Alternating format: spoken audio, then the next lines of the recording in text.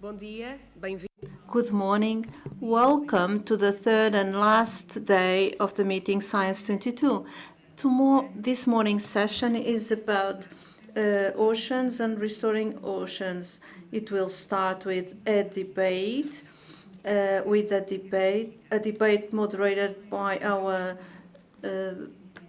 living science representative. We will start with King Abdullah, Saudi Arabia.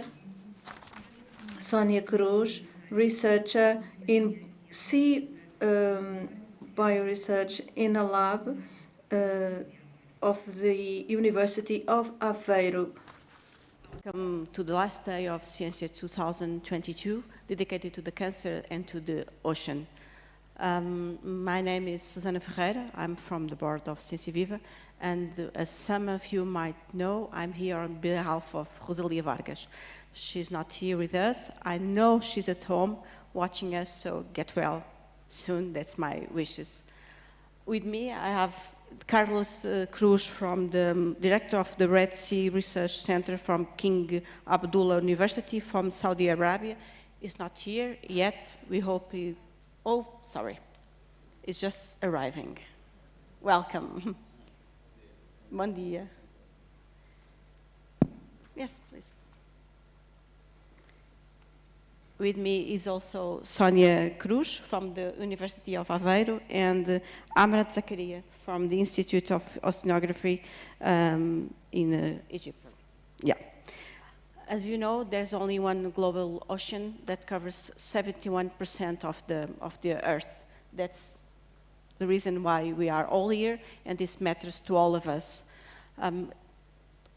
In Ciência Viva, we have been doing work on ocean literacy for many years. I'm an economist, so that it's a subject that also interests me as an economist.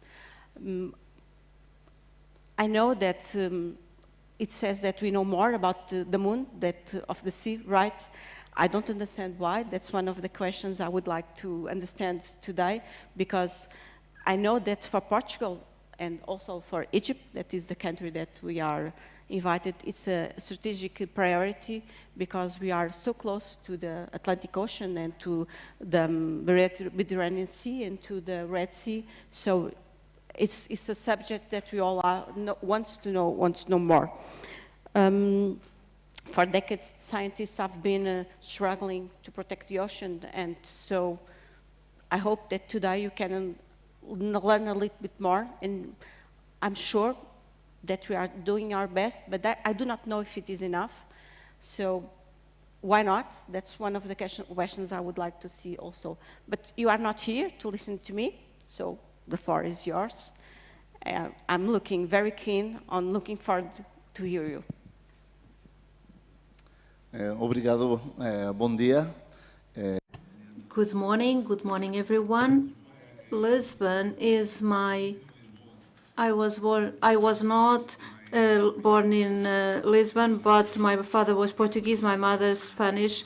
I went to Spain when I was a little, and my Portuguese is really broken. I am going to therefore give my speech in English. I don't want to be ashamed for the Portuguese language. In an understanding of the ocean, there is something that really troubles me, and is that about 6 months ago, the world watched the landing of Perseverance, which is the most sophisticated robotic science platform that we ever developed, and it landed in Mars about 6 months ago, and the world watched the landing of Perseverance in Mars with only 3-minute delay from that happening. And everybody watched it in the internet within 3 minutes. So Mars is 50 million kilometers away from Earth, and the delay in being able to see nearly real-time the images was 3 minutes. Just consider that we have not yet broadcasted live a single image from the seafloor without cables. And the seafloor is only 3 kilometers away from the surface. So that just shows a vast gap in technology that we allocate to space exploration and ocean exploration and that gap is not getting any narrower. It's actually becoming wider, and it just signals a loss of ambition in the task of exploring the oceans and in the task of pursuing a healthy ocean as well.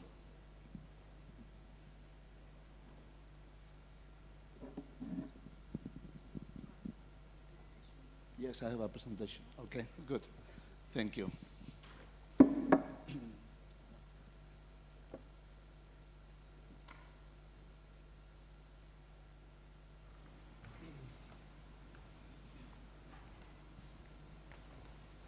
So again, I would like to reiterate my gratitude. Gostaria de reiterar a minha Tecnologia de Portugal pela invitação a estar aqui com vocês hoje. E I was asked to talk about climate benefits in rebuilding natural capital, and I believe this is an important topic because in a month from now, more or less, Lisbon will host a very big event. There is the UN Conference on Oceans, which is jointly hosted and organized by Portugal and Kenya under the UN. It was scheduled in 2020, but due to the pandemic, it was postponed to 2022.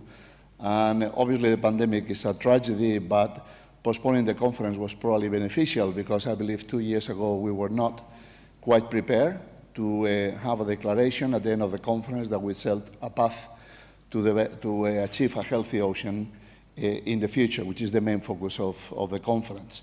So achieving a healthy ocean has many benefits. One of them is climate benefits, and I'd like to elaborate on the links between climate and ocean health.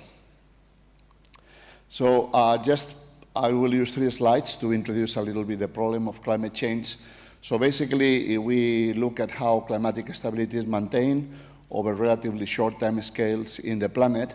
So this is achieved through a closed-loop circular carbon economy that we call the global carbon cycle, by which photosynthesis takes about 780 gigatons of carbon dioxide every year from the atmosphere to convert them into organic matter that supports the growth of organisms and all the functions of the biosphere. And then the biology returns that carbon dioxide back to the atmosphere through respiratory processes, which is the process to release energy from that organic matter that was produced by photosynthesis. So this is a loop, the carbon cycle, that is the fundamental engine of life because it supports all of the processes in the biosphere and is dependent on the abundance of life. And the abundance of life you can think of as the natural capital, which is carbon-based, that keeps the functions of the biosphere. However, this closed loop was altered by human activity, by both destroying ecosystems and also releasing excess carbon to the atmosphere by burning fossil fuels. And after about 1 million years of rather close stability in carbon dioxide levels in the atmosphere, they have increased over the last 150 years and very rapidly over the last 50 years to reach now about 420 ppm in the atmosphere, which is way beyond the margins of oscillation of the last million years. So now we are in a situation where we need to reestablish that closed loop, the carbon cycle that maintains climatic stability, and that's in fact what the Paris Agreement strives at doing. So the Article 4 of the Paris Agreement says that we must achieve a balance between anthropogenic emissions by sources and removal by sinks of greenhouse gases. So basically, it calls to establish a circular carbon economy and therefore embed the way in which society works within the way that nature works. And reconciling the way that nature works with the way we operate in the environment seems to be a very good idea. So that's basically what we ought to do, and is achieving a circular carbon economy in the way we manage carbon in society.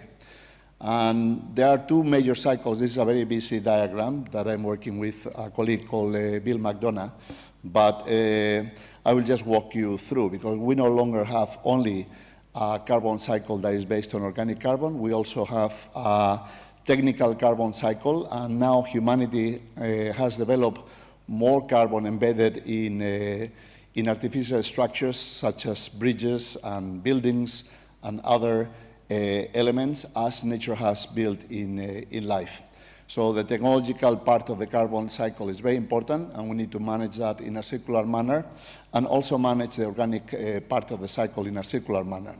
So really achieving climatic stability and climate action involves 4 main actions, which is to reduce emissions by maybe activating renewable energies at scale, and also achieving energy efficient, also reusing and recycle carbon dioxide so that it is not released to the atmosphere, and then removing carbon dioxide that is already in excess in the atmosphere.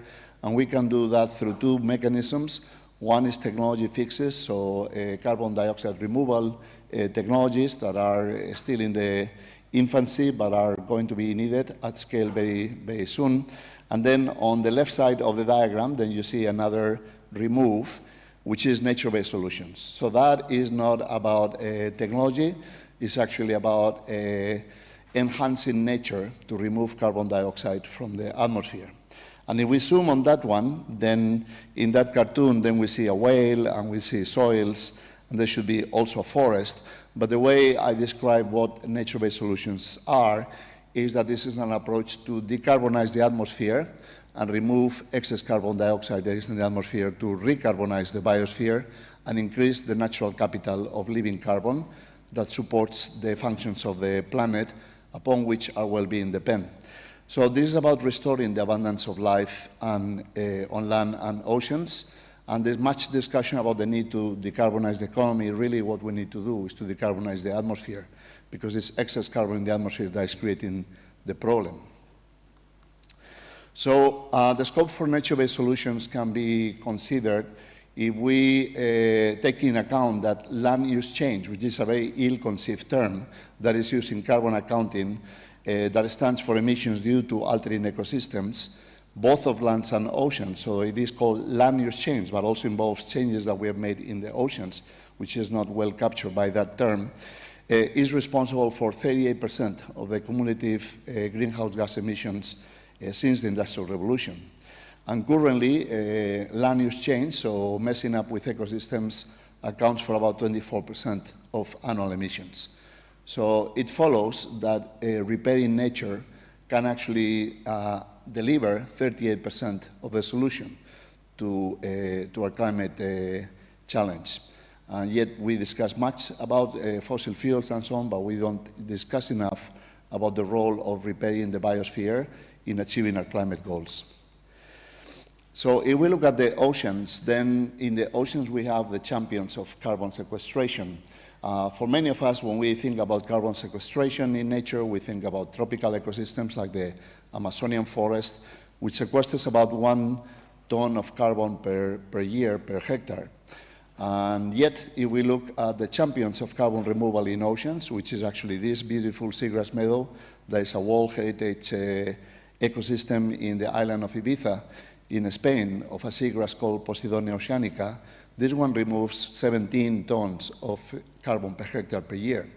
So when we look underwater and we swim in the waters of Ibiza and we see this grassy meadow, it doesn't really look much.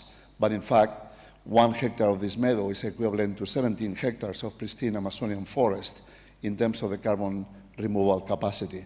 And this is a relatively recent realization, and we had not valued these ecosystems enough in the past, and we had not valued the need to conserve and restore these ecosystems at scale.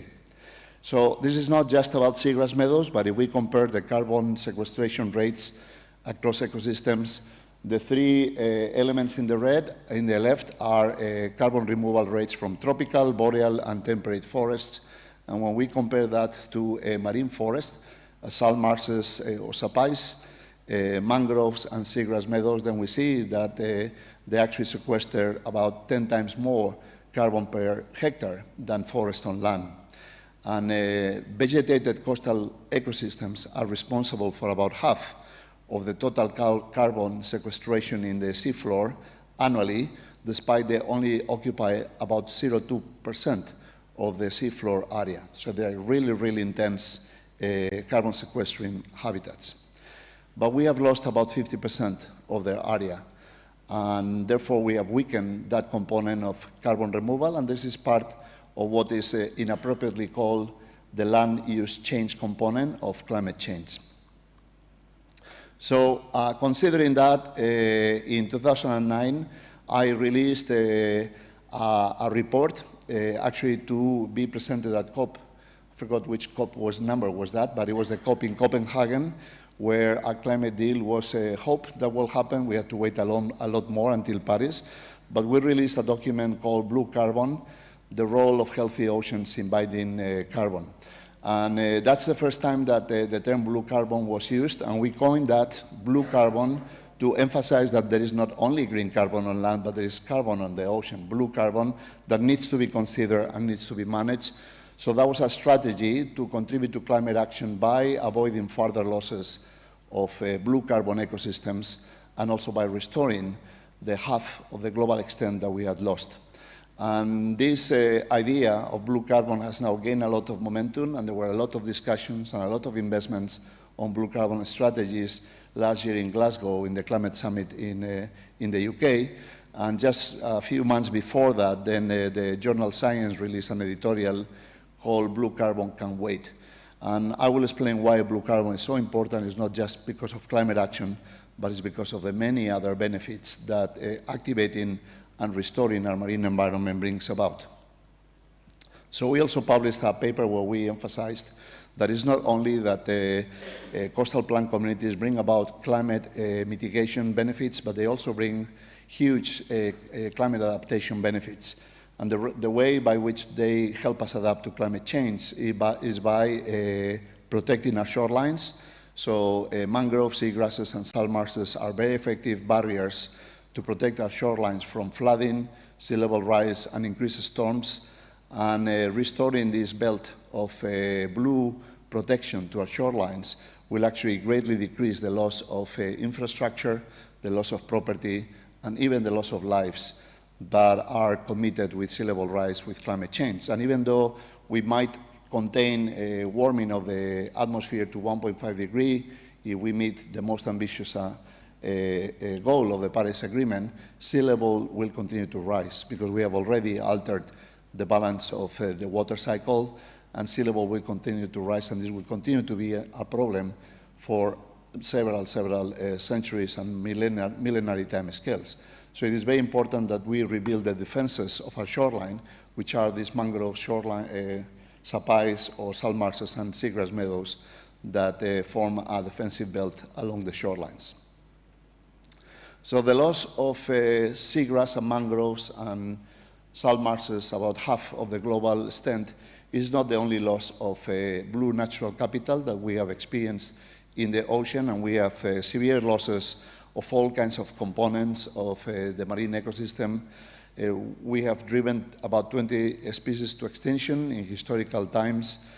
About 830 species are on threatened and of conservation concern, with the vaquita in the Pacific and Mexican being the one that is closest to extinction, with only 10 animals left in the ocean.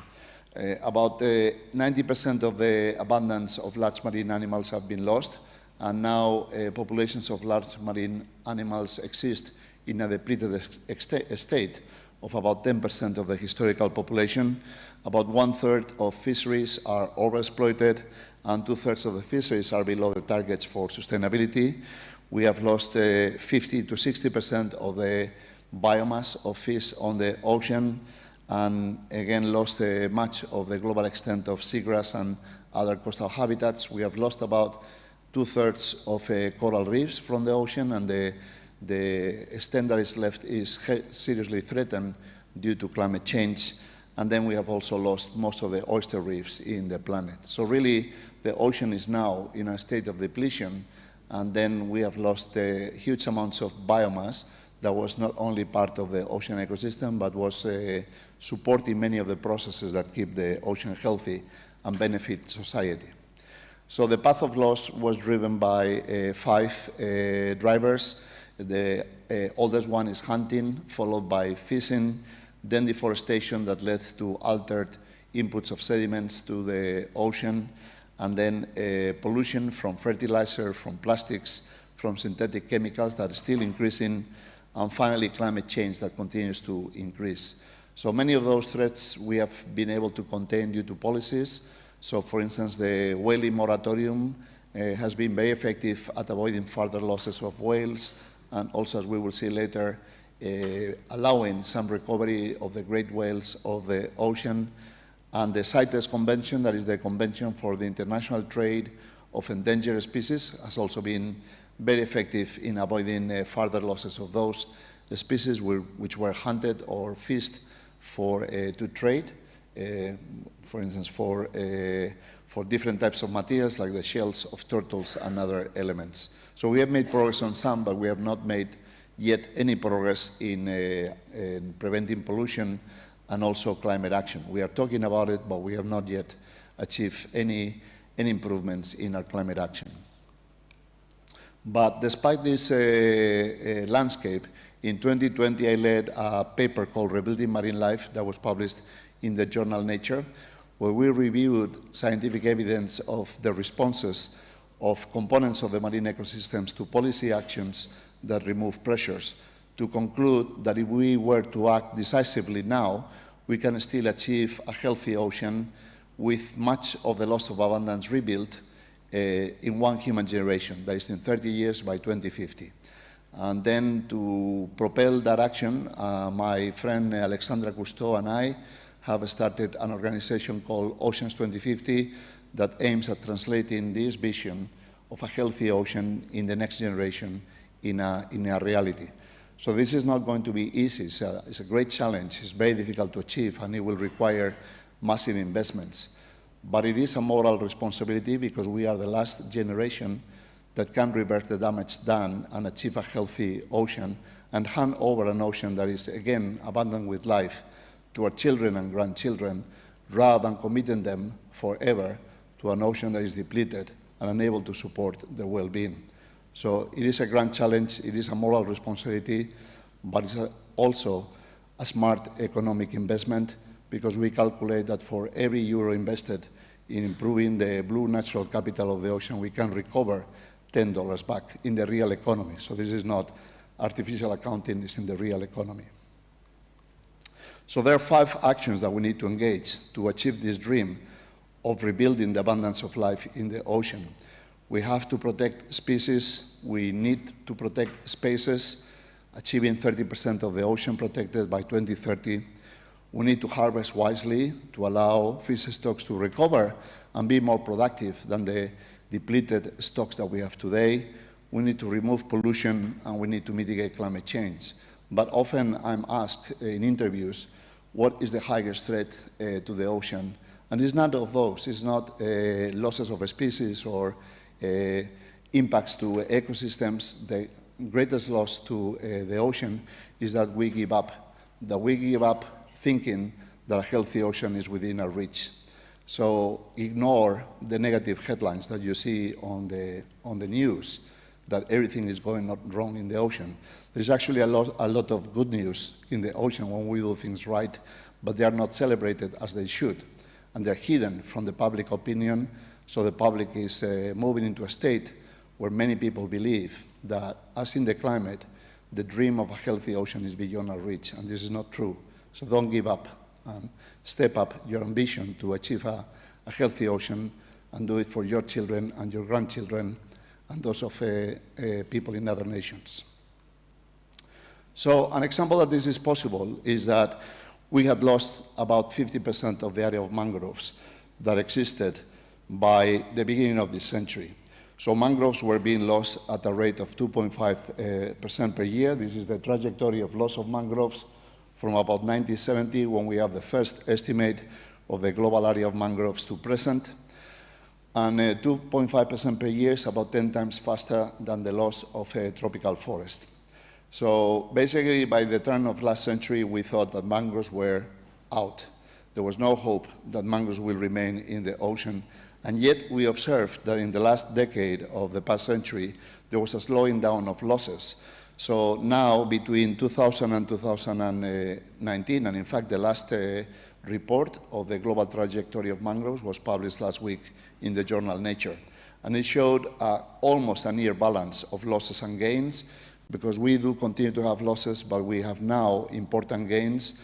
And by now, basically we have slowed down and stopped the global loss of mangroves, and we are now moving into a stage of recovery.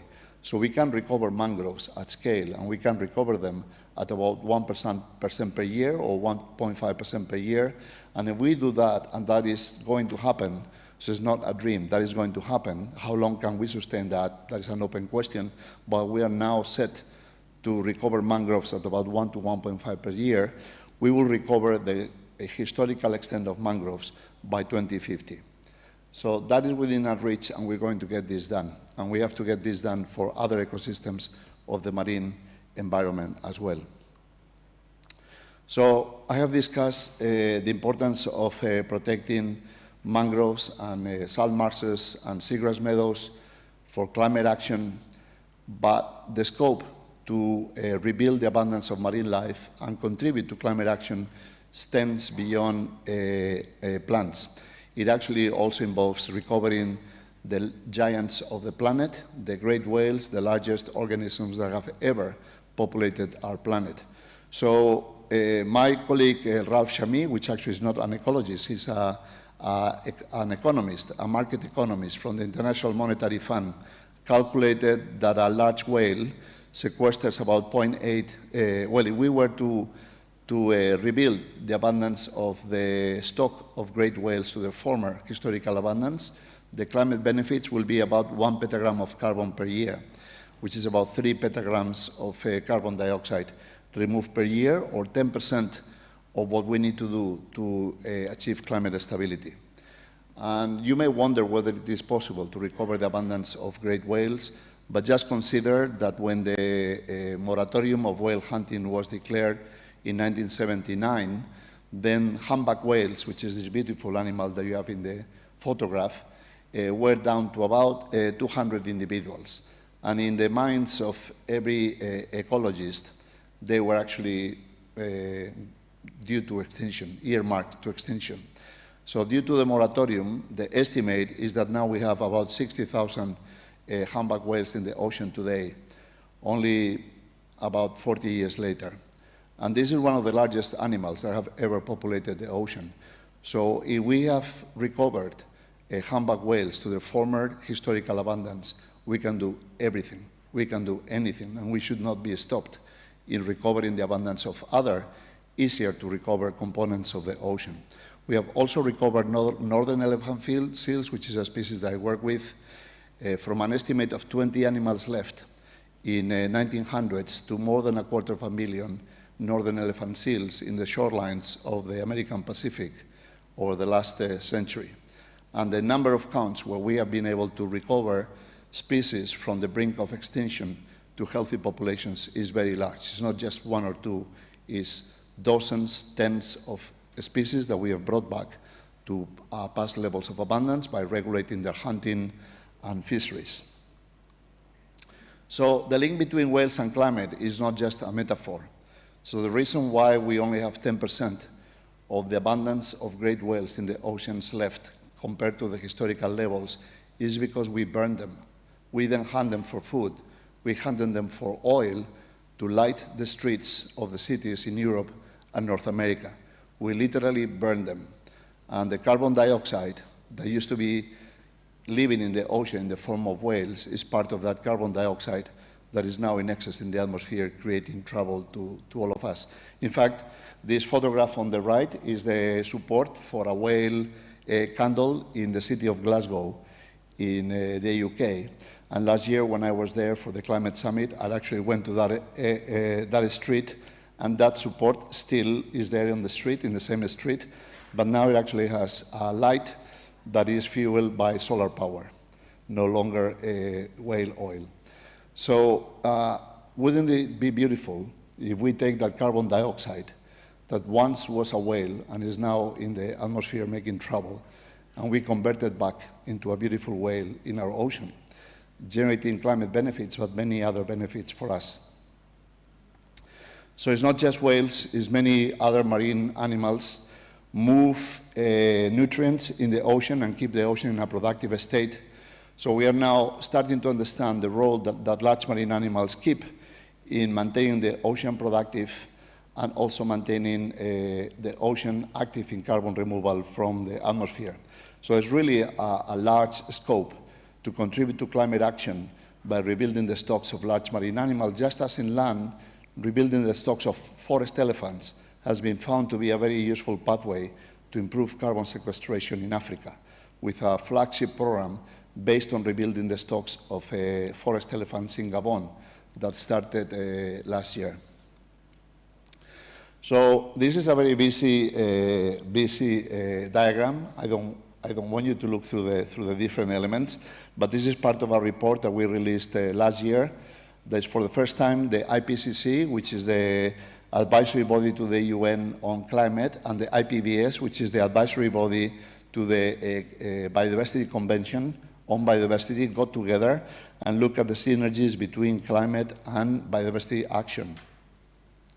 And whereas there are many negative effects of some actions to improve climate on biodiversity, for instance, mining for minerals to support electrification, nature-based solutions to climate change generate always benefits and co-benefits. So they are the component of climate action that generates the most co-benefits for people and society. So it is a win-win option that is conducive to resilient and adaptive social ecosystems. It helps advance sustainable development goals. It rebuilds the blue natural capital and also the green natural capital in our land and forest. And the portfolio of nature-based solutions that can be activated is growing every year and is becoming more diverse, and both in terms of geography, but in terms of options that are available. So we always say that nature-based solutions give about co-benefits, and it's a value-adding strategy, but it is important to realize that these value-adders are spread across many, many UN Sustainable Development Goals. So a month from now, we're going to be discussing in Lisbon SDG 14, which is the UN Sustainable Development Goal that aims at delivering a healthy ocean. But doing that alleviates poverty, contributes to remove hunger, contributes to achieve healthy climate actions, and also to improve health of the population, and also to improve infrastructure because it avoids losses to infrastructure. So there are many, many benefits in doing that. And then rebuilding marine life, it's, again, a very important path for action for our generation.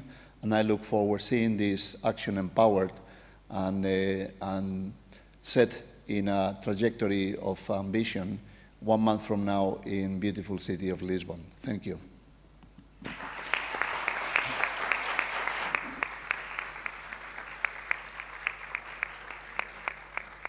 Thank you so much, Professor Carlos, for a brilliant presentation. We don't have much time. We are running a little bit short on time. So the floor is yours, Professor Ahmed Zacharias. I'm going to ask you to keep it within the time we agree, because time is getting us. Thank you so much. Yes, please.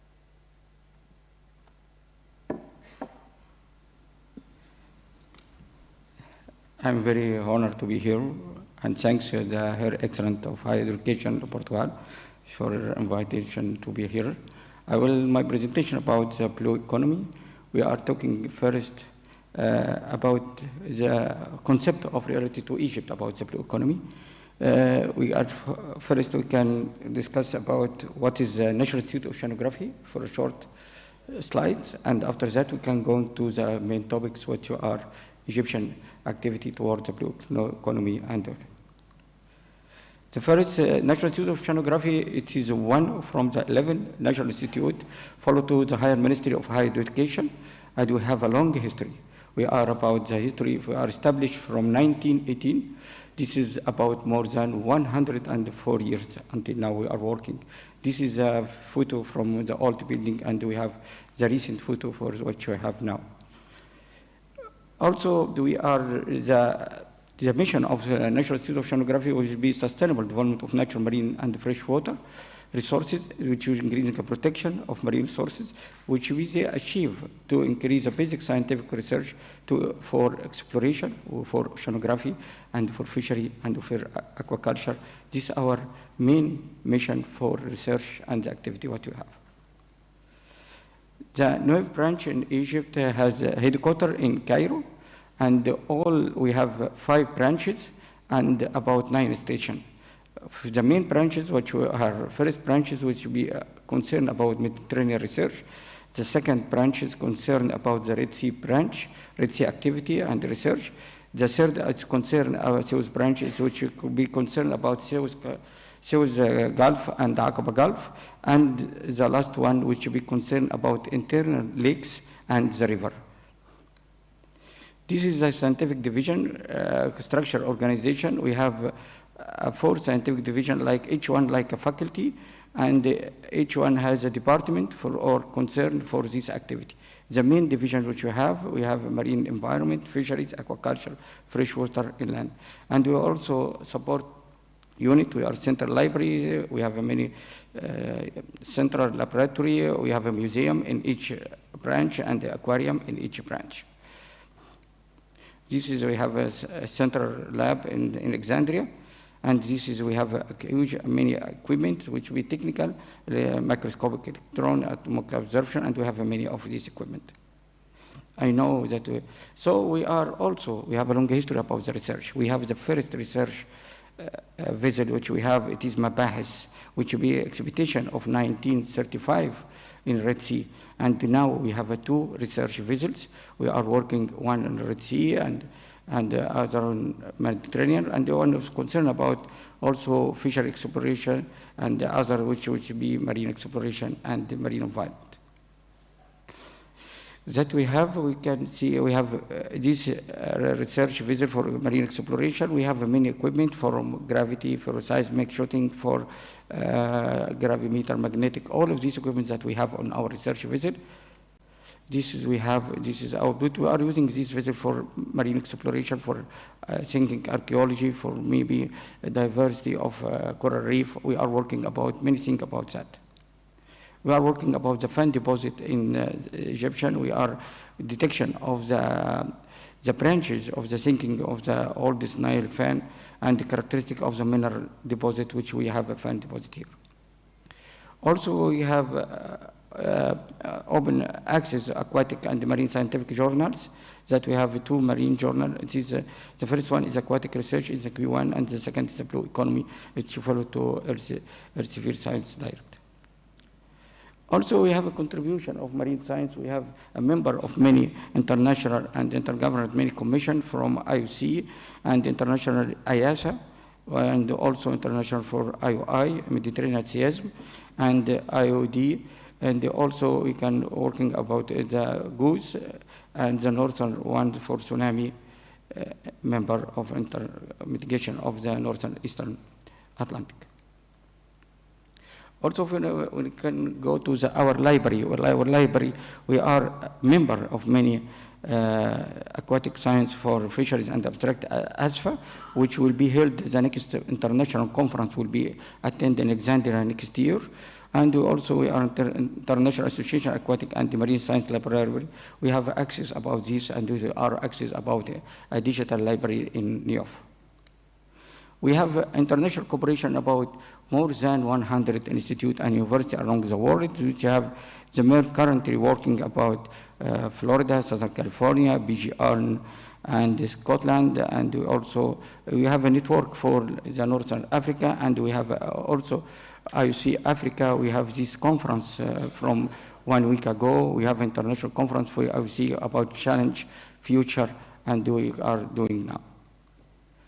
This is leads for National Institute what we have. According to SIMAGO 2022, we are the first in the Mediterranean and will be 57 in the world. This is, we have, within in the Mediterranean, we have about 25 in the Mediterranean University and Institute, and in the world we have 1,000 university and institute.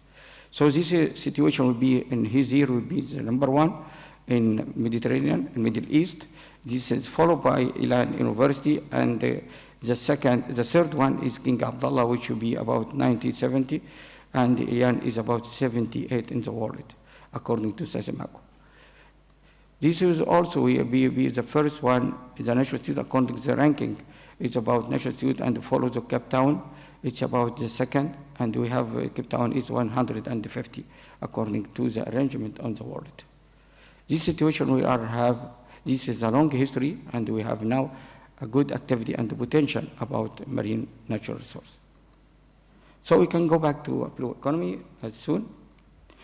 When we go back to the blue economy, we have the percentage about the sector of the blue economy. You can say the first is offshore, oil and gas, and the second is marine and coastal tourism, is about 26%, and the third is port activity, which this is the main economy plus for the blue economy, which we result. But we are focused about something.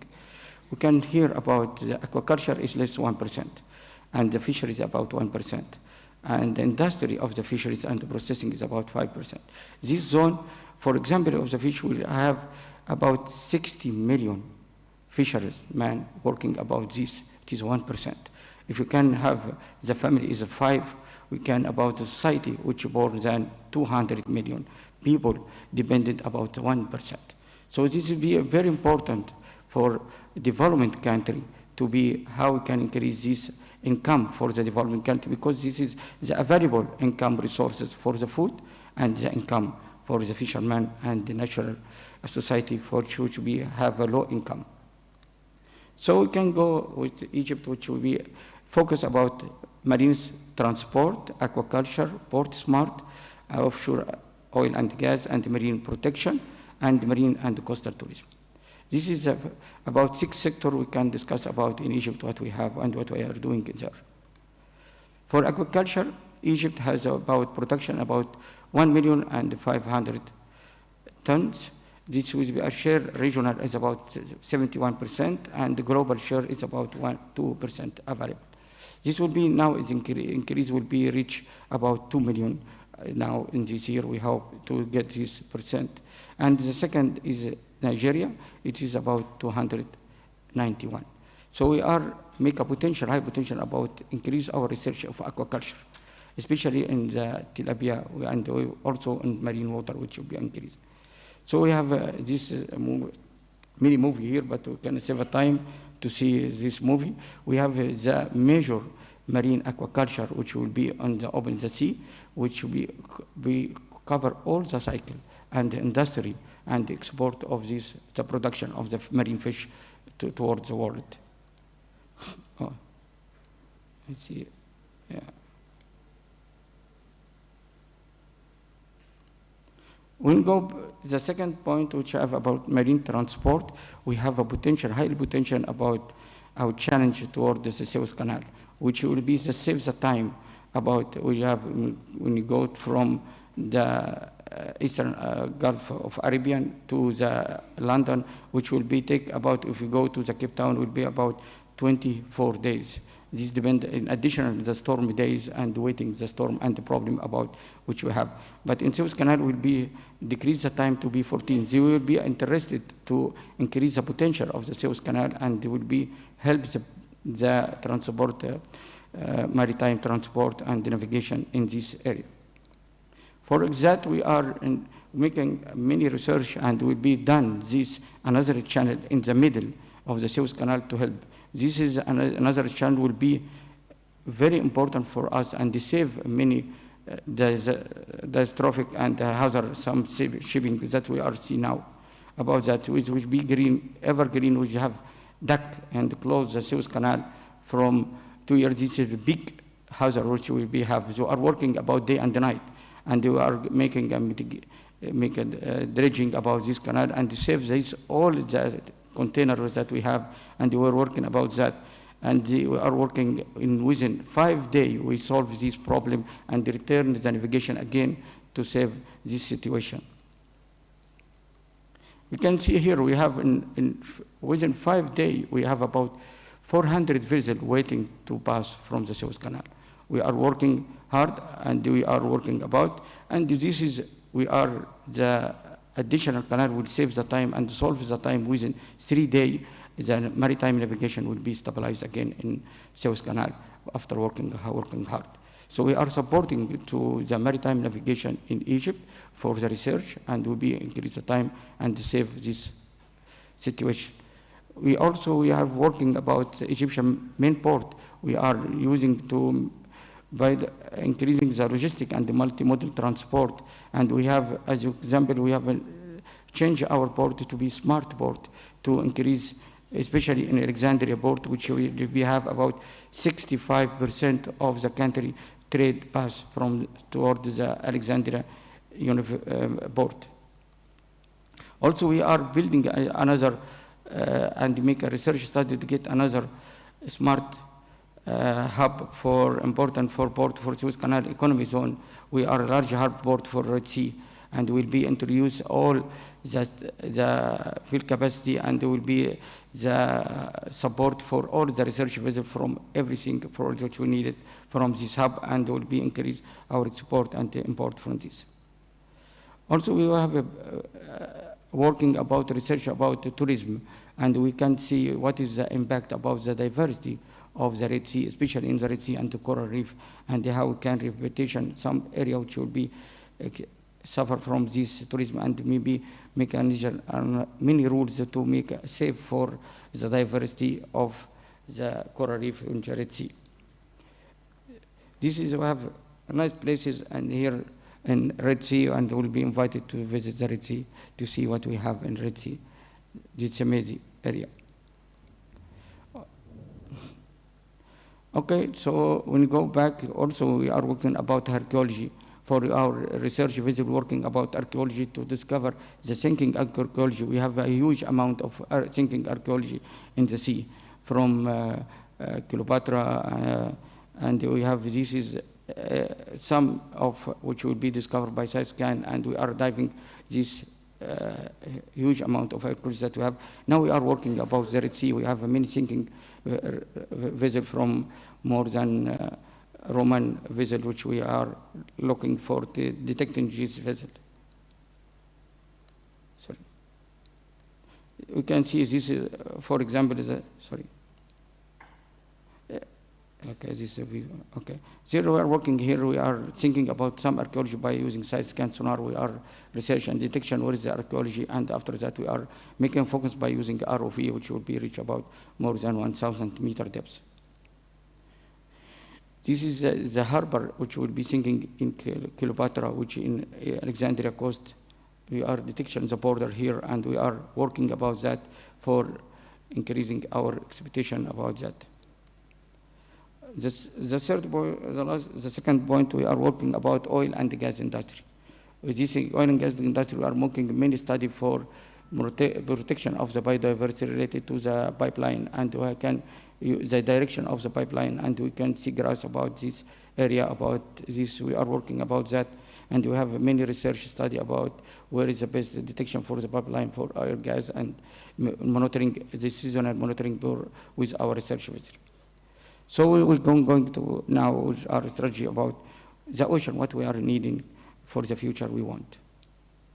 So we are managing the science to need the ocean to be safe, to be clear, and to be safe for the biodiversity and implementation plan.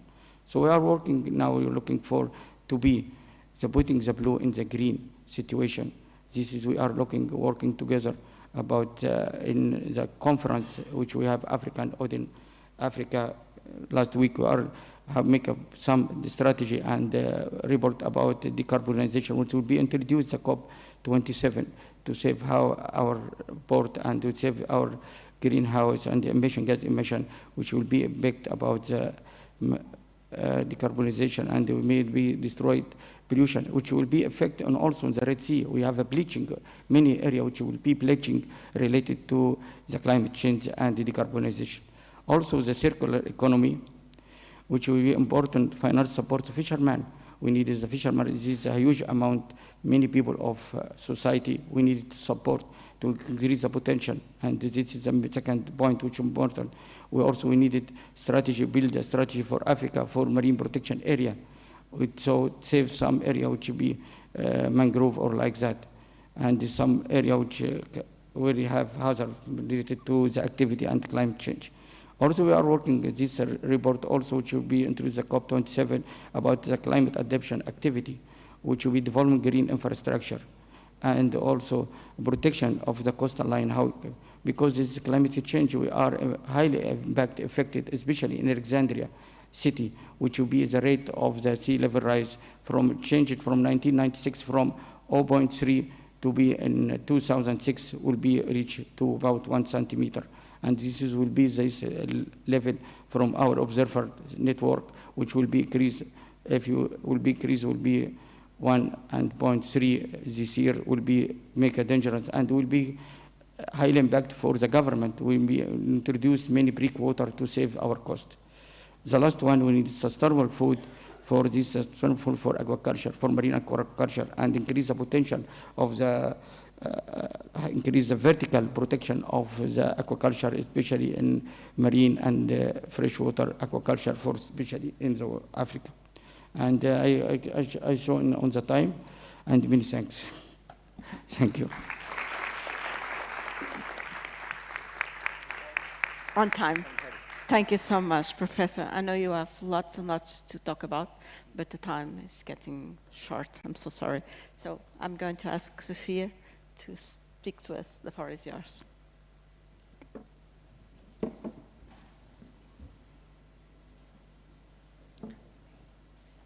Bom dia. Obrigada. Good morning. Thank you for the invitation to FCT. Thank you to the public for being here today. Vou passar a falar em inglês. And thank you for you to being here. I was asked to talk about restoring oceans and seas, and my life was made easy by the two speakers before me because they gave us all the numbers, they gave us all the figures. So I am left with the cliche, but it must be said. So, we need the Earth. Earth doesn't really need us. So I think it's important to remind policymakers that the reason to save the planet is not only about the amazing biodiversity that it has. It's beautiful, it's useful, but it's also about saving ourselves. So, planet Earth is prepared to evolve. It will continue. We'll still be here regardless of our actions, but will we be here? And a lot of Earth is actually ocean. So this has been said, I think we all know here. And Portugal, it's also ocean. So we have a huge area that is sea. And we have to also remember that whatever actions we do in mainland will end up as a consequence in the oceans.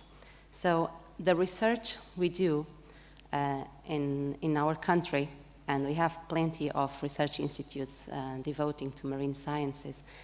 The research we do, it's also useful to recover the ocean. The science that is done about land, it's also important for the oceans. And but what is the challenge? So I'm sorry, sorry. I wanted to tell you here was about CESAM, the research center that I belong to. One of the frequent questions that people do to us is that, well, you do a bit about everything. You work on forests, on soil, on the ocean. So what is actually your expertise? You cannot be experts on everything. Actually, our main expertise in this research center is to be able to integrate the research from the different levels. And as I was saying, what we do in mainland also have consequences for the ocean. So that's the reason why I was here talking about the mainland and this research center. So Portugal is ocean. We have the dimension of the biodiversity. We have the R&D, all the research. But what is the challenge? We have all this information. What is failing in passing on this information to policymakers, to society? How can we do this bridge? And so for that, what I would like to bring you, to remind you that we have plenty of associations, networks to try to do that job, to turn research into business-oriented solutions. And I'll give you an example, Blue Bio Alliance. has international network, but it's a national association. And they work with people from all levels, from producers of raw materials until the end, the producers of the final products. And through that, they also engage with research units and the new ideas, the thousands of new ideas that every day are brought in from the research world. And most of them will never have a chance in society because some of them are not scalable, some of them are not feasible, but there's always a few that have a chance and then can help restoring our oceans. And that's the job of associations like this, that's the job of this association in particular, is to bring together all the players in this sector. So please have a look, keep it in mind, have a look at it, and if you haven't done so yet, please join the association because it's an incredible way of networking, of engaging everyone, so we can put ideas of young researchers into profitable business. And at the end of the day, this is how we can convince, and Professor Carlos said very well, every euro we put into recovering the ocean will turn up in $10, or every dollar in $10. And it's true. I mean, if we preserve our biodiversity, we can actually then make profit out of it. So there's plenty of young companies there trying to do that step. So we have to engage in that, and we have to work with them, and then transpose that to the larger players, to the big companies that already exist. We have to do this link between academia, our science, into society. And I bring here an examples of algae. I'm sorry, I have to talk about them because they are my passion. And every other breath we take, we have to say thank you to the algae, to the seagrasses, to all these vegetation in the ocean that Professor Carlos well taught about it. So they do it all. You know, they use the energy from the sun and split the water, give us oxygen to breathe, and then later on they will sequester the carbon that we so much need to sequester. And at the end, they actually build up this biomass, this product, and we can eat it. It's actually quite tasty. Two of them, Codium, the one on C and F, are actually gourmet in some countries. So you can eat them. We can use them for cosmetic. We can use them actually for remediation. So in aquaculture, as our guest well said as well, we can actually use algae to uptake the nutrients from fish aquaculture. So we can use it in integrated multi-trophic aquaculture. So aquaculture that we have different levels of trophic organisms, different trophic levels, to make most of the use of everything. So you give food to the fish, there'll be waste. So you can actually use that waste to produce algae and then sell it. So at the end of the day, we have to have an economy, a sustainable economy, to make humans want to take action. If we're just going to ask people, please be nice to the planet, it's not going to work. So we have to show them that they can actually make profit out of being nice to the planet. But I didn't choose this algae just randomly. I chose these algae because they are very special to me. So these algae that we can actually hold in our hands, they are macroalgae. They are, some of them, they are like just a big, large bag of chloroplasts and nuclei. So the chloroplast is what does it all. Well, this is photosynthesis and release the oxygen, fix the carbon. And these algae, this particularity of these algae, make them being also the food of these organisms. This is again just to reinforce how our biodiversity is beautiful and needs to be preserved. And it's beautiful and it's full of secrets. So one of the mysteries of these sea slugs, they are from the order Sacoglossa. They are the cousins of the nudibranchs. Those that are passionate about the ocean and the Red Sea, they are more familiar with nudibranchs, and they are colorful. These are not colorful, they are green because they sequester the chloroplasts from the algae. So these sequester these units that can do photosynthesis, and they actually integrate them into their cells. So they end up being photosynthetic organisms, not like the corals, not like the nudibranchs, that some of them can host unicellular algae. These ones, they steal only the chloroplast. So this process is called kleptoplasty. What klepto from the Greek word stealing. So they steal this organelle, they keep it in their cells, and they keep doing photosynthesis in some cases for several months. So we cannot do that in the lab. We cannot actually take up a chloroplast and keep it working, functional for several months because we just don't know how. And these tiny organisms, I'll go back. I don't know if you can spot it there in my hand.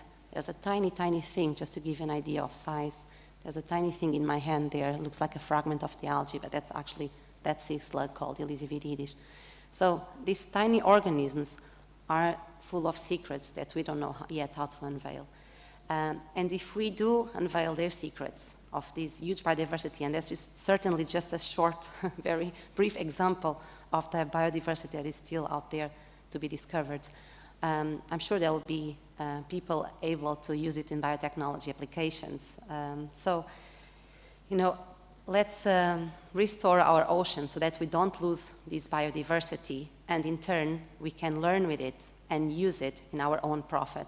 And so that's the message I'd like to leave today. Thank you.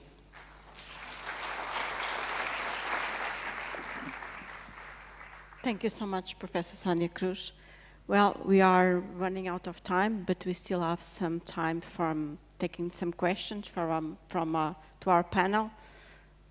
Does anyone wants to interview at this time? No questions? I cannot believe. There's one over there. Perhaps you can bring the mic, please.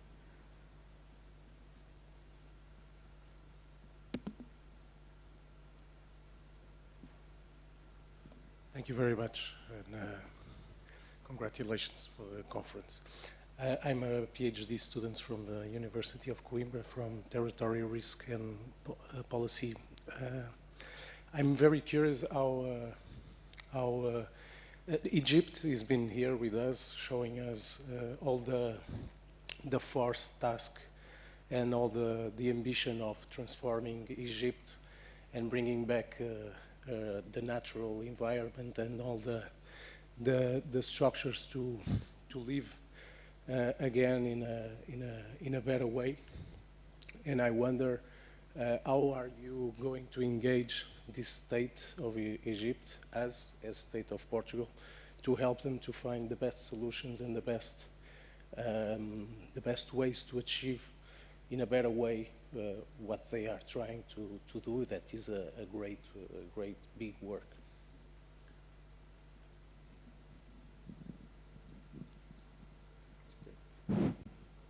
Thank you for your question. I needed to tell you something. We are start our cooperation from yesterday with my friend Luis here, and visit many institutes about.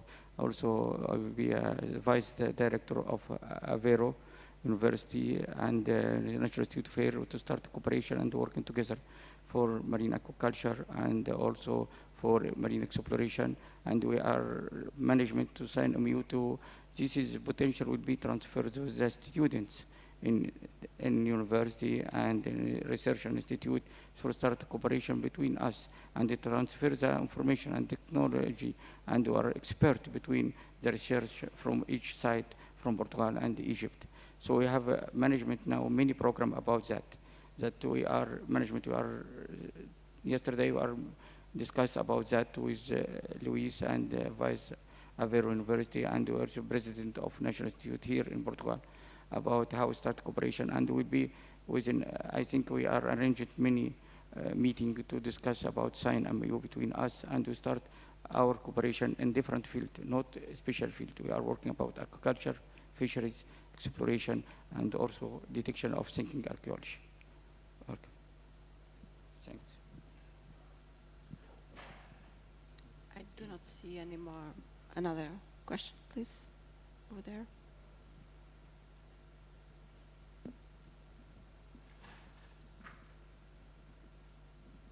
Thanks very much. Marco Tasek, Universidad del Algarve. I have a question for Professor Duarte. Thank you very much for the inspiring presentation. I sincerely hope your vision for the oceans 2050 is a reality. My question is regarding the process to get there. I agree that international agreements such as the Sustainable Development Goals are necessary, but the gap between these agreements to, let's say, national ratification of conventions and then finally implementation can take a very long time. What do you think is the key for this process of national implementation in order to achieve this vision for 2050?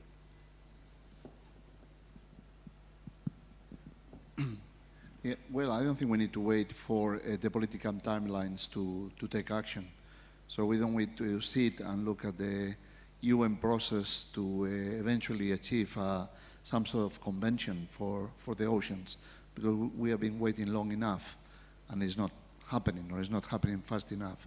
So that process, that model of process that required governments to discuss through decades and eventually get an agreement and get a convention and start implementing the convention is simply not at pace with the current challenges of society.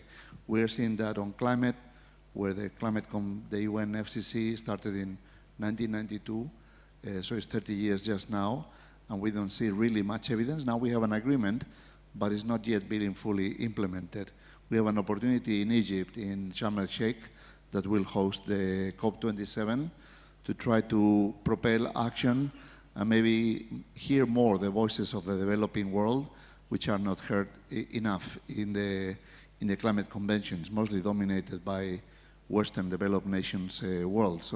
But the process turns out to be too slow and then too prone to go back and forth and hiccups. For instance, the US left the Paris Agreement, is the only country that left the Paris Agreement.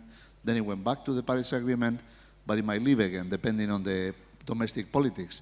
It is the world's first producer and consumer of fossil fuels. So whatever the US does is significant to all. And I think we discovered something over the last decade, which is, in my view, an error of the UN process, and is that it really leaves no role for civil society. And civil society must be fully engaged and have a role and be empowered to play a role for us to tackle the challenges of our times. So that involves civil society contributing to climate action, contributing to rebuilding oceans and biodiversity, and we do that by empowering ourselves through the private sector, through societal action and other actions that don't need to wait for governments to come with a mandate, okay, now you need to do this or you need to do that. I think that the diagnostic of problems is already evident. And we see also in the climate action how engaging the private sector is now changing the game. So, for instance, the reason why mangroves are recovering globally has little to do with government action. It has to do with the fact that now many businesses are declaring their carbon neutrality goals at different timescales, but many big businesses are seeking to be carbon neutral, not because that is mandated by a UN declaration which binding to governments, but because they do feel that that's the right thing to do. And then that is unleashing huge resources to invest in mitigation actions. For instance, now the projects on blue carbon, which when the Paris Agreement was agreed in the UN, I think it was the COP15 in Paris in 2015, the blue carbon projects that were announced were in the order of $1 million US, something like this, or 1 million euros. On COP26 in Glasgow, they were already talking about investments in the billions, so 1,000 times more ambition. And that was not coming from governments, it was coming from mostly the private sector, so it's becoming now a major driver of change, and that is because they have realized that there's actually business to be made also in contributing to climate action and contributing to repairing the ocean. So I think we need to not wait for governments to get their act together, which is a a process that has shown to be too slow for the pressing times of our times, and we need to engage broadly with society for a role.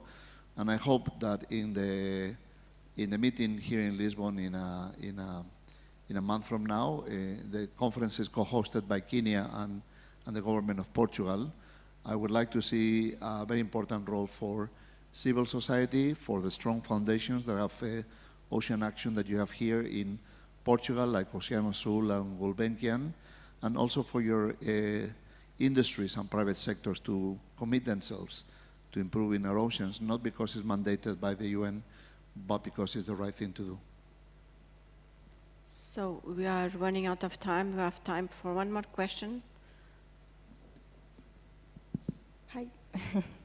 Thank you all for presentations. I am Clara from University of Porto, and I would like to ask a question. It can be for all of you.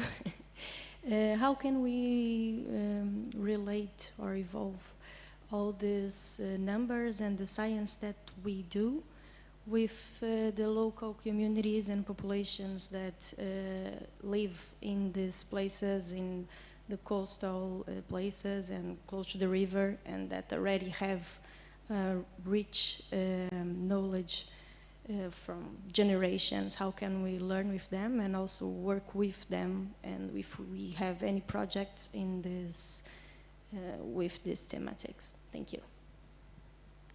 Perhaps Sonia would like to answer us. And that's a fundamental thing, as was just saying, like civil society has to be engaged. The how, well, we have to really look up our creativity on how to. In my perspective, I think that what I was saying about bringing the research into small companies. I mean, it's not just about these startups. You know, they don't. Most of them will not thrive, but by being implemented, you know, people around them, where they get stabilized, when they get, you know, affiliated, they start to talk about it, they spread the word, and they take actions. And so it's a way of showing to the community that actually we can use different materials for different purposes. I mean, we can, if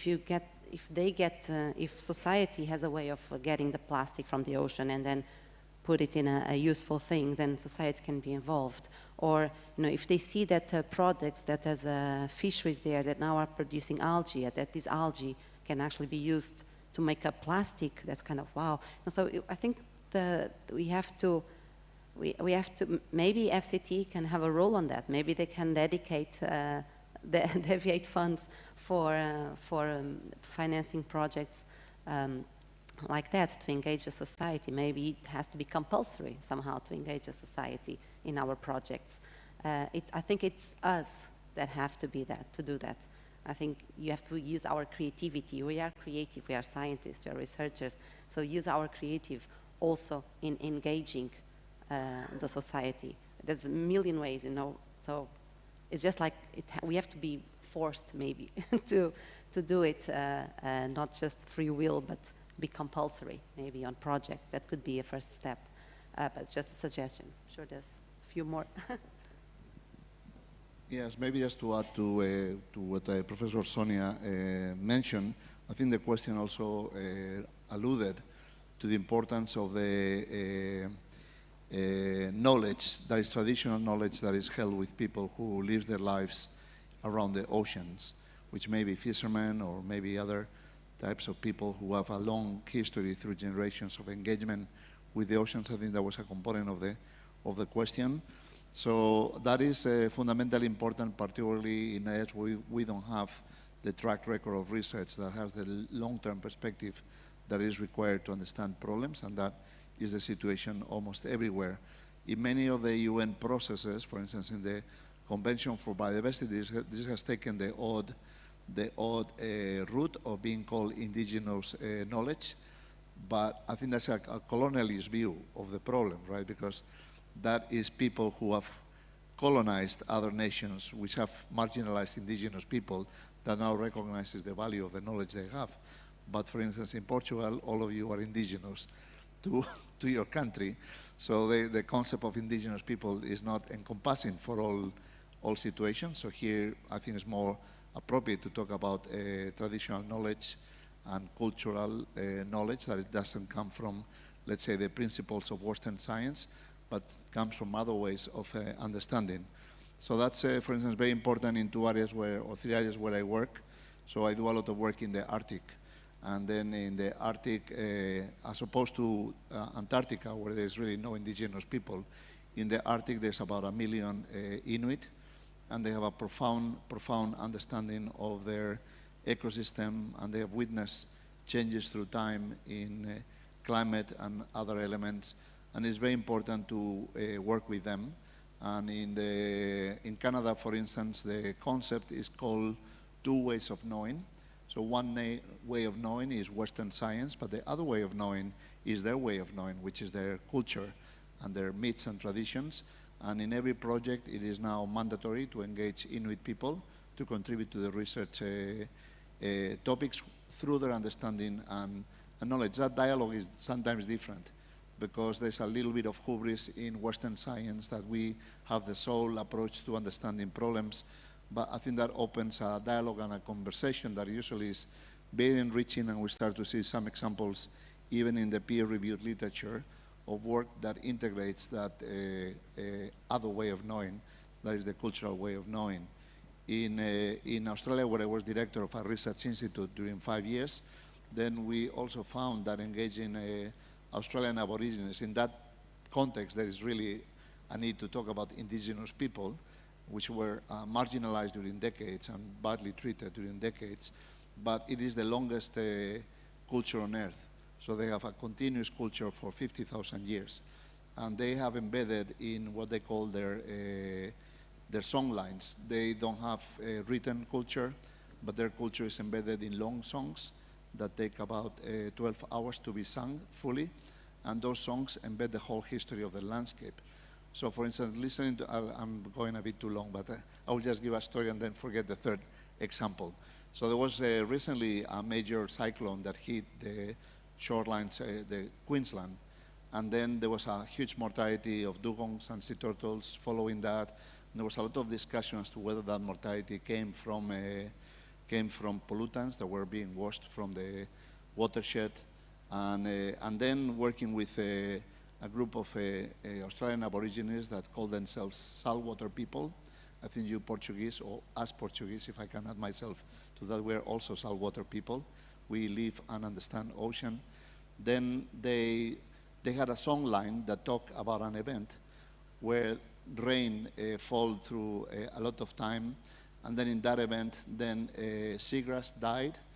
They actually have 12 names for seagrass, whereas Australian English language only has 1. And so the seagrass died, and the lack of seagrass then led to the mortality of dugongs and turtles because they feed on seagrass. So that was actually embedded in their song. And then research was done in that area using geochronology and sediment cores and so on. They found that happened about 7,000 to 8,000 years ago. That event happened, and it was reconstructed. So it was just listening to them that it became clear what the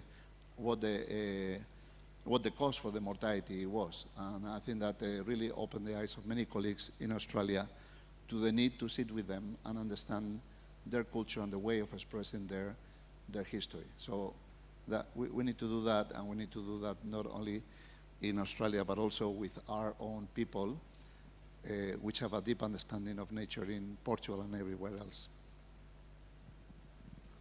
I'll just add one more thing. Like exactly, I mean, our elders also have knowledge that we need to bring, but also I think we have to add one thing, and our universities also have to teach students and teach the researchers how to communicate with the rest of society, because sometimes I did my when I was in my PhD, we actually had courses on how to communicate our research, and it's things like as simple as I could not use the word microscopic.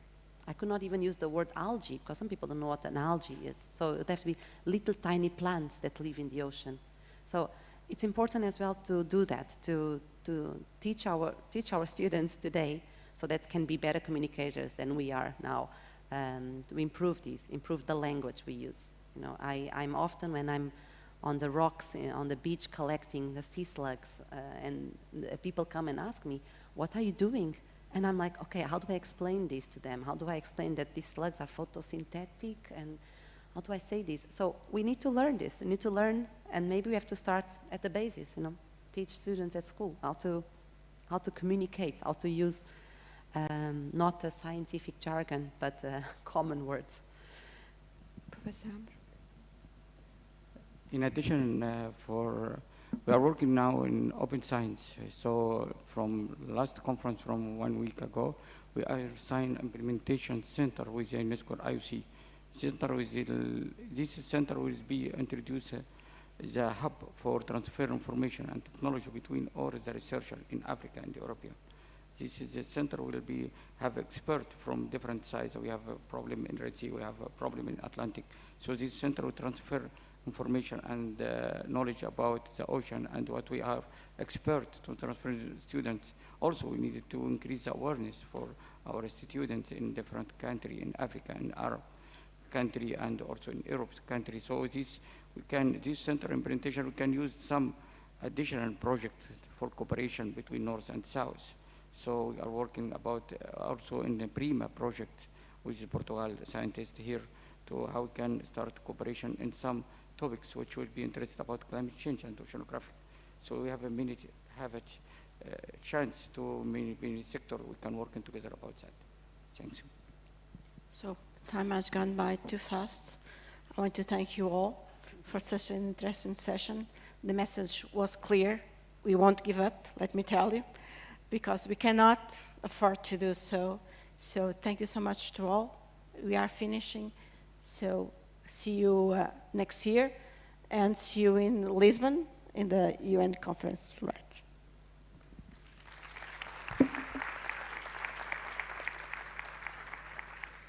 Chamo ao palco a vice-presidente da Comissão Parlamentar de Educação e Ciência, Germana Rocha.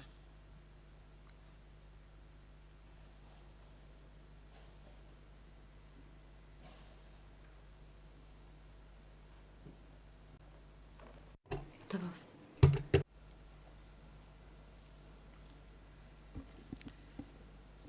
Excelentíssima Senhora. Dear Minister of Science and Technology and Higher Education, dear Secretary of State of the Sea, I greet also FCT and Living Science, the delegation of representatives of Egypt, the inviting guests. I greet all the guests, moderators, and everyone participating in this meeting, Science 22. I thank the invitation addressed by the Minister to be here, and it's a pleasure to be here on behalf of the Education and Science Commission, starting by underlining not only the extraordinary organization of this event, but also the association of the Parliament to this forum. Not only, but also for the fact that certainly some of the decisions taken within the scope of the themes discussed during these 3 days, consisting in democracy and the Assembly of the Republic given its legislative duty, supervision of the government action, and contact with civil society. So it is very important that the connections between the academy, the society, and the institutions and policy makers will end this meeting more strong. This is also a party, the party of science, where different and enriching testimonies take place, giving us courage, motivation, and tools for us to be able to evolve and to act in this global world where we live.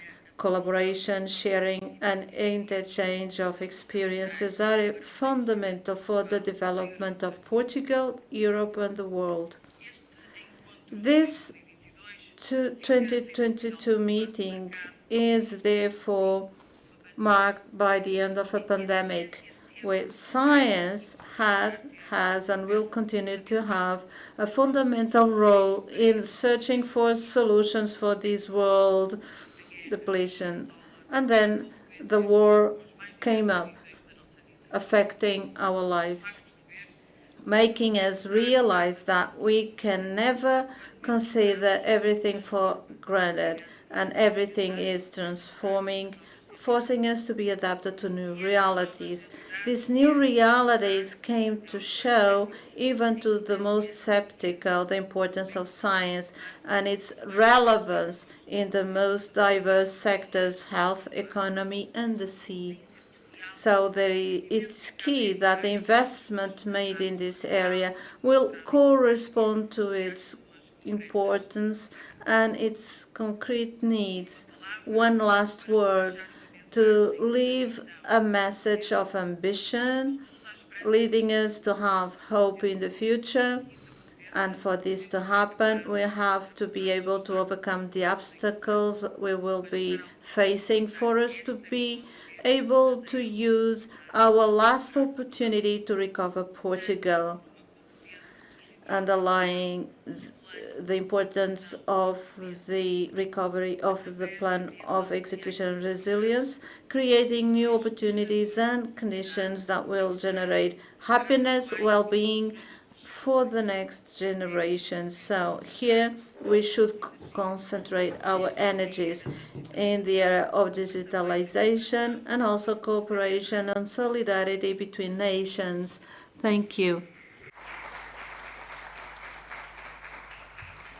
Para encerrar a sessão, To close the session, I will pass on the floor to the Secretary, João Costa.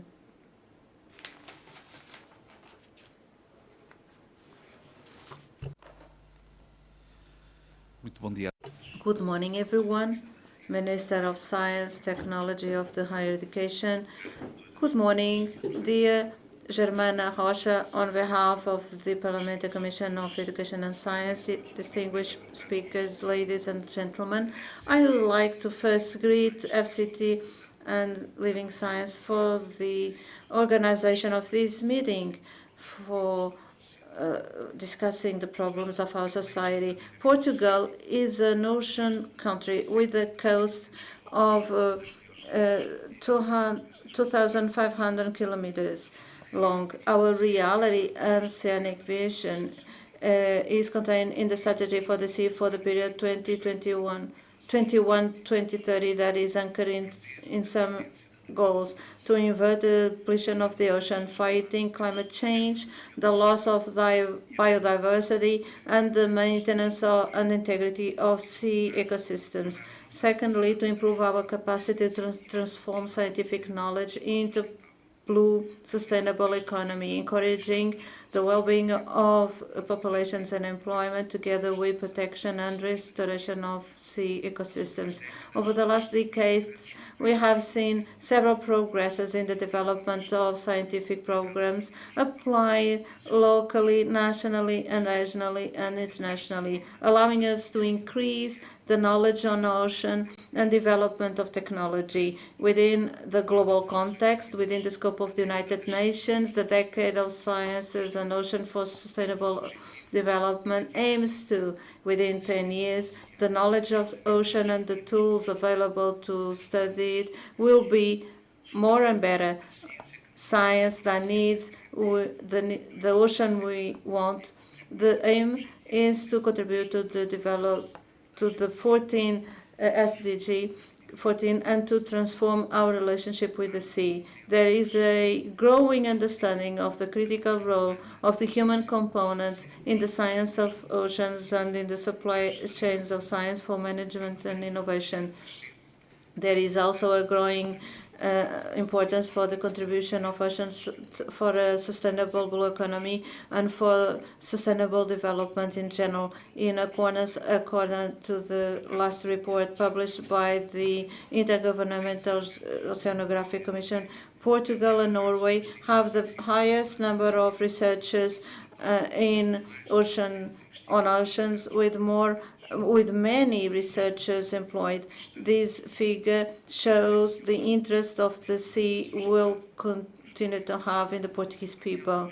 In line with these international initiatives, the government of Portugal considers key betting in the development of scientific and technological knowledge in order to support public policies on the ocean. This bet is based and reinforced in the National Strategy for the Sea 2030. One of its strategic goals is to encourage scientific knowledge, technological development, and we recognize that scientific knowledge is a raw material of innovation, is also its key role in order to identify forms to protect species and to safeguard, therefore, our cultural heritage. The National Strategy for the Sea includes actions directed to attract young talents and investments so that our science will be recognized internationally, promoting collaborative environments with potential of innovation.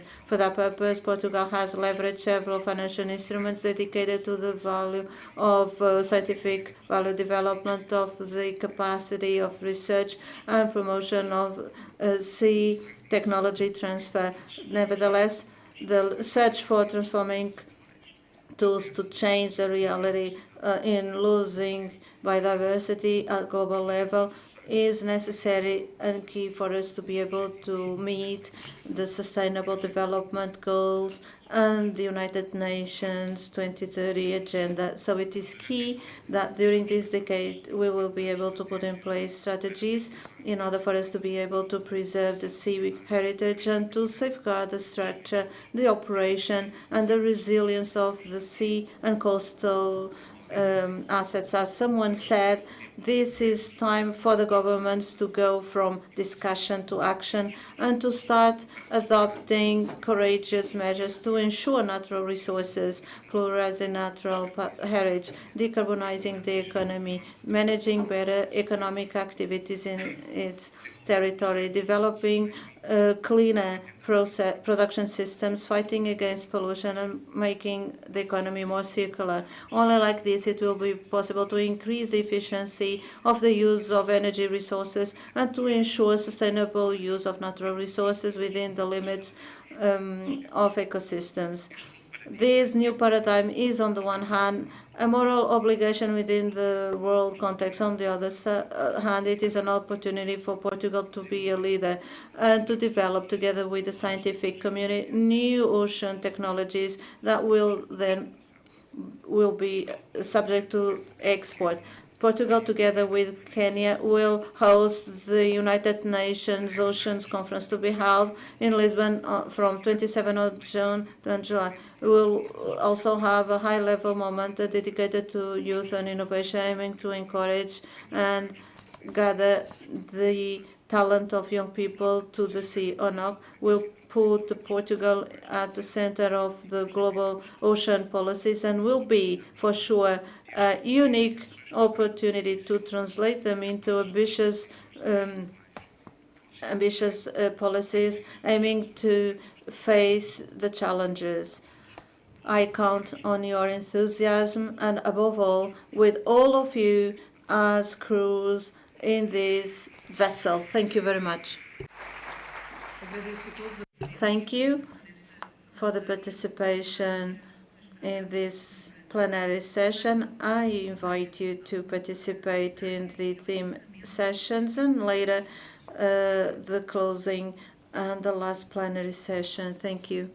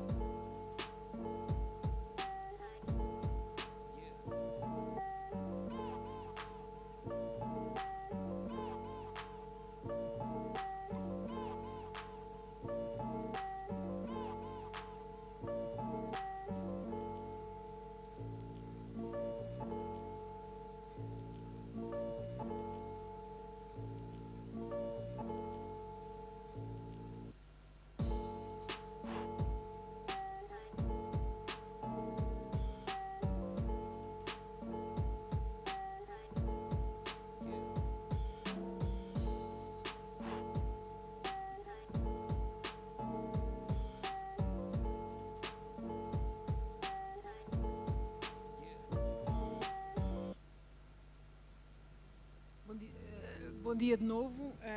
Nós vamos dar início à sessão. Good morning. We're going to now start the session on bridging science, and we had already some interesting presentations in the first plenary, and we've had an excellent introduction to our topic today, the topic we will be debating today. The facilitation, on the one hand, the perspective that political decisors, political decision makers should have, and scientists, and then the acceptance, the path between public policies and science. 3 of our speakers will be online, so we hope that things will go well. Before starting the session, though, I'd like to hand the floor to our Ciência Viva representative, Marta Vasconcelos, who will talk to us about a small project of the students of Ciência Viva in order to make our session more interesting.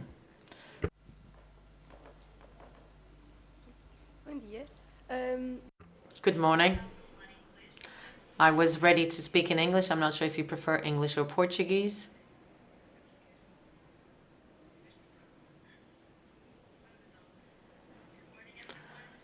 I'd like to talk to you about this project I'm involved in, but for that, I'd like to ask you to teleport with me into Phobos, which is one of Mars's moons. Phobos was where we, as contenders in the European Space Design Competition, were asked to conceptualize a space colony. You see, the Space Design Competition is a simulation of the space industry, and in that competition, we're asked to conceptualize, like I've just said, and come up with these detailed proposals. But who am I? Well, my name, like our moderator just said, is Marta Vasconcelos, and I'm a 12th grade student, although I prefer to think of myself as an in-the-making aerospace engineer.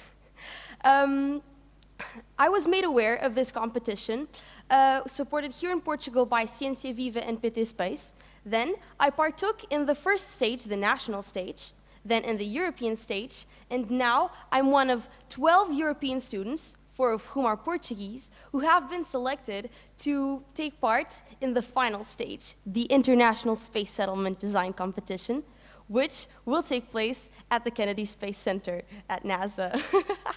Exciting, right?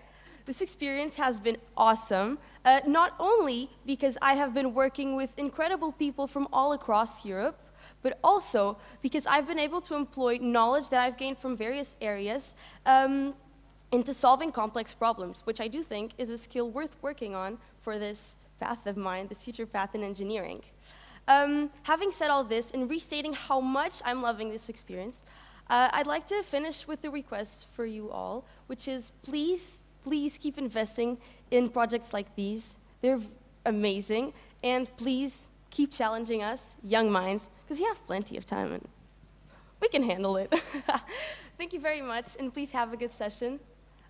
This has been Marta.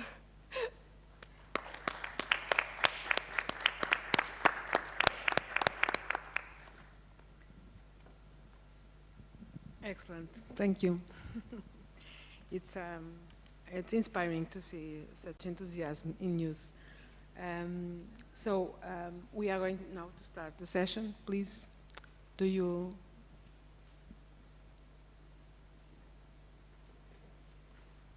calling?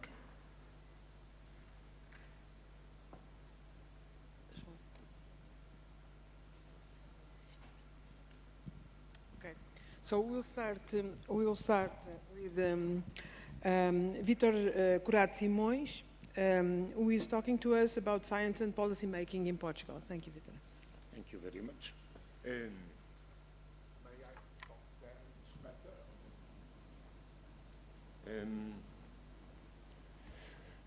better? Okay, bom dia, Good morning. Language to use, since we have foreign invitees in this panel, I use the English language, but if you have any question, you may raise in Portuguese, in English, in Spanish, in Italian, whatever you like, not German. Okay? So I'll talk about science for policy in Portugal, and mainly about, is this for the next slide, what I will present here is a report I wrote with the addition to colleagues of the European Commission. I wrote for Joint Research Center of the European Commission on science for policy in Portugal. In that process, I have bothered Professor Teresa Ferreira, for instance, and many other people. You may find this report at the URL you have there. And here are the acknowledgements for many people that supported me along this process. And now I'll enter into the matter. So the main objective of the so-called discussion paper, it started as a discussion paper, was to assess the science for policy ecosystem in Portugal. I had written a lot about policies, the policy of science, but I was not used to think about science for policy, and that was a very interesting challenge for me, because it took me to my old days when I was a public servant, when I started my career. So there were similar reports already written for other countries, and I decided to use a mixed methods approach, including desk research, a survey, and interviews with experts. This survey has addressed both demand and supply for scientific advice in Portugal. In 5 domains, we could not, with the short time we have, to cover everything, and so after a discussion with the colleagues from Joint Research Center and from the FCT, from Fundação para a Ciência e Tecnologia, okay, good. And Fundação para a Ciência e Tecnologia, we decided to focus on 5 domains: defense, economy, employment, environment, and health. Unfortunately, we had a low response rate. The survey had to be carried on by June, July, August, and this is a bad time for this. But anyway, I will present here the main results. The idea was, to some extent, to map the ecosystem, if there were one, the ecosystem of science for policy in Portugal.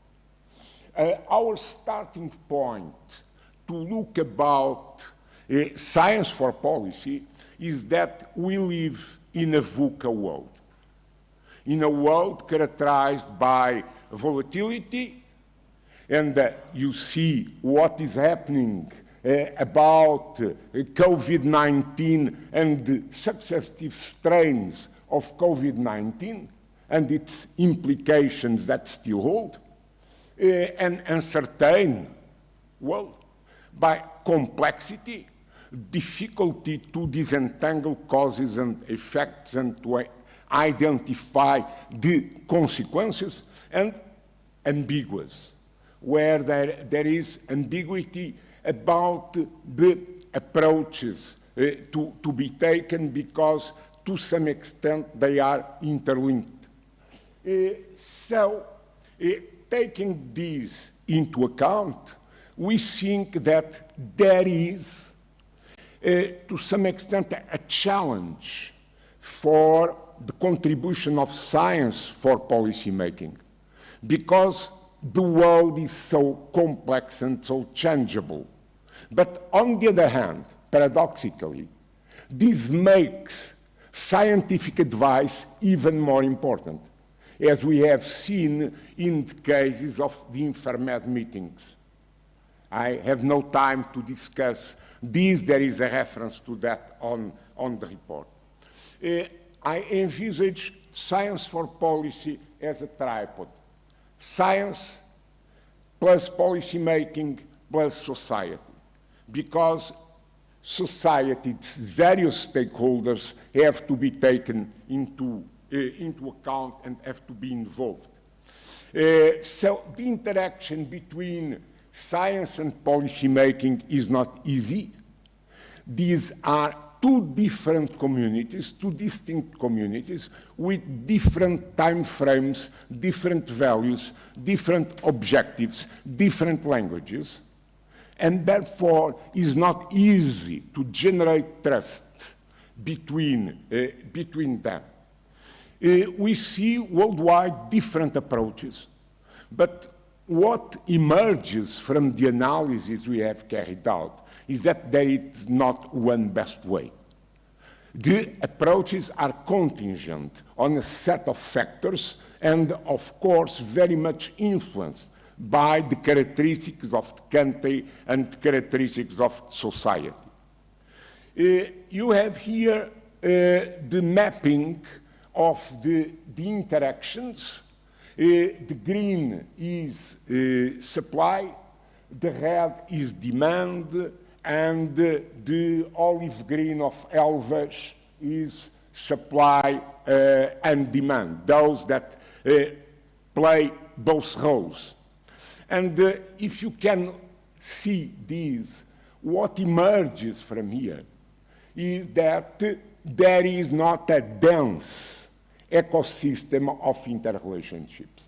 What we have are some interrelationships, some niches to some extent, some small clusters of interrelationships, but not an ecosystem as such. And this is the first maybe the main conclusion of the report is there is not a single science for policy ecosystem in Portugal. However, there is in Portugal a diverse set of mechanisms for scientific advice. We clustered them in 8 types: research organizations, public laboratories, permanent or ad hoc advisory committees, scientific and consultative councils, expert panels, policy observatories, contract advisors and consultancy firms, and we use all this panoply, all this set of elements in Portugal. The third conclusion is that the assessment of scientific advice objectives and quality is very uneven. While for demand, the red, and supply, the green, the graph to some extent overlaps. The position taken by experts, and we interviewed a relatively wide set of experts, some 15 experts, they are much more critical about conditions. And what emerges is that scientific advice is mainly focused on synthesis of knowledge and on brokerage of knowledge. Is more requested than unsolicited. There is not a strong continuity. It goes to some extent by waves, depending on the needs. felt by public organizations. There are 4 more conclusions or findings, if you prefer. Policy-making bodies, I mean public administration bodies, do not seem to be fully aware of the importance of science for policy. It is another paradoxical perspective. While we found that Portuguese society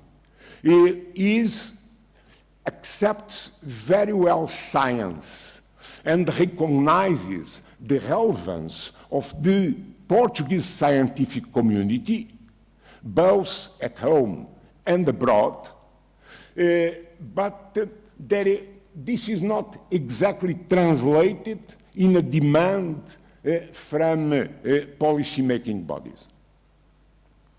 International instances are playing an increasing role, namely the European community and related organizations.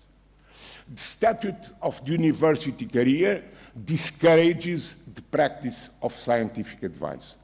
When the progression in the career is based on publications, is a publish or perish, and there is no room, no time, no interest in providing scientific advice to policy making in the country. And a final conclusion that is, in my view, extremely important is the insufficient formalization and coordination of scientific advice procedures. It depends very much on personal relationships, on personal trust, on previous knowledge between people, on personal trust, but there are no clear criteria of formalization and coordination of the process as a whole, which are, from the report, the main challenges. First, increasing policymakers' recognition of scientific advice advantages to have better public policies. Second, to promote a dialogue between science and policymaking, bridging this gap, trying to use bridgers to some extent, people that belong to both worlds. And we are a small country where some people have experience of both worlds.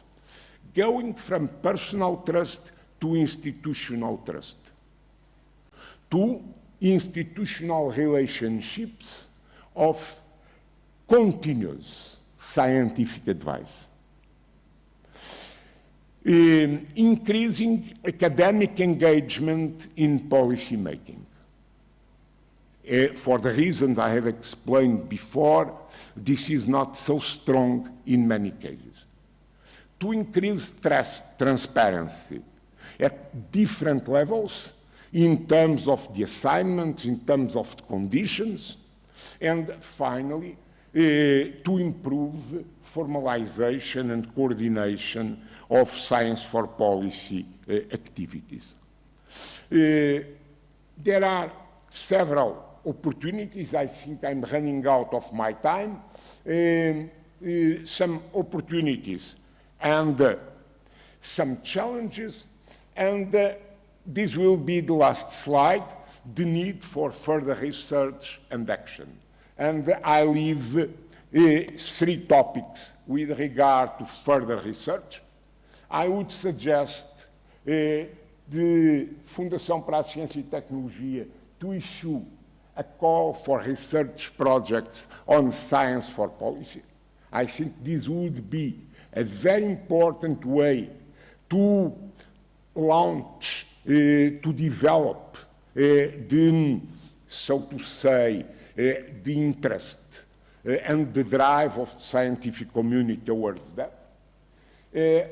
it is important to benchmark internationally science for policy approaches, to develop formalization and coordination, and this should be done at highest level in the government. I think that this might be an objective for Plan Up and for the highest levels of the government, and an action plan on science for policy, because we really need science for policy to have better public policies, better conditions of living, better response to all challenges we are facing in this VUCA world we are living in. Thank you very much for your attention. Any questions, I'll be pleased to reply. Thanks a lot.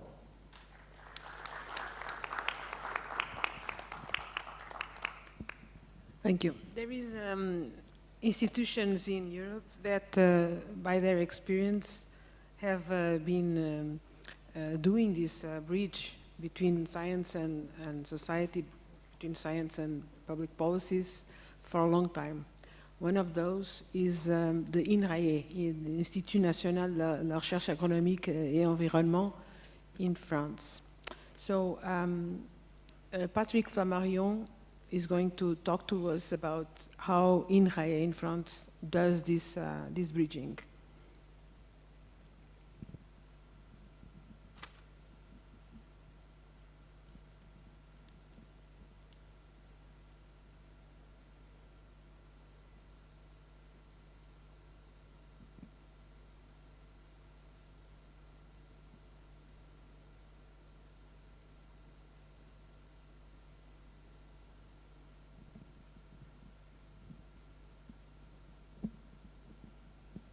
Bienvenue, Patrick.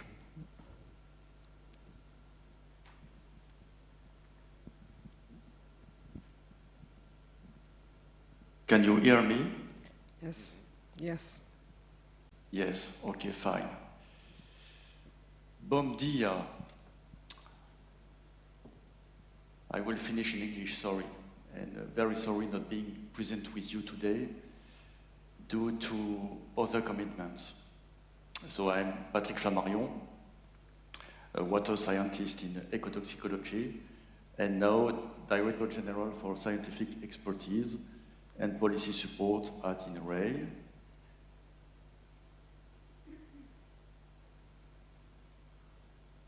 Okay, it works. And I would like to start by thanking Teresa and the organizers for this impressive Encontro Ciência 22, and for inviting me to give my views on bridging science and policy. I will present very briefly who we are and our organization of Science for Policy, but mainly I will give you concrete examples of actions.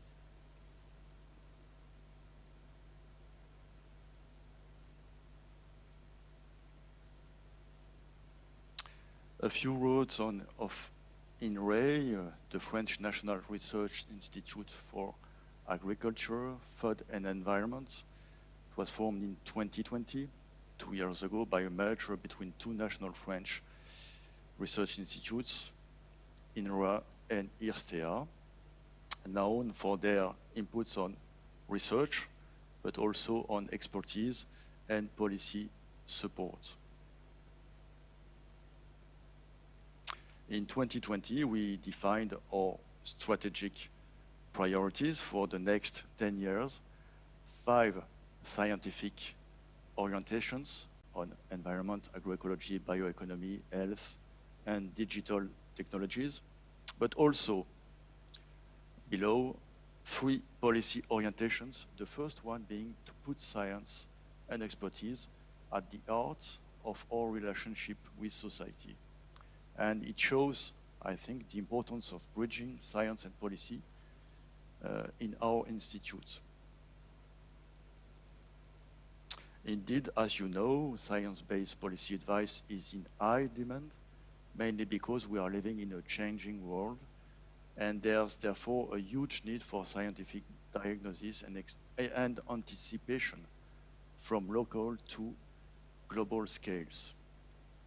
And the role of our new INRAE organization, which is dedicated to science policy interface, is to inform public policies, to enlighten public debate, but also to anticipate future challenges, new issues, and expectation of society. And in a National Research Institute, expertise and policy support activities are in strong synergy with research activities. Indeed, by listening to our partners, we can anticipate new needs, new major trends affecting society and science, and we can adapt them, take them into account in our research program priorities. This is made possible thanks to various activities on policy support that you can see on the slide.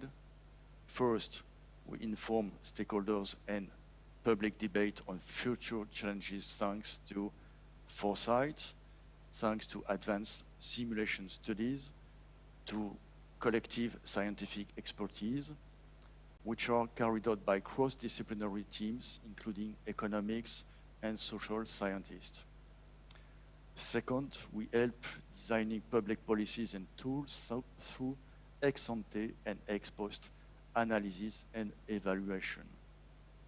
Finally, we provide scientific and technical support for the operational implementation of current public policy, for instance, on soil, water, epidemiology. So, with this directorate dedicated to science policy interface, INRAE can help policy actors to anticipate, to inform, to design, to implement, and to evaluate public policies on agriculture, food, and environment, therefore on the complete public policy cycle. Now I would like to give you some examples, some actions from the policy cycle to share you our experiences, our practices, and the challenges we are facing as to provide science policy advice. Two examples of efficient practices to enlighten the public debate and the policy actors. First example would be providing foresight studies that was done with our colleagues from CIRAD in the Foresight Agrimonde Terra, which is a foresight building scenarios for changes in terms of land use and food security that will fuel the debate and help decision makers to pinpoint new research questions to facilitate the building of healthier and more sustainable food system. Another example of foresight is carried out with the European Research Alliance towards chemical pesticide-free agriculture with 34 other organizations from 20 European countries, and it's dedicated to develop scenarios of chemical pesticide-free agricultures in the European Union by 2050. And we will deliver this foresight in December this year, 22.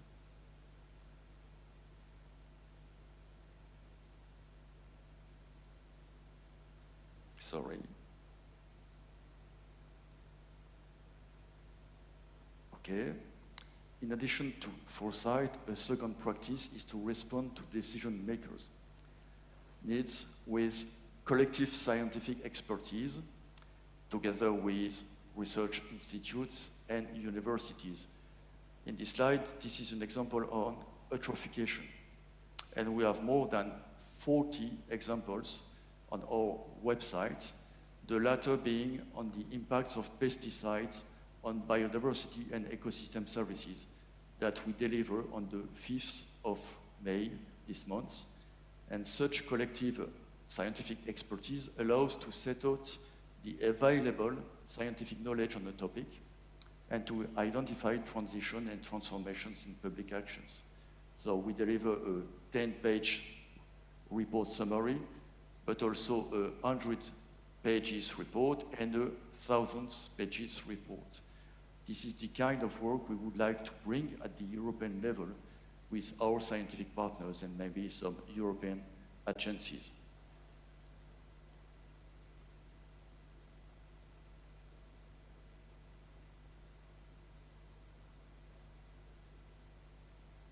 Now, moving on around the public policy cycle, we are also organized to provide scientific and technical support for the implementation of public policies using methodological tools, references, and databases. These very operational activities are carried out by our research laboratories or by special joint units with public partners and which are dedicated to public policy support. For instance, we have a service unit for soil mapping and surveillance called InfoSol, implemented to help the French Ministry for Agriculture and the Ministry of Environment to coordinate soil survey and monitoring for France. Another examples are the technical support for the implementation of public policies on the surveillance platforms on epidemiology, on the food chain, on animal health, and another one for plant health. And these three platforms, each gathering around 10 partners, offers a high-quality surveillance which is essential for policymakers to implement and lead adapted safety actions and evaluate the risks. To finish on concrete practices, we are also trying to develop more innovative and participative ways to support and to inform policymakers. The first example, we joined efforts with the French partner on biodiversity, specifically to develop knowledge, method, and tools to meet the challenges of water resources and aquatic environment preservation, and to provide expertise to support the implementation of the European Water Framework Directive. A second example is about serious games. We developed a project, for instance, called Coupling Innovative Tools for Sharing Changes in Socio-Environmental System, couplage, which is a set of participatory methods with 5 main tools and protocols to support all stakeholders groups, from citizens to policymakers, in discussing and engaging really into change strategies in socio-environmental systems.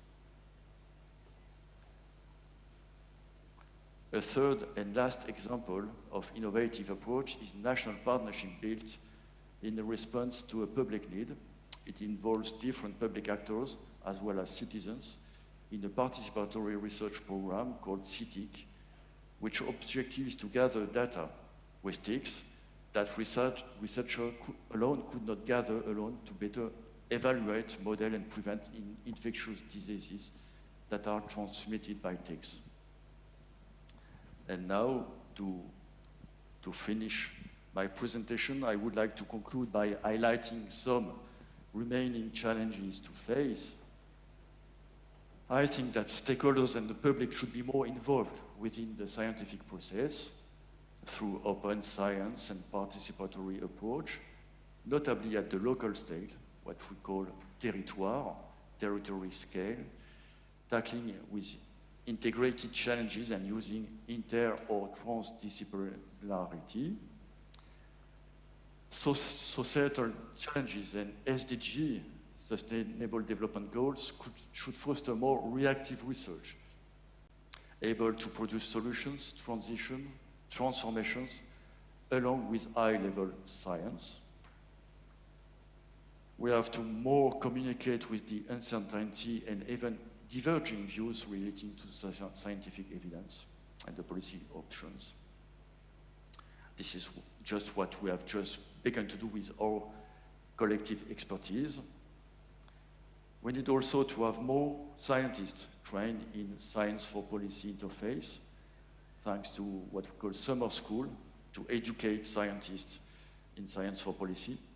And we also have we need high-level civil servants in ministries and national agencies more aware of challenges that research is addressing and how it can help to design public policy, and what are the differences between research and decision-making timescales.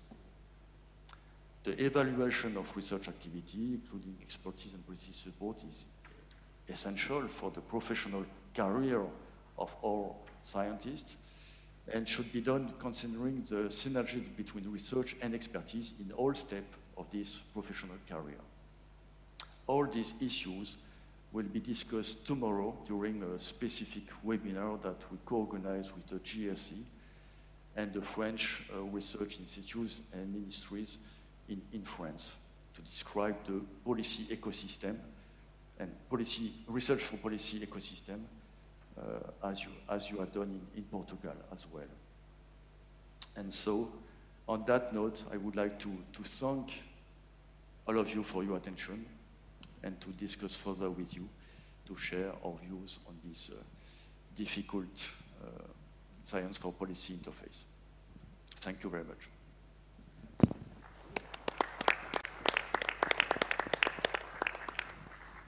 Thank you, Patrick. Precisely, we have here two elements that impersonate such a connection. Antonio Santos is talking to us about how university and science helps in a case study policy, and Mario Caetano from DG Territory is going to show us how this can be applied within the framework of a ministry. So, Antonio.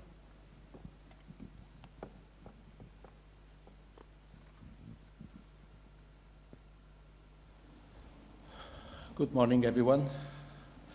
Thank you for the magnificent presentations. I'm talking about my experience with urban climate and applications in the city of Lisbon. So I teach in the Institute of Geography and Spatial Planning. I'm a researcher at Center of Geographical Studies, recently in Terra Laboratory. So when they asked me to talk about this topic, the first thing it came from my mind, it was a very late paper from Professor Tim Oak.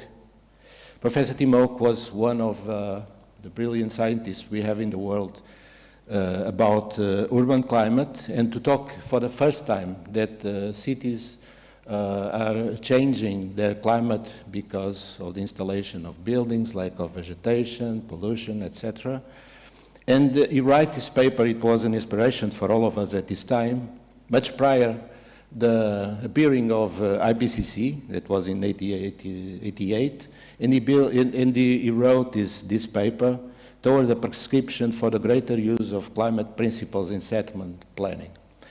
So all of us work with this topic, think on this paper and what he said, and he said climate has an important role to play in settlement design. So we all agree, it's one of the conclusions, but very little used is made of it. So this problem of science transferring to public policies and applications to climate change in cities was one of the main issues many years ago.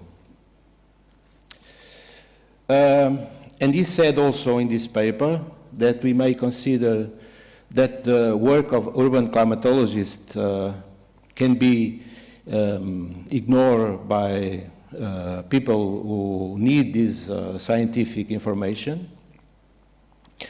If it is relevant, if the latter has not realized the nature of the planner's problems, so it implies the climatologist to be ignorant of the planning process. And for many of us, during many years, it was our big question: how can we apply, how can we be ignorant in the planning process and to transfer this scientific knowledge to society and to application?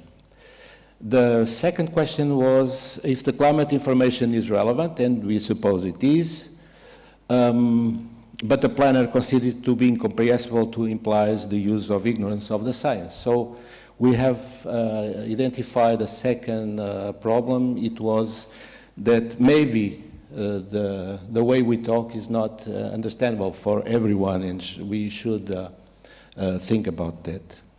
And if the user and the supplier both see the relevance of the information, but the user finds it inapplicable, this suggests the lack of communication between them. And this guides us in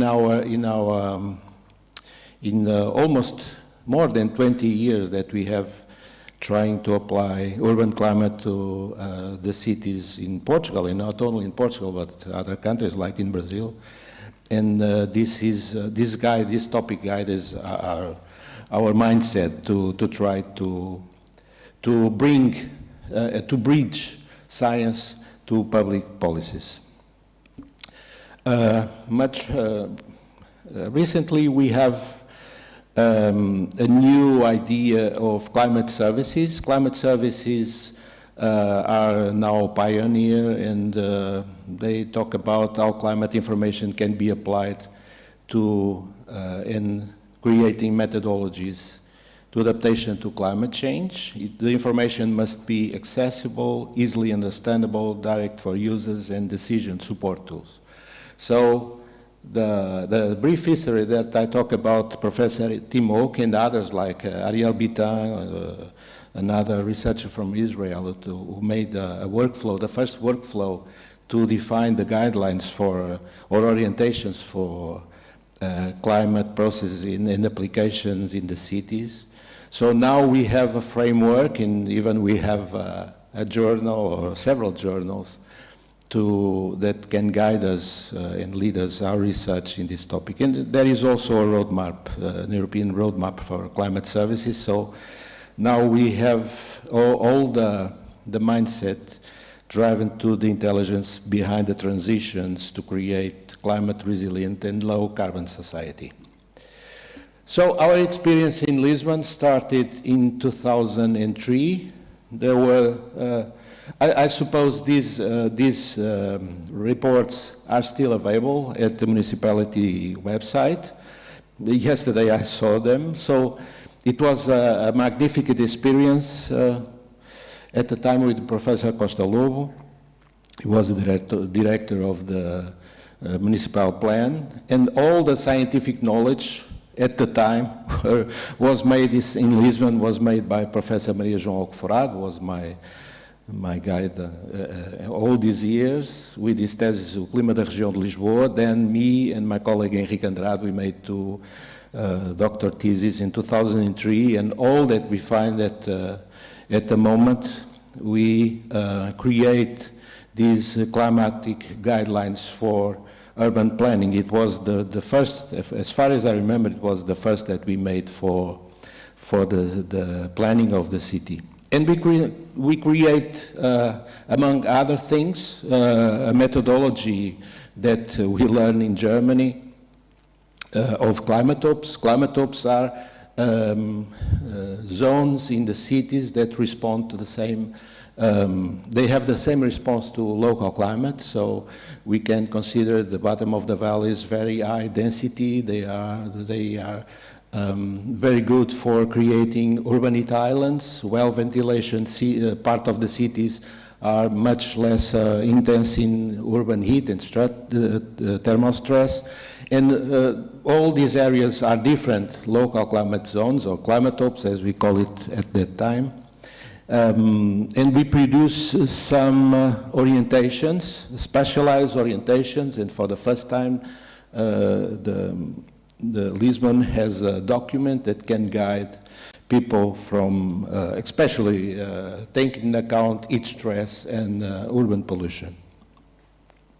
And we publish a lot of papers and other reports, like those we see here. One is, the most known is application of climate guidelines to urban planning, the example of Lisbon in landscape and urban planning. And we participate in the urban climatic map of Professor Edouard Negue and Xiao Ren that make an international Reuters book about the urban climate maps that we develop also in Lisbon. And we apply to other places, to other municipalities like in Cascais, Lolé, Leiria, and some other. Now, we have a new generation of young researchers that help us to create new climatic guidelines for urban planning. And we have the opportunity to update all the information, urban climate information in the city with this excellent team that we have now. Some of them are older, but some of them are young researchers, FCT researchers. And we, at this stage, it started 5 years ago, now it's concluded, the project Ondas de Calor de Lisboa for the Lisbon municipality, POCUR.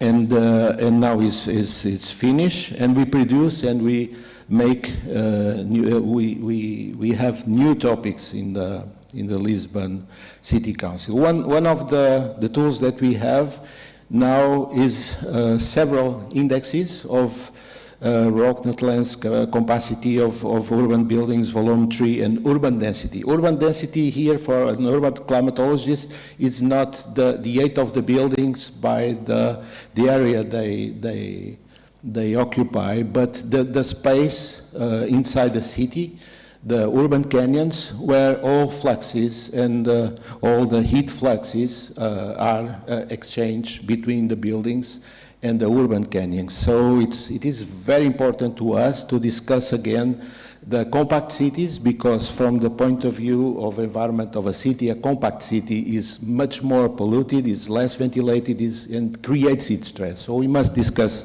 this topic. But all this information was made to create urban heat island predictors, and that can be used in urban planning. So we developed a lot more this methodology. Now we have a much good framework and view from urban heat island in Lisbon. Also, we have a prediction of future urban heat islands during heat waves. You see most of the areas that we identified until 2003 for heat stress areas, Baixa and Avenidas Novas, and now we have a new heat island area with heat stress that is the oriental part of the city. Was projected until the end of the century, and we think we must act on these areas and to create new policies and new guidelines to these areas. And another paper that was written by one of our co-workers, Ana Oliveira. Now she's working, she finished the PhD in MIT EST. That I supervised. It was a great honor, and we created new empirical models to predict these urban heat islands, and it was recently published in Science of Total Environment. I'm showing some papers because we need this idea, that is, we must do basic research to apply the correct measures in urban environment. So this new urban planning project give us new guidelines. They are in the right side of this presentation, this slide.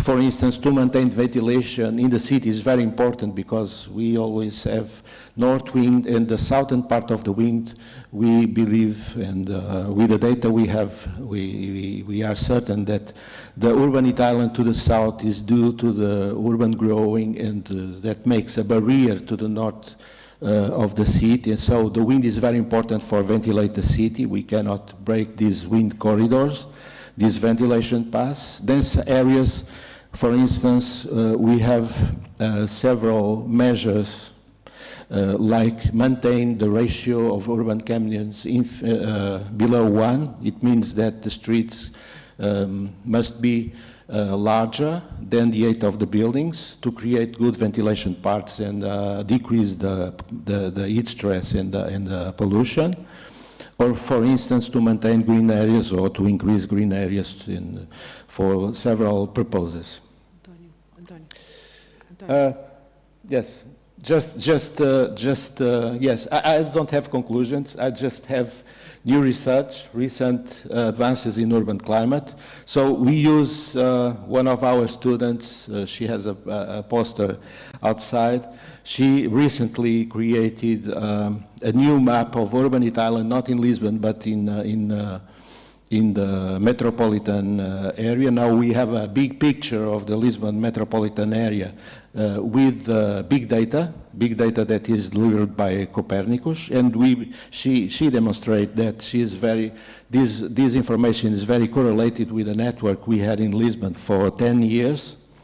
And the last is this paper, Recent Advances in Urban Climate and Applications, that was published in Weather and Climate Extremes, and again by Ana Oliveira, and I just want to address your attention for this last point, that is heat waves are a very hot topic now in our society because it has a great relation with human health, and Lisbon is one of the most exposed cities in Europe. It was made for 100 places in Europe, and the position, the heat exposure of Lisbon is the 7th position, so this is a warning that we must continue to apply these urban climate guidelines to prevent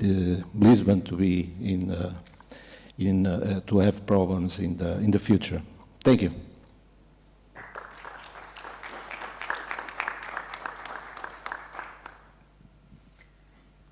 Mario.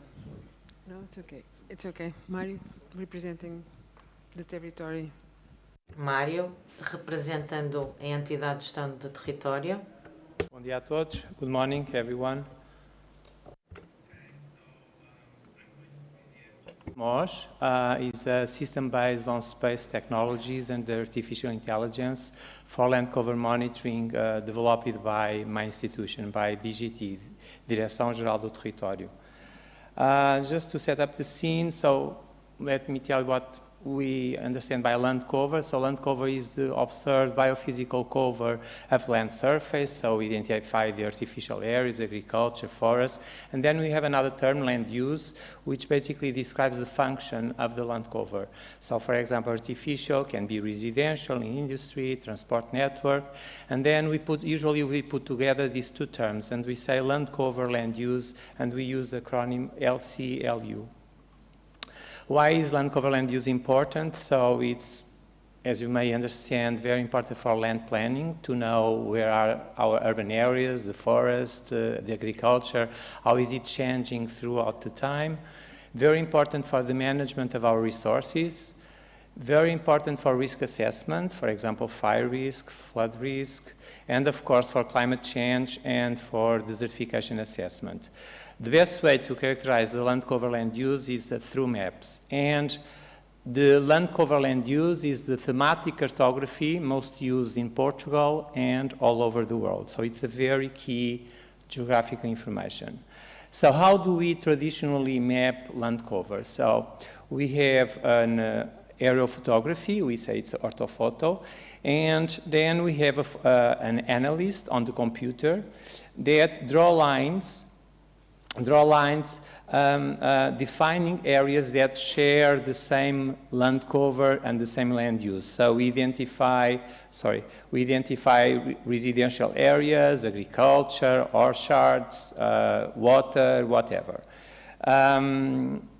For the user perspective, this is what he will get. So he loses the complexity of the landscape, and for each polygon or for each area is going to get a label saying if it's artificial, agriculture, and so on. So at DGT, we have 5 editions of the COSH, the National Land Cover Land Use Map. And we are now trying to change the way how we map land cover.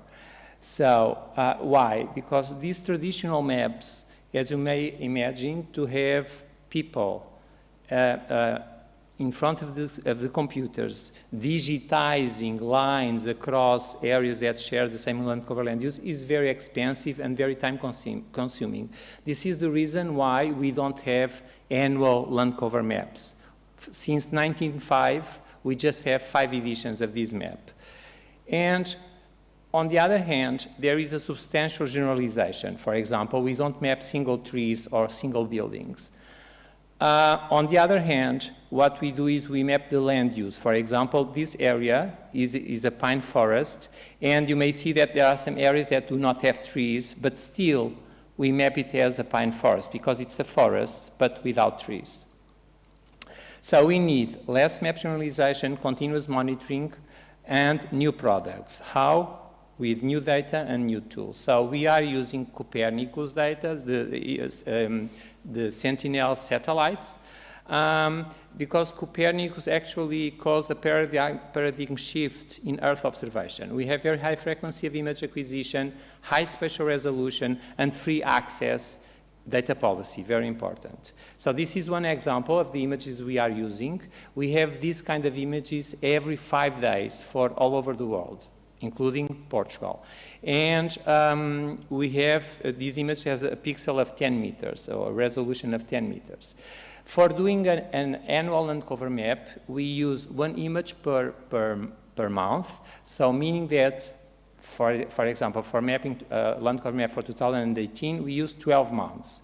These, in total, we have 1.2 billion data values. So this is clearly a big data problem, and this is why the traditional algorithms for image classification do not work. And so we moved into artificial intelligence.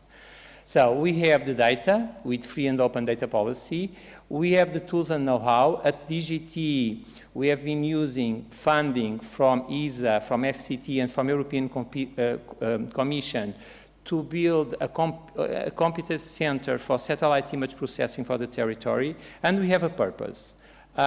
We have the societal needs, and so all the products we have in SMOS are based on the needs of the public administration.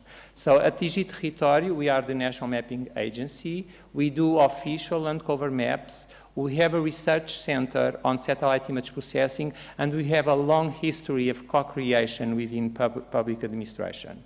So it's a perfect combination for developing a new system. So this is one example of a land cover map derived from satellites. This is for 2018, and using artificial intelligence technology or techniques or algorithms.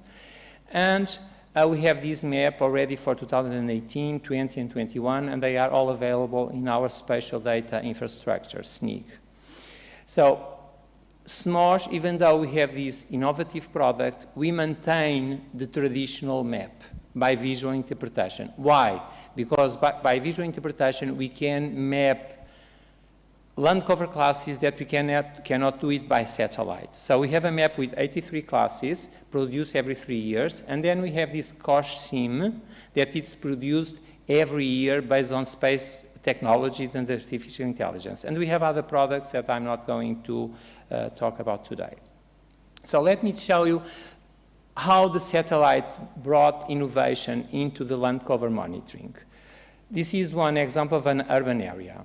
So on the left side, we have the aerophotography. On the right side, we have the traditional land cover map, the traditional COSH. Let's pick up this polygon, this area. So as you can see, for this area, even though we have trees, we have buildings, we have roads, we just know that this is an urban area.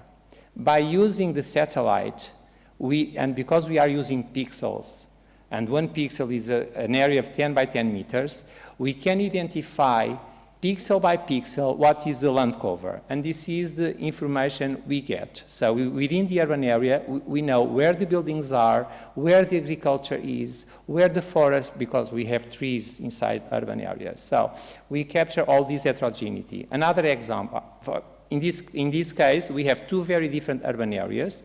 In the traditional map, all these two areas are cataloged, are labeled with the same class, but in our new map, you may see that they are completely different. One is almost all artificial, and the other one, we have artificial areas, agriculture, grassland, trees. And imagine the impact that is to use this new map for flood risking or for fire risk or for urban planning. It's very different and much more precious.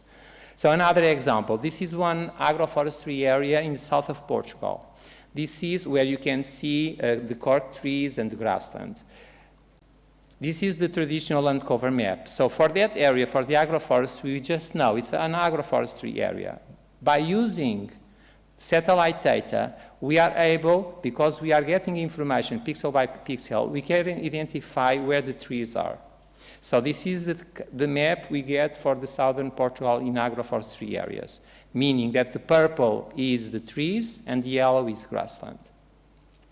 How can we use SMOS for forest applications? So this is one area that in the center of Portugal, and most of these areas, I said before, is covered by pine forest, except those gray areas, which is eucalyptus. Now, what you can see is that even though it's a forest area, we have many areas that do not have trees because they were cut. They will grow, but in that year, they are not there. So by using the satellites, we can actually identify the areas that have trees and the areas that do not have trees. And we can do this all over the year. And so by using these satellites and artificial intelligence, we are able to do forest monitoring by mapping the clear cuts, by mapping the fire maps every month. And this is what we are developing. So very important for legislation compliance verification, for timber yield estimation, or for carbon stock monitoring. For agriculture, we are also developing a product where we map 31 crops all over Portugal. And this is one example of the crop. This is possible not because the crops have a different spectral signal, but because they are on the ground in different moments in time. And so we do the phenology curve, and we are able to identify all these crops. For fire risk assessment, what can we do? So this, on the left side, we have the traditional map. On the right side, we have the map derived from satellite. And you can see that it's much more heterogeneous, which makes sense, because on the left map, we only identify areas larger than 1 hectare, because we have people digitizing polygons, so it's completely impossible that the analyst identifies very small areas. In the map on the right, we have all this heterogeneity. Now, this is another product we have at DGT. We call it the National Rural Urban Interface Map. Basically, we identify the interface between urban and rural areas, and then we classify this interface according to its proximity to vegetation cover that can burn, for example, forest areas or shrubland. And we identify them as red when it's in this example, for example, in this example, we have, so in the middle we have an urban area, and then we have the red interface on the south part in contact with the green area, because we have a eucalyptus forest there. Okay?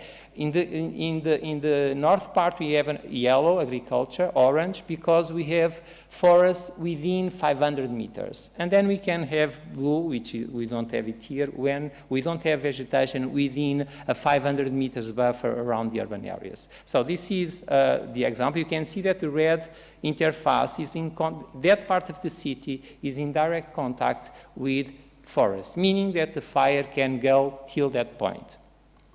So we have been doing this using COSH, the traditional map. In this particular case, there is not much difference between COSH and the new map, COSH SIM.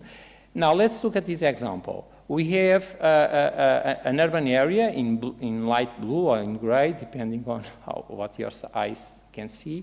And we have, in the south part, we have a pine forest in direct contact with the urban areas. When we look at the aerophotography, you can see that the trees are very sparse. So it's a red interface, it is true, but it's not as dangerous as on the left side because we have a dense forest. In this particular case, it's an open forest. And we can see that in our new map. As you can see in the southern part, we just have some green areas with forest, but many areas are light brown because it's grassland mainly grassland or even agriculture areas. So just to tell you how we can use these annual land cover maps derived from satellites. This is one area that was burned in 2017, and then there is some vegetation recovery after that. And this is our two maps, one for 2018 and another one for 2020. You can see that in the area that was burned, you have this light brown and the gray. Gray is areas without vegetation. And you can see from 2018 to 2020, the gray areas disappear because there was a vegetation cover with herbaceous vegetation. So we are able to capture these dynamics. Now we have one image for 2018, 19, and 20. You can see, I don't have the time now to explain, but you can see that there was a clear cut of a forest area, and that's identified as gray in our map. So, at DG Território, we have been developing SMOS. We have phase 1, and phase 1 we developed that with researchers and technicians from DGT without any involvement of people from outside of DGT. So we do concept development, prototyping, concept demonstration. Then in phase 2, we had a contract with Nova Innovation and Analytic Lab, and we do a co-creation process through design thinking. So in total, the university made more than 19 interviews. We have more than 50 participants in co-creation sessions and more than 30 stakeholders. So through this co-creation process, we were able to compile 390 ideas for our products and also for the governance mechanism and for the way how we can disseminate the information. So we are now in phase 2, and for phase 2, after that project developed by the university for co-creation, we invited universities to help us to develop new products. So we have working with us IGOT, the Faculty of Sciences from Lisbon, the Faculty of Science from Universidade de Coimbra, we have the Instituto Superior de Agronomia, and we want to bring much more. So by the end of this year, SMOS will become into operation.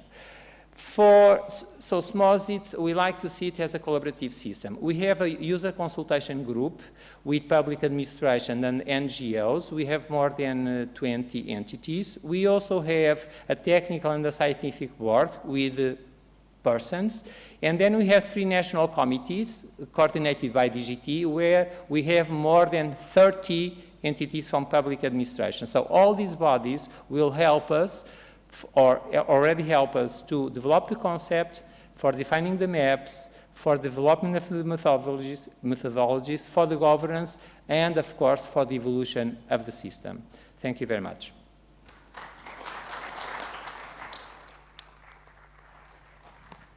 Thank you, Mara. So we see here two examples, maybe the very typical examples. One is when the university, by a certain research group, creates knowledge that we know it's useful for the public policies. And so, in a way, it reaches out to the public policies, and in general, it can be directly or indirectly used. And on the other example, we have DG Território that is leading in itself this bridge between science and public policy. So it's actually creating knowledge, and the exact word is co-creation knowledge between the different partners. So these are two very nice examples. Maybe DG Território is not the more common one. We don't, unfortunately, have so many examples like this. But I'll give it now the floor to Paulo Teixeira. He's the president of an Institute of Public Policies and is working on this relationship and passage from science to policies, and he's going to tell us about his ideas and how to promote this issue. Thank you, Paulo. Hello, I don't know if you listen to me.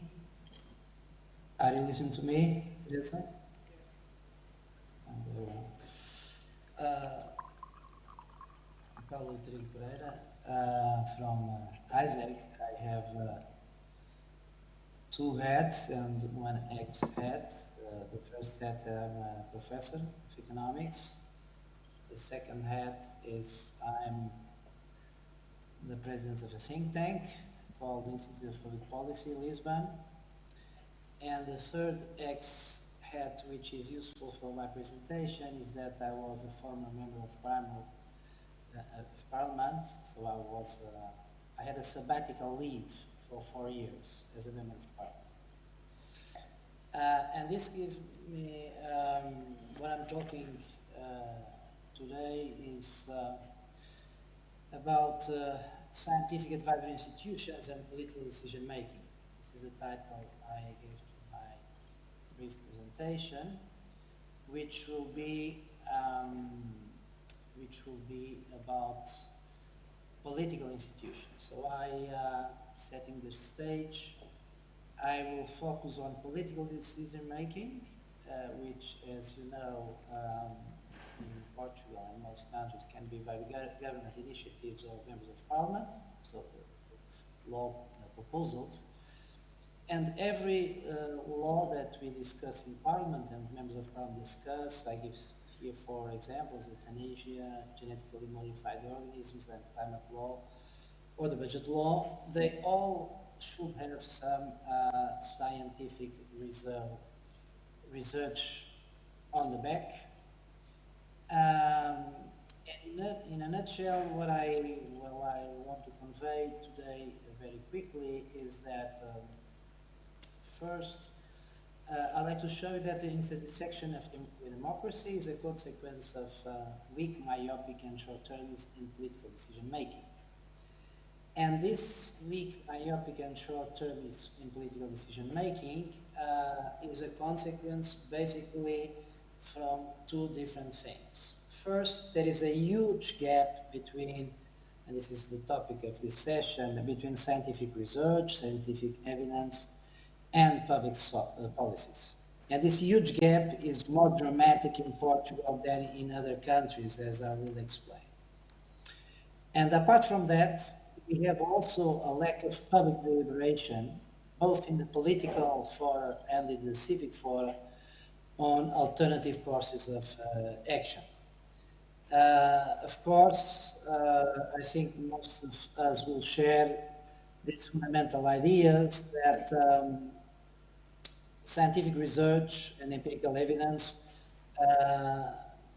are compatible with different policy advices, both because we have different models to explain the reality, and also we have different values, and policy has to do with values. And politics should be made by politicians, but with sound scientific advice, which does not happen. And this is the place of public deliberation where we could, in some way, bring together the scientific results and the empirical evidence, and also to discuss the alternative courses of action which always exist. And my argument is basically that to fill these gaps and to promote sound public deliberation, we need better and sometimes new institutions. I'm going to quickly, because I don't have much time, I'm going to develop this argument using basically 2 examples: the Portugal bankruptcy of 2011 and climate change.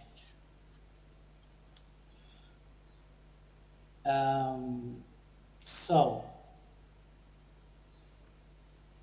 I'm trying to change slide. Okay. This is just to give you an idea about the satisfaction with democracy in Portugal. Since we have Eurobarometer, And the lowest levels that you see there is exactly during the crisis between 2011 and 14, when Troika was in Portugal. So this is the sum of the two answers. And people were unhappy. It was the most dramatic drop in satisfaction with democracy. And this is the argument and the study and what I've written over the past 20 years is the result of bad economic management of public finances. So why does this happen and how can we overcome this? In an ideal world, we would have scientific knowledge, we will have a set of mediators, and the mediators can be lots of institutions, which we'll talk already today, I'm sure, in the presentation of Victor Corrado Simões. And then we should have political decision makers that implement public policies, and then we should have monitoring and impact assessment of these policies, and this should feed again into the scientific knowledge, and this will the ideal world. Why does this not happen in many countries, and in particular in Portugal? First, we have a problem and a lack of some important mediators, namely think tanks. I really enjoyed reading the paper of Victor Corrado Simões for the European Commission, and it's interesting that he lists what are the entities that can have this role of advisor to policy making, and think tanks are not there. And they are not there because they almost do not exist. We don't have time to speak about this in Portugal. But in other countries, they exist, they are powerful, and they are very active, and they are very important. So why does this not work? Well, basically, we have two problems. We have an incentive problem. Academics who do the research, they are evaluated, they are promoted to publish in peer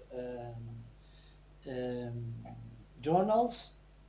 So scientific advice counts zero or almost zero in public juries. I'm involved, as some of you, in juries for full professorships or associate professorships, and this counts 5% in our general.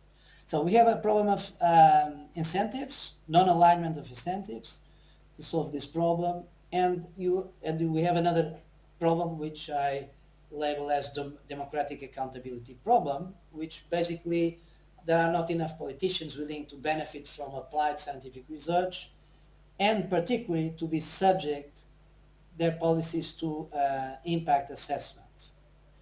And these two problems creates the several gaps which exist, and I'm sure that they were mentioned before. So let's talk about institutions. So I'm an institutional economist. So I believe in institutions and people and capacity building of people. This is what I believe for transformation and filling this gap. I'm just pointing out three cases and then I'll finish. One case I study very closely was the case of German political foundations. In a nutshell, the Americans arrived to Germany after the Second World War and said, well, these guys do not understand what democracy is, so they imposed that each political party should have a political foundation which is independent from the political party. Of course, it's associated, but legally and formally independent. And among the objectives of this foundation, which are very important, Friedrich Ebert, Friedrich Naumann, Heinrich Böll, every party, now they have a problem with AfD because it's extreme right wing and they don't know what to do with AfD and a political foundation. But anyway, they have huge political foundations, which were actually important for our democracy. And within the objectives, just mentioned, promote science education and training of talented young people with scholarships and extracurricular programs. So political parties in Germany, they have foundations who make the capacity building of their youth because they receive scholarships. Imagine, for instance, Heinrich Ball, which is the Green Foundation associated with Greens. So they can give scholarship to young politicians that want to make a career in politics and learn a lot about climate change, circular economy, whatever. So this is something that must be not only studied. I actually presented a law in Parliament to implement this, but I was a single member of Parliament at the time, and I could not have any success, immediate success, but I hope that others now can follow on this. Second type of institution, let me try to move the slide, which is the institutions that were built after the crisis. So Portugal went 3 times into bankruptcy in democracy, 3 times. This is a failure of the political system, a complete failure of the political system, as I argue in one of my books. And what should be done and what was done? 2 institutions were created. The Portuguese Public Finance Council, which is in red, it's independent, completely independent from government, from parliament. It's an independent institution which now analyzes the macroeconomic perspectives of the country, the budget and so on. And within Parliament, it was created another institution, which is very important, called Technical Unit for Budgetary Support. It's a permanent institution who supports the Budget Commission and who analyzes the budget, analyzes the state accounts, analyzes the impact of major laws and so on. Why do I say this is crucial? Because before that, I have a testimonial, I will not say the name, but Secretary of State of the Budget, who presented the budget to the 230 members of Parliament, and she said there are only 2 persons, and she named the persons, well-known persons, who can understand what I'm speaking about. 2 in 230. So 1% of members of Parliament. No one understands at the time nothing, and they vote the budget. So now this institution is very important. It's working quite well. It has its problems, as all institutions, but I think it's an example to move forward. But this does not solve our problems in terms of political decision making, because it's not just the Budget Commission that needs, scientific help from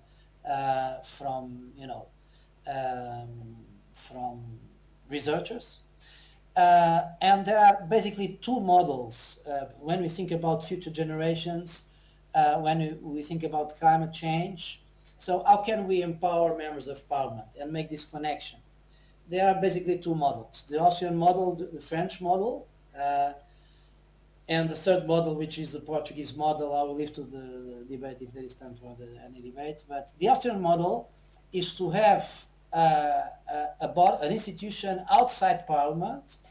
In the case of Austria, is in the Austrian Academy of Sciences, who has researchers from various fields, about 18, and they give advice to the members of Parliament. The French model is to have an entity within Parliament. Parliament has 2 chambers, members of Parliament and the senators. So 17 members of Parliament, 17 senators, and the scientific committee. And the model that we, when I say we, it's me, Alexandre Quintanilha, we remember the Socialist Party at the time, between 2015 and 19, we tried, or try to implement, was one body within Parliament that has a connection with a body outside Parliament, and then that every time there is a new law, a law that needs scientific advice, it can make this happening very quickly. Converging to the end, because I'm sure that my 10 minutes must be ending. Let me try to switch slides to the last one, at least before the references. So we know that democracies do not deal well with the problems of future generations because, very young people do not vote, future generations do not vote, they are not yet born.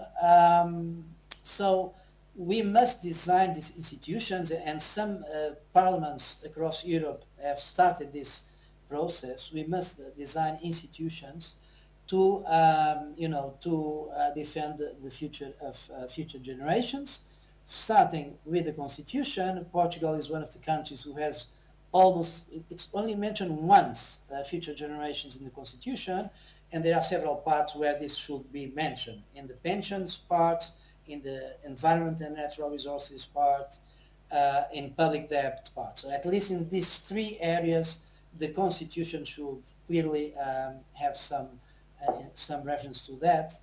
But some countries like the Bundestag in Germany created some parliamentary committees about future topics, and it's interesting that one of the future topics is culture. For the Germans, they are mixed, so they have members of parliament and external elements. So I think this is, and I finish with this idea, I think it's, we can have advisors, we can have consultants, but we need to build institutions within the political system to consider, to make the bridge and fill the gap between science and political decision making. This should be institutions that are publicly founded. They should be related with outside institutions, because this should not be closed in the parliament. And this is the only way where the challenges of climate change and other challenges like we have in terms of political decision making can be really addressed, I believe. Otherwise, we will keep the present model, and the present model is that in academia, researchers are doing their papers for their careers, but in practical terms, all this research, or a great part of this research, does not have an impact on public policy. I just have here a list. I think the paper of Vitor Coelho Simão is very good to explain the point of Portugal. My books are in Portuguese. Two of my books to address these problems, and actually they were published by my institution of public policy, Institute of Public Policy, and there's also an interesting book, and which is when are politicians successful and why are they unsuccessful in taking policy measures thinking about the long run. Try to explain successes and failures. It was our last published book. Thank you for your attention, and I will be, of course, open if there is any question. Thank you, Paulo. Well, I'll just open for a couple of questions. Do I see someone in the audience? Yes? No? Okay, so I have, actually I have two questions. One for Paulo. Do you think the panorama is different when you consider science in less economical aspects, like territorial management, when compared to economy and more social economic aspects? Can you say that what you were talking about is basically aimed at social economy and not really more technical aspects of management? Okay. Do you want me to answer now, or? Yeah, please. Well, it's interesting because sometimes when you think about science and when you think about parliament, you make the connection with the Science Commission. But I think that all areas of science have implications in all commissions. Agriculture Commission, the Sea Commission, the Educational Commission, the Science Commission, of course. And what my experience tells me in Parliament is that political parties in Portugal, they are very weak because they do not have the equivalent to the German foundations, and the young people who are advisors in the cabinets of ministers, in the cabinets of members of Parliament, and so on, do not have good background. So I just gave the example of the budget, but I could go to more, genetically modified organisms. Should we legalize them or not, or the impact of some pesticides, or so I would say that science, in the sense of science applied to policy, or which is necessary to be to make a good law, it applies to every field of public policy, every field of public policy. And our weaknesses is very big. The only institution that was made within Parliament was in the Finance Committee. They are not, and it was not easy to create it. And this is because we went 3 times to bankruptcy. There is not bankruptcy in not creating enough patents. Portugal does not create enough patents. But if we are not very well on that topic, this not creates a bankruptcy. Of course, it creates a real problem for our economy. It should be a central topic on the Economy Commission.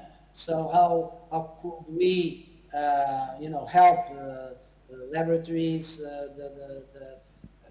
all the ecosystem of research to make the bridge between universities and corporations to improve our industry and administration of patents. There is perhaps a legal dimension as well. And so to finish, I would say that this is a general problem.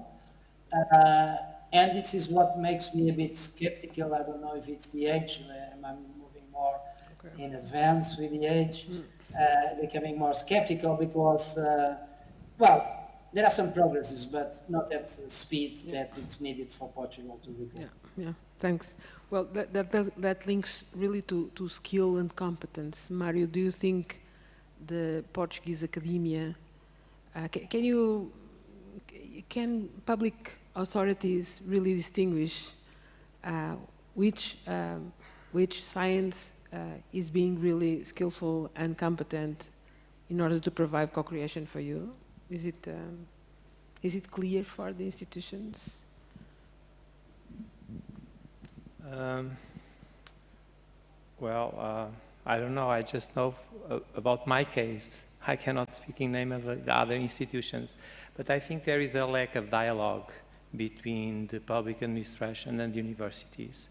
If we are able to increase the dialogue, then we can have the director generals and president of institutions inviting the universities to help them. On the other hand, within universities, they don't know what are the, I'm talking in general terms, but I think we should find a way to communicate to universities where is the lack of knowledge. And so I think we have this lack of communication, this lack of dialogue between public institutions and the universities and the research centers. In our case, at DGT, well, in my main area of application, I'm a researcher, so I'm a principal investigator. I was already in my institution before becoming Deputy Director General. So I had a research group there, so it was easy to me to implement this. And DGT, so we are responsible for cartography, but we are also responsible for public, for land management, for land planning. And so within the same institution, we have research and we have public policies.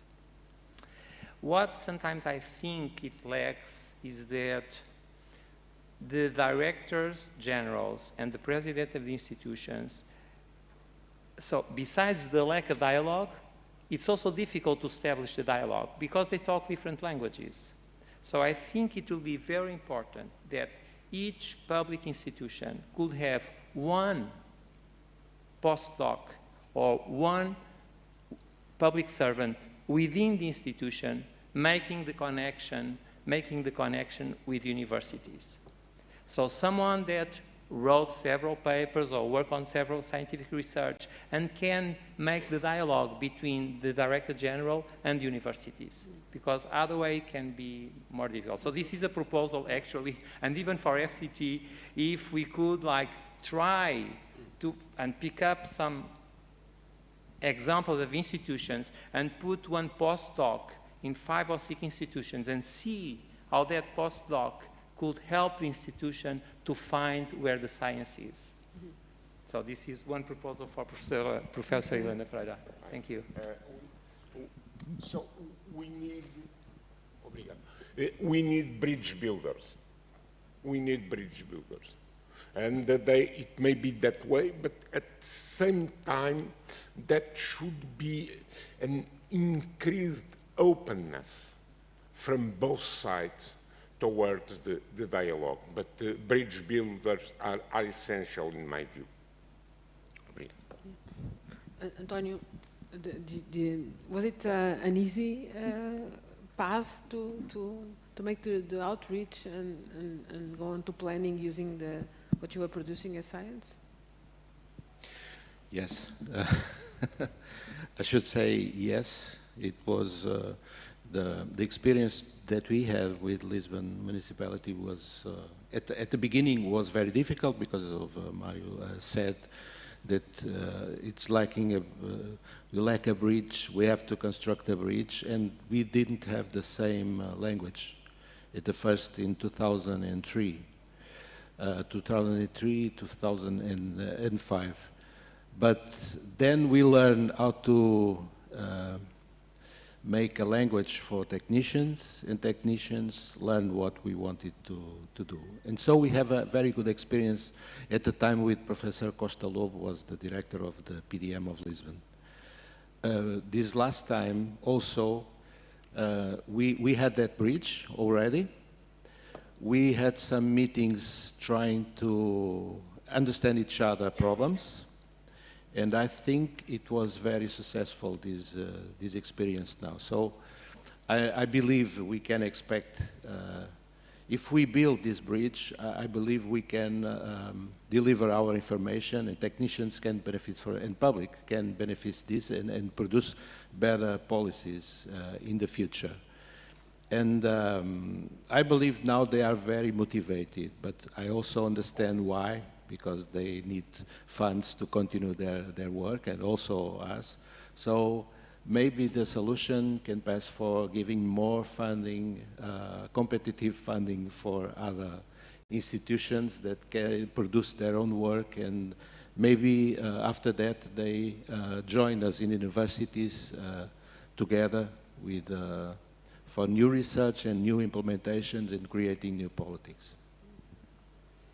Okay, thank you. So some clues here, co-creation, the mediation, the importance of mediators. Think tanks in a way are mediators, or at least novel producers of novelty within the political system. So I think there's a lot of things to do. Can I ask you something? Do we really need an ecosystem, or can we have alternative ways to do it, like, for example, small foci of actions like we have here? Or do we really need an ecosystem? Okay. Is it important to have a strength between all the actors, or? Okay. Obrigado. Well, the ecosystem was the question that was raised to me in that report. So I had to address that. In fact, there is no ecosystem. I think that we have some clusters, some small groups of relationships that already work in different fields. We have to increase that fabric, to forge more relationships and more diverse relationships. But at the same time, there is a need for overall actions. Paul has talked about the issues of parliament, where I think that this is one of the critical problems in terms of technology assessment, is clearly a key issue. For instance, I had no reply from the questions I raised to the leaders of parliamentary commissions, zero reply. Okay, this shows how aware they are of these issues and their interest in these issues.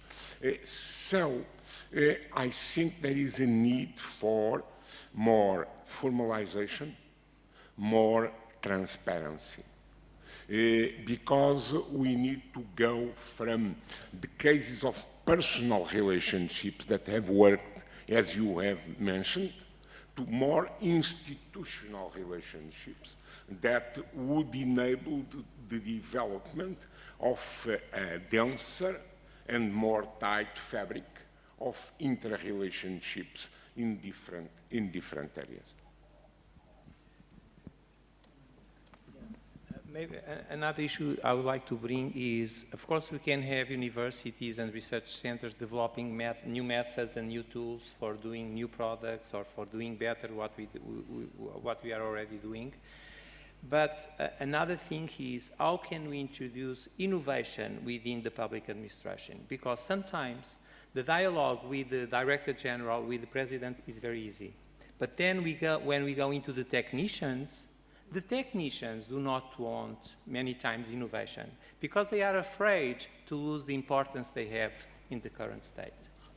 And so we really need some psychology here to involve, because we cannot do anything without the technicians of the institutions. And that I have learned when I became Deputy Director General, is that without the people, I cannot do anything. And sometimes I wanted to go that way, and they did not want to go, and it was difficult to convince them. And other times I wanted to go that way, and then they told me that I was wrong, and I was in fact wrong. So we need to find good ways so that the people, the technicians, can get involved with innovation. That's another dimension. Well, this was an excellent end to our small debate, though small, I think, seeking in wiseness. And so I'm closing the session now. Thank you. Thank you very much.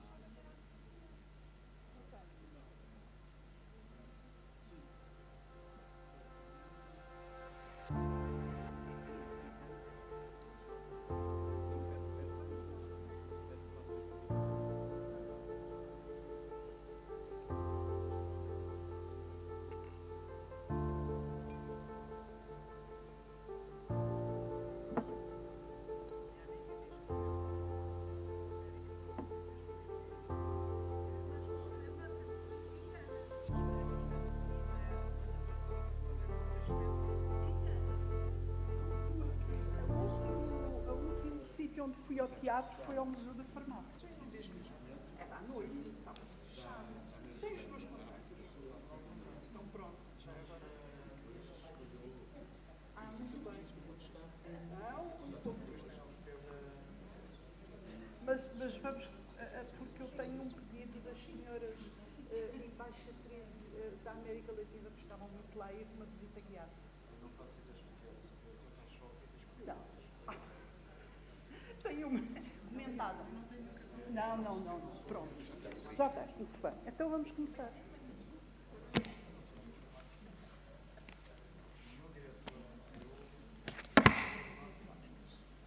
Só preciso disto.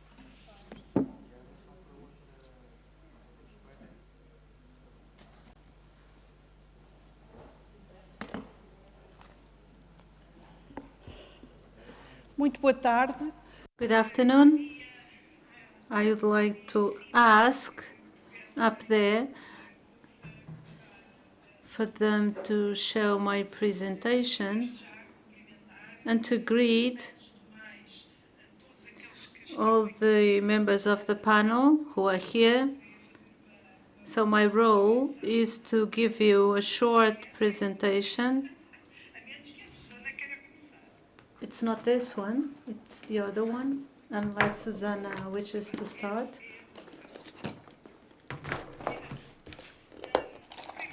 To greet everyone who will then, and also Mrs. Susanna Catita, the person in charge of the CLP Center, who will also address you. And the aim is to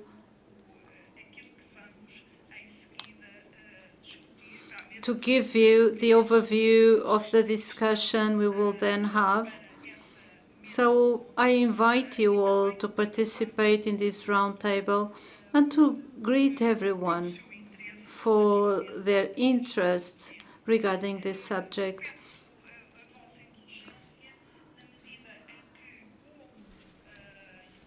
As representative of the Ibero-American States Coordinator, I will not only speak about the issue of science in Portuguese, I will speak broadly about the languages in science.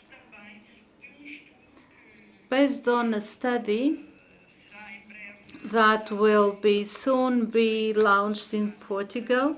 It already exists, but will be launched in Portugal. The Portuguese and the Spanish in Science, Notes for a Diverse and Accessible Knowledge. The issue of languages, as I will try to show, is really broader than the linguistic issue, because it has to do with other factors, namely the issue of knowledge and the access to knowledge, and also diversity of that knowledge. Everyone knows that we have had a phenomenon consisting in having a more centrality in our societies, a more centrality of science, which is seen by the increase of the investment in science and development, and given its closer link to the economy. Economies have been investing in this combination between investment and science. And therefore, what today has become important is to know what is the investment that is invested in science and development, knowing that there are several and big differences, and therefore the development of different economies is so important. And also for us to have an idea on how this has been changing. During the 60s, the United States used to have 69% of their GDP an investment in science, and In 2018, they now invest 28%. So more and more regions are investing in science, however, not in the way we would like to. In the case of the whole Ibero-American region, right now the investment amounts to 27%, and with Spain, Portugal, and Brazil are the only countries that exceed 1%. One group investing less, approximately 0.5% of GDP over the last decade. One of the efforts, and namely the policies that we recommend, such as organization, is to invest more and more in science. Also to speak about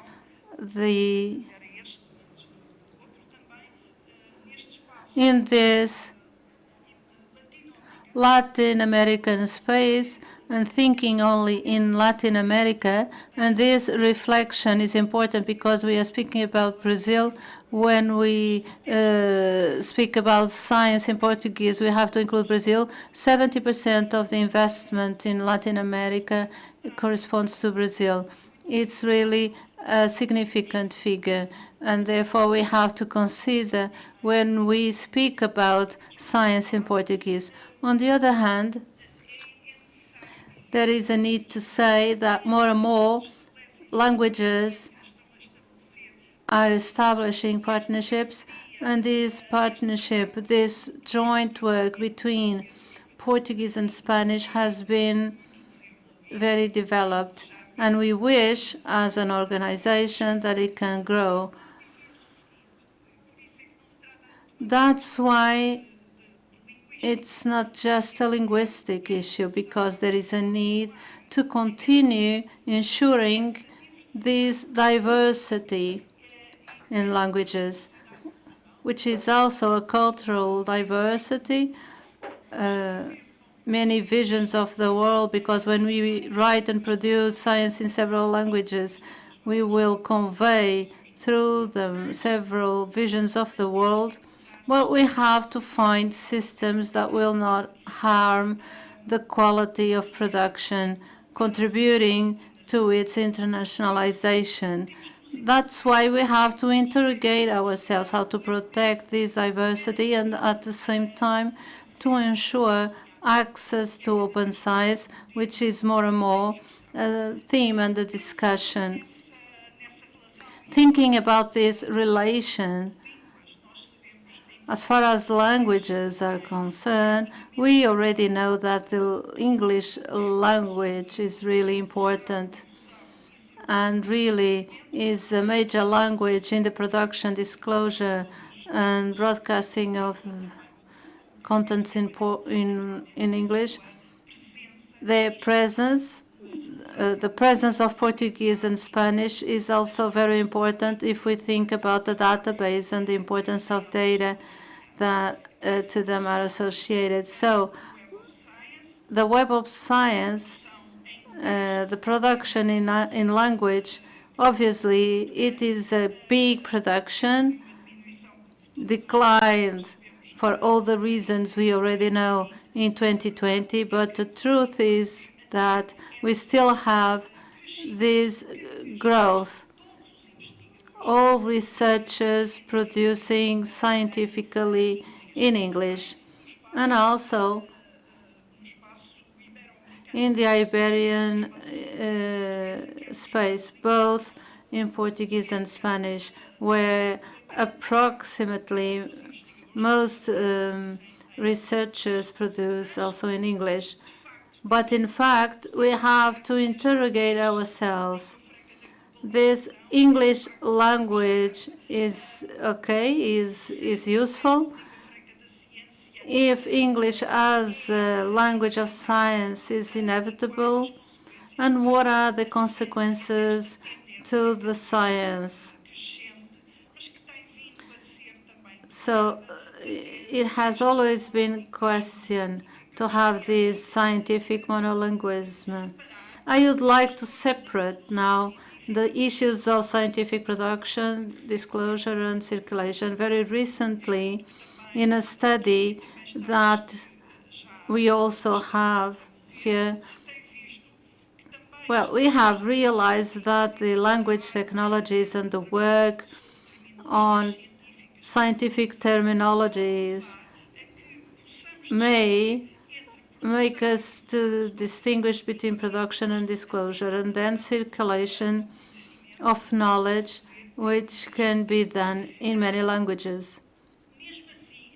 Nevertheless, although we know that the presence of English is very big, I would like to say that it is interesting to realize how Portuguese and Spanish altogether are the second publication language in the Web of Science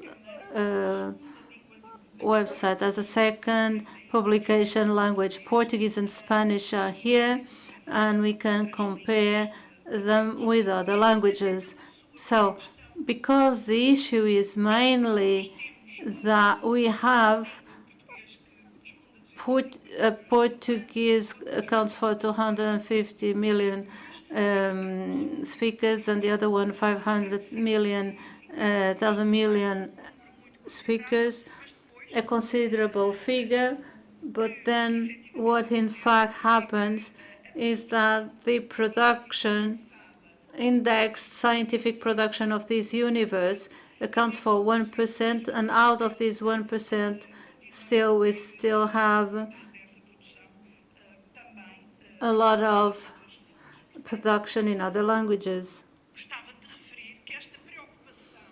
This concern of having an open science, a science that we only have in the indexed bases and in scientific magazines,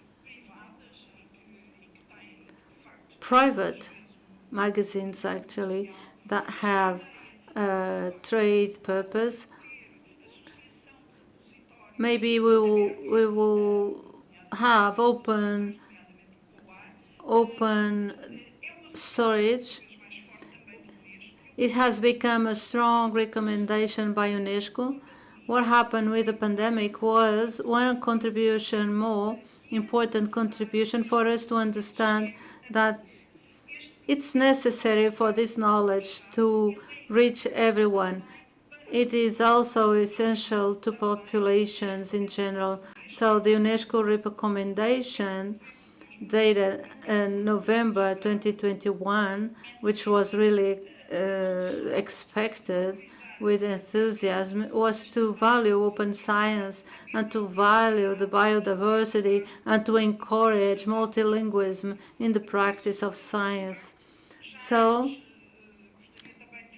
I would like to also quote the Helsinki Declaration from 2019 of having scientific plurilingualism, drawing attention to the issues of databases for profit when a considerable percentage of scientific production is made with public funds.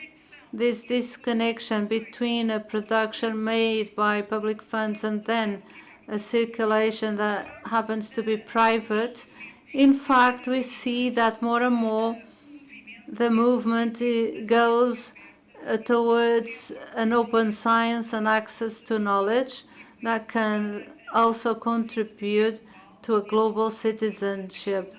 And here, the languages are essential. Now, this study that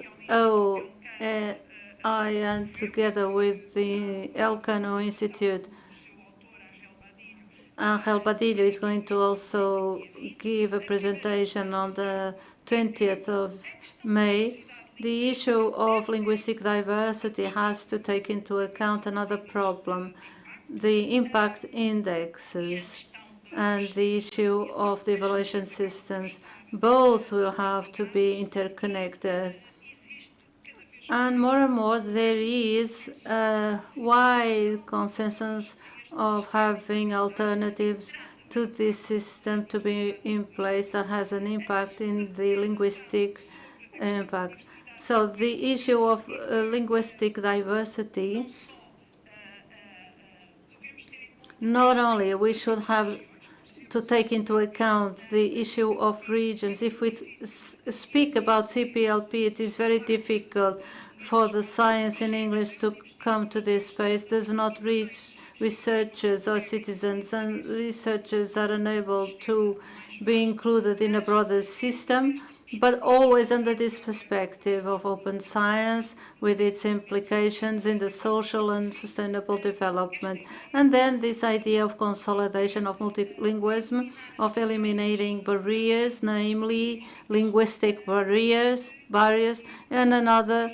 So today, more and more, we are working towards this purpose, using technologies, being able to have scientific production different from broadcasting and disclosure. There is still a lot to do, namely at the level of scientific terminology that have to be improved. For that, we will be able to use those instruments. But in fact, for a scientific citizenship, we will have to take into account open science and plurilingualism. Thank you.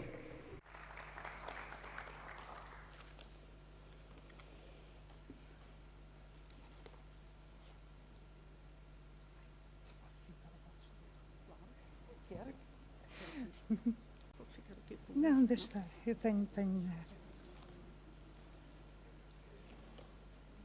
Boa tarde. Posso pedir à Regi para colocarem a apresentação seguinte? Obrigada.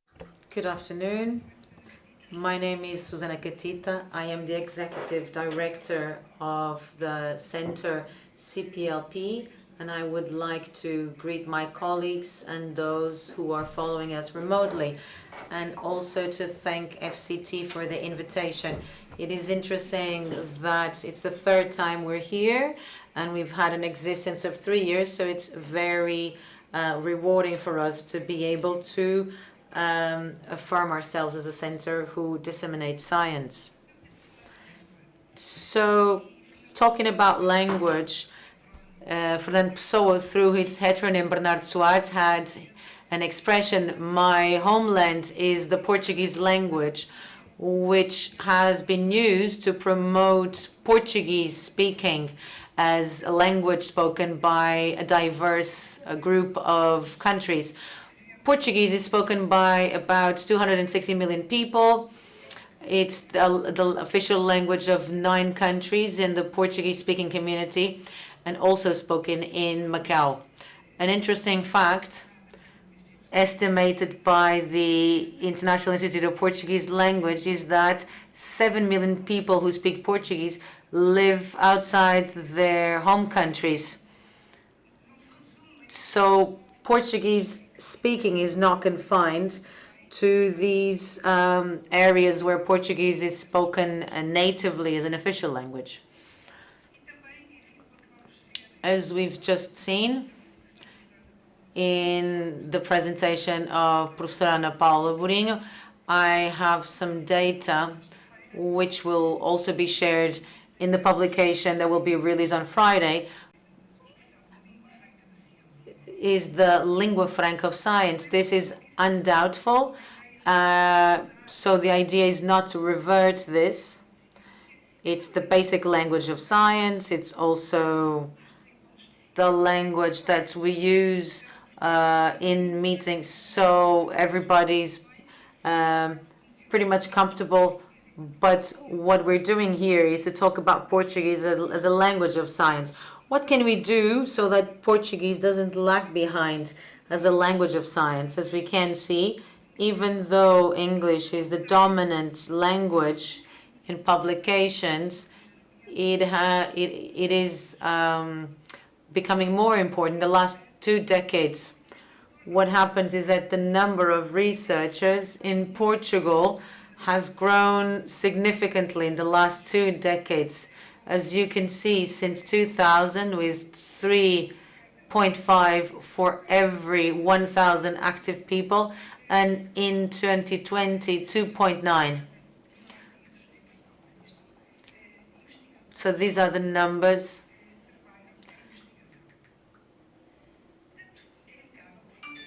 It's undoubtful Portuguese can also be a language of science. Why? Because it contributes to strengthen identities nationally and collectively, such as the concept of Lusophony, to stimulate the scientific production without the language barrier.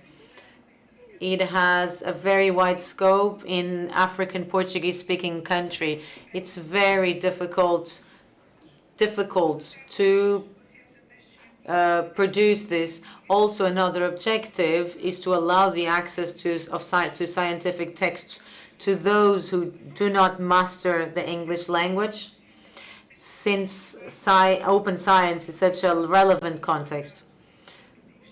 And also, we would like to project, this is an important goal, project science in the Portuguese-speaking world. How can we do this? On the one hand, we need to promote and support higher training, having more qualified people with degrees, MAs, and PhDs, that we will have a wide scientific base, but also by stimulating and supporting scientific research development. We very well know that we also need to strengthen the qualification and capacity building of institutions. And finally, we need to increase and extend the dissemination of scientific knowledge. The LP Science Center operates within these action lines to stimulate and strengthen the higher qualification and the scientific development within the Portuguese-speaking country community and other African countries, within the values of UNESCO and in line with the SDGD of the 2030 UN agenda. On the other hand, we would also like to take advantage and strengthen the existing synergies in academic and scientific communities. As I mentioned, we are a Category 2 center under the auspices of UNESCO. It results from an agreement between the Portuguese state and UNESCO. And we started in 2020, in March, perfectly coinciding with the beginning of the pandemic. We have a very reduced structure because we work with a university consortium. We're very aligned with these higher education institutions, but also with institutions in Portuguese-speaking countries in Africa. One of our missions is to ensure the participation and the follow-up higher education students, scientists, and institutions. And the implementation of these objectives is guaranteed through academic and scientific networks. So we have these 4 lines of action. Advanced training. So we do this by giving a number over 100 grants, PhD grants annually. We also encourage initiatives for the development of complementary and cross-cutting competencies through summer schools. On the other hand, promoting R&D networks. There are several R&D networks. It needs to be strengthened, reinforced, to have an active role in these networks, and also to stimulate the creation of mixed teams and new partnerships that wish to apply for funding. A third dimension involves capacity building and scientific development with actions targeted to local capacity building. So, for example, most African-speaking people, Portuguese-speaking African countries are particularly relevant for this, so that this is relevant for these countries, and to have a higher quality in their institutions. So also to strengthen the collaboration. Finally, last but not least, partnerships, scientific dissemination, and knowledge valorization, scientific debates in Portuguese, the merit medals, REN Science LP, and also the promotion of open science. Just to give you an overview what we've been doing since 2020 till now. So far we have launched 6 competitions for PhD grants through the consortia. So we've had first edition, second editions. We will have third editions because we have 100 PhD grants annually. We also work regularly in using our website. Let me tell you that today we have launched the application guide, and I will use an application, an English term, the guidelines for candidates might look at an appeal for applications, a call for applications, and know what to do in order to gather the necessary documents and fulfill the necessary requirements. So this is available in our website, and it's also a contribution that we have to support our PhD students for African Portuguese-speaking students. And we are sensitive to any difficulties in dealing with Portuguese bureaucracy. Regarding consortia, these are groups of universities or higher education institutions within certain scientific areas. When we started, we had 2 consortia in engineering and farming sciences, but we have expanded and supported the creation of new consortia, biodiversity, public health, life sciences and biomedicine, and finally marine sciences. So we have a wide range of sciences. The center is positioned within UNESCO as a center supporting fundamental advanced sciences. Even though we have some of these universities that also act within social sciences. So this allows to support these PhD programs too. Just to give you an idea, in the consortia created within the Science Center LP, we have a number of universities and 2 polytechnic institutes. And as you can see, all the Portuguese universities and 2 polytechnic institutes, there is a very wide engagement of all the higher education institutions in Portugal.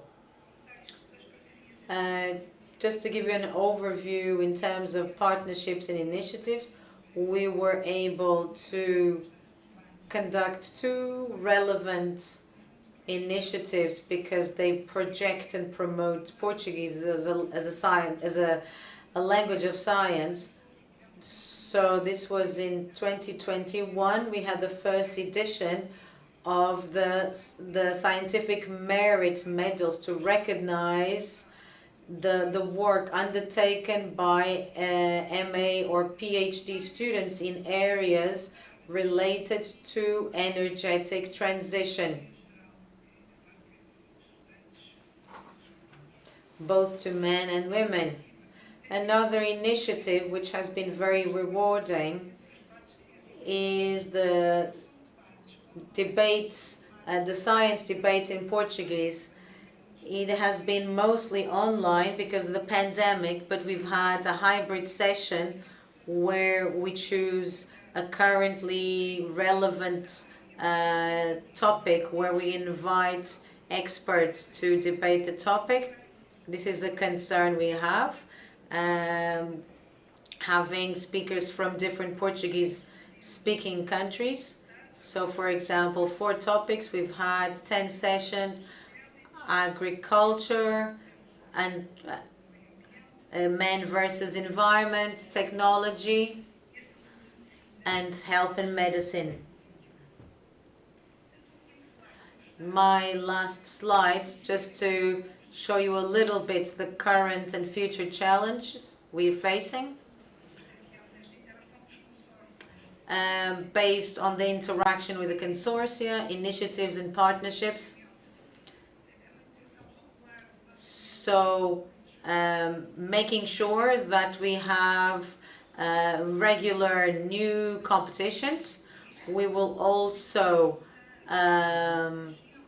organize the first Science LP meeting where all the stakeholders with an active role in this mission will be there. And we will also analyze the past 2 years, project the future, and strengthen our current connections. So extracting the lessons, learning from them in order to plan the future.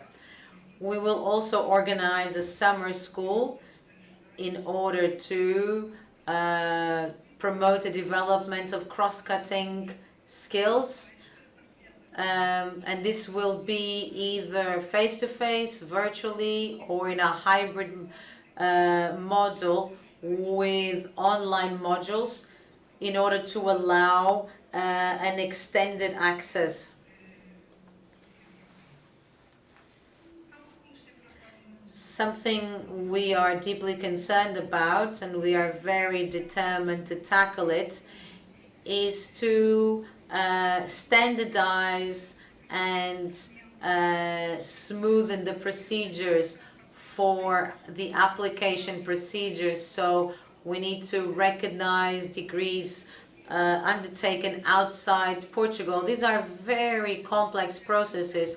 So we've been working very hardly with different institutions, with FCT, in order to find a functioning model that will allow to keep standards of quality, but that will make applications and the process of academic equivalence easier and smoother. Sometimes these processes take 8 or 9 months, which is not certainly good for those who are applying. Finally, this is a goal we are deeply committed to seek for new partnerships. We obviously are financed by FCT, but we also need to find further funding from the private sector, for example. So we need to find new partnerships that might inject funding. So the investment in science is very important. It mustn't come only from public sector. The private sector is also important. That's why we're seeking new partnerships. So I think that through this set of measures, we will be able to project Portuguese as a language of science. Thank you very much.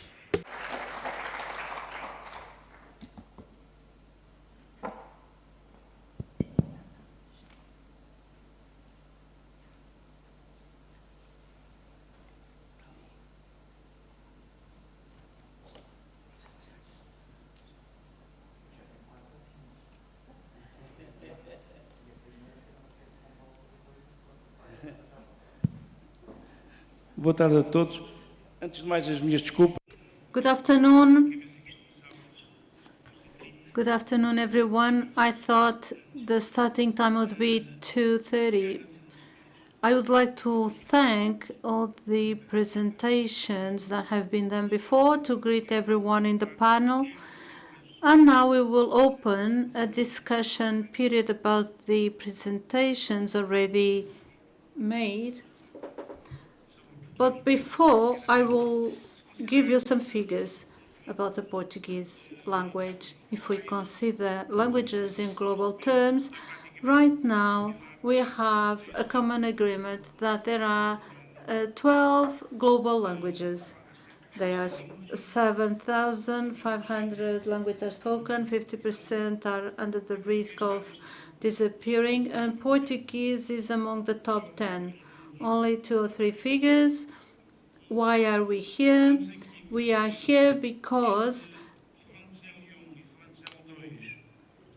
Portuguese should be with 270 million speakers, approximately 500 million by the end of the century. Africa will be the continent who will speak more Portuguese than Brazil, because Brazil is declining in birth rates, such as Portugal, and Africa is following the opposite direction. So, if we consider international variables, such as the number of speaking countries in official languages, Portugal is in the 5th position.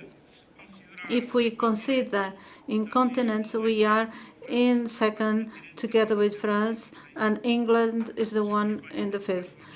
Spain has more speakers than Portugal, but they also have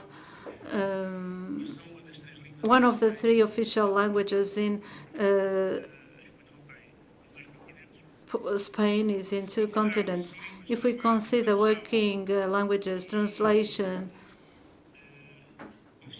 and official languages in international organizations and intergovernmental organizations, we are in the 4th position, and 6th in the internet use. Just for you to have an idea of the ambition of Portugal of being the Portuguese being one of the global language in science, because there are languages that have more speakers than us, such as English or Bengali, but these languages are not even national languages, they are regional languages. So I think we have room to grow. Africa, it's good because the Portuguese-speaking countries in Africa are key for the expression of Portuguese in terms of geostrategy of the languages. I don't know if you have spoken about this, but the current debate in the European Union about a new assessment criteria for science. Basically, here we have 2 basic lines. On the one hand, going directly to our subject, a big strength in multilingualism. Both UNESCO and the European Union have as political guidelines the reinforcement of multilingualism, and science also multilingualism. In addition to diversity of languages, the accessibility of society to production and science. One of the big failures of the impact factors is that, given the impact factors, we communicate with ourselves in practice. We are really concerned with our university careers and not as much with science, which is even more serious.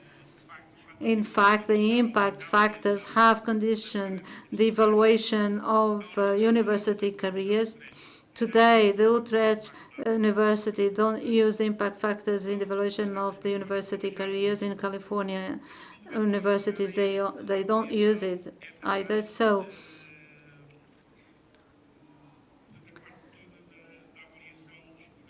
we also have the curriculum evaluation.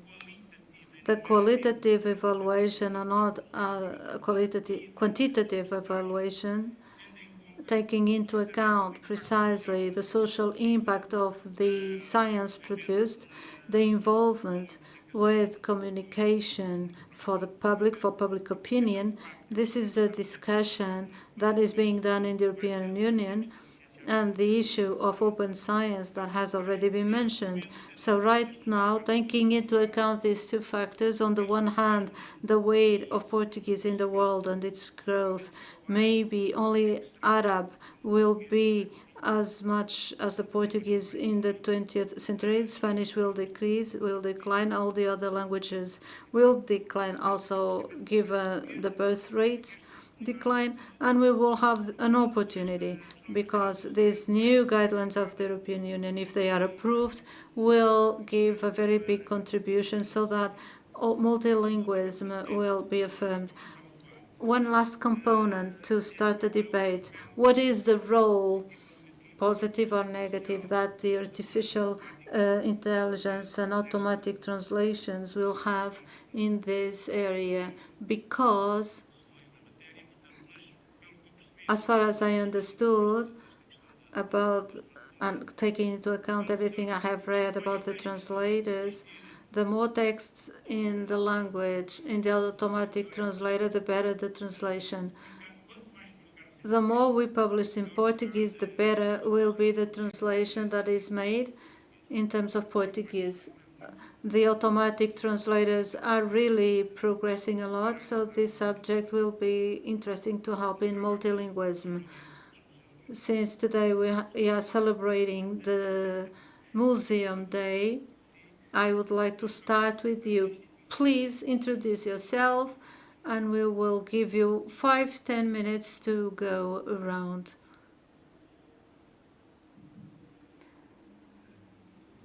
Good afternoon. I would like to thank FC, invite you to visit our museums. We have outstanding museums. You should take advantage because there we also do science in Portuguese. And I would like to start with a piece of art of the Pharmacy Museum. There is someone missing in this panel, Dr. Gregory House, because in 2016, Dr. House, in an episode, is able to find a disease who no one could understand. The disease was connected with a tropical disease, and the lady had never exited the United States. And then Dr. House looks to everyone and says, this is a tropical disease known in Portugal through the Institute of Hygiene and Tropical Medicine. All the doctors of that series made this question: how is it possible? How can you do that? Know that? Can't you read Portuguese? What is the episode, by the way? Please visit the Pharmacy Museum. Of course, the Portuguese language has always been a language of science. We have had always science in many areas, also in my area, museology. And museology is not only a science of exhibiting, but also of restoring, preserving, communicating, and also out of everything we have heard by Professor Ana Paula Labrinho and Professor Catita, there is something here that disturbs our history. We know how to identify the problems, we speak, and then we speak and then speak and speak. We understand the strategy, but then we don't act mainly in our language. We will always have this problem. We are unable to communicate our language. And sometimes I'm really concerned because we speak about the Portuguese language and also the Portuguese-speaking countries in Africa, and we always forget something important. The Portuguese communities are not referred, and we have never made an effort, mainly by the Portuguese state, to come into contact, except in one case when there was an effort at all levels, even at the level of science, of getting in touch and understand who are the people who, with Portuguese blood, within the Portuguese communities, who are exactly capable of disclosing our knowledge.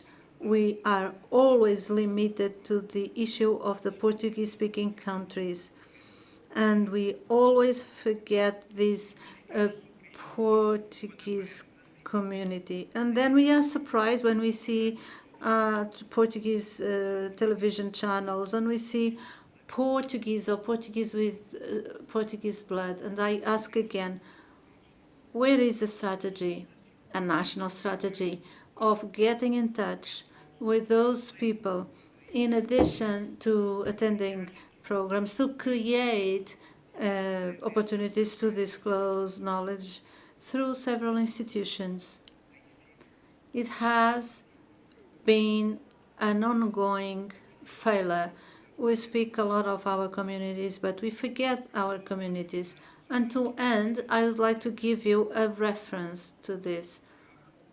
APON, the Portuguese Association of Museology, which I'm here to represent, every year we give in the 32 categories we have in our prizes or awards to the several museums, to several distinctions. We have had a simple idea. It was very simple. We spoke with the professor and we said, Professor, is it possible to prepare a PowerPoint with the national territory or in which we disclose the best Portuguese museums spread all over the regions in order to be broadcasted in all centers of Instituto Camões?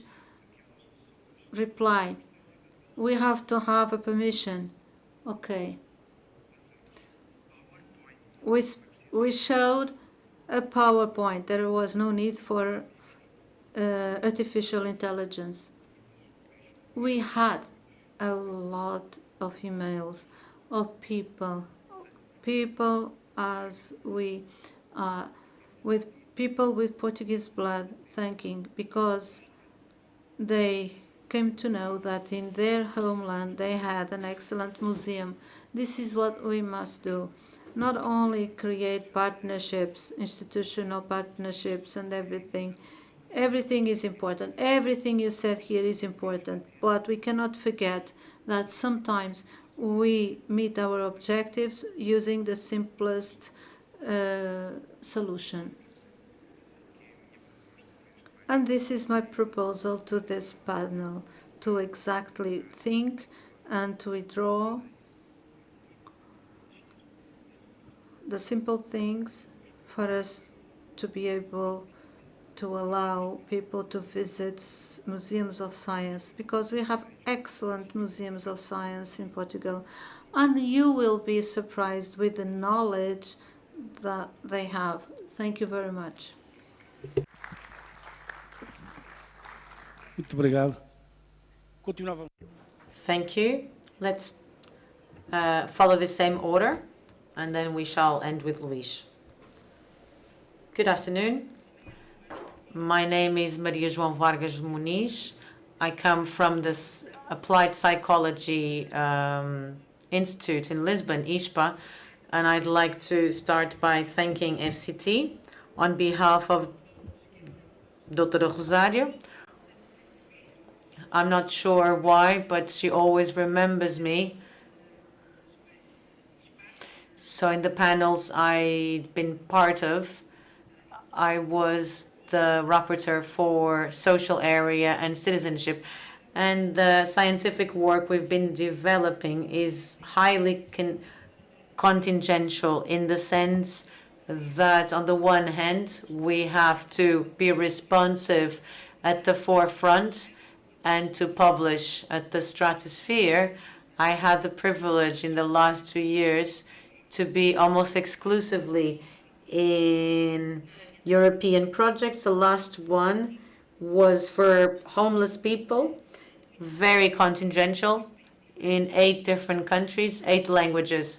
So at the moment, we have an incredible amount of information in 8 languages, and we're still working on it. The project ended in 2019, but we have a lot to deal with. An immense amount of work ahead in the stratosphere of K1 and K2 publications. It's a good rating for a research center, but we are at the stratosphere, so we have very little visibility in our own country. So what should we do?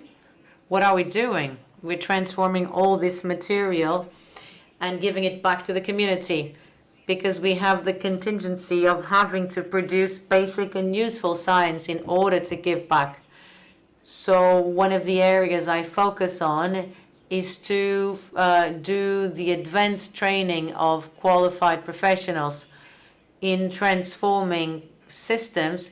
This is what we do with contingent populations. We work with mental health. At the moment, I'm working with survivors of domestic abuse survivors. Even though Portugal has an excellent initiative, which is the Commission of Homicide Reviews, we work with survivors. So in order to work with these survivors, we have to give them back what we're doing. So at the moment, we have incredible amounts of information from focus groups, which we have been translating into English, which we will be then converting into Portuguese. So I spend most of my life lost in translation. Maybe it's not a disadvantage. I'm from the Azores. Half of my family lives in Brazil, half lives in the US. However, I think it's very important that we affirm the importance of the Portuguese language, but at the same time to be in the flow. So this is a dilemma. The issue of giving back in research, making it useful to population, especially in our areas. I work with people with severe mental health, with psychiatric hospitals, survivors of violence, education in remote areas.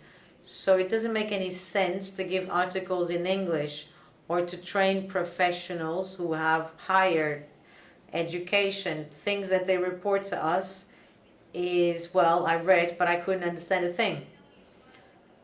Because the language, all that, all the structural equations we have to do, which take years to develop, are not transferable to daily life. So how can I give back all this so that we can achieve the transformation of systems? This is our goal, the goal we committed to. We said in our application that our goal was to transform systems. So it's a permanent dilemma. And I'd say more than a dilemma, it involves some suffering. I was also saying if we had a large project, a Portuguese frontiers where we'd be able to publish in Portuguese and the publication would be recognized,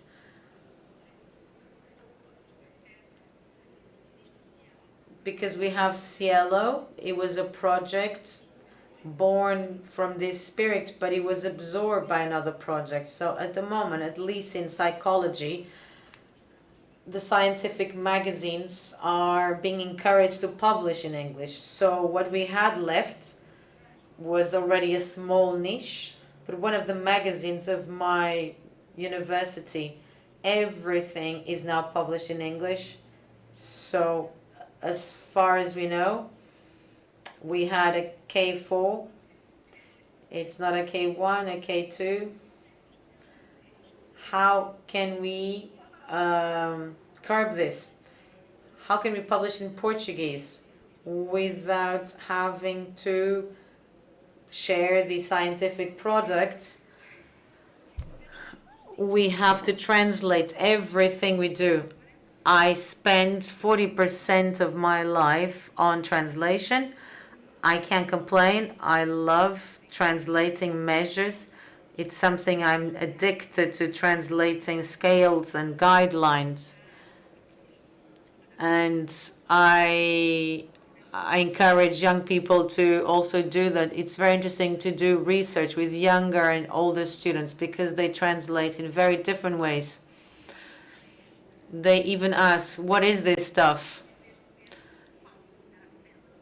So they don't ask what fact is this, they ask what stuff is this. because we translate in a more careful, formal way, whereas the younger ones choose something which is might be even closer to SMS language. There's another translation-related drama, and this is also related to artificial intelligence. I sometimes review articles and sometimes these international publications, when quoting Latin references, they give us those articles so that we can understand the reasoning behind. These are sentences originally made by Latin languages speakers, but the construction of the sentence is sometimes faulty. So sometimes we need to consider these. How can we adapt to these questions? And this is the challenge we're facing. We have a very interesting allegory in the Finding Nemo film when a turtle is in the current and then jumps in and out. And we have this incredible world of the Portuguese-speaking world. So we have to take advantage of this. So it's a dilemma. Thank you.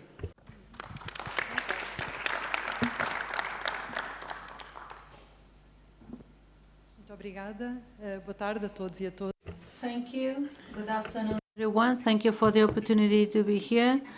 My name is Cristina Brito. I'm here as an academic and as a director of the National Scientific Unit at the Nova University, a unit within humanities that hosts in a multidisciplinary way researchers of history and several fields of history, archaeology,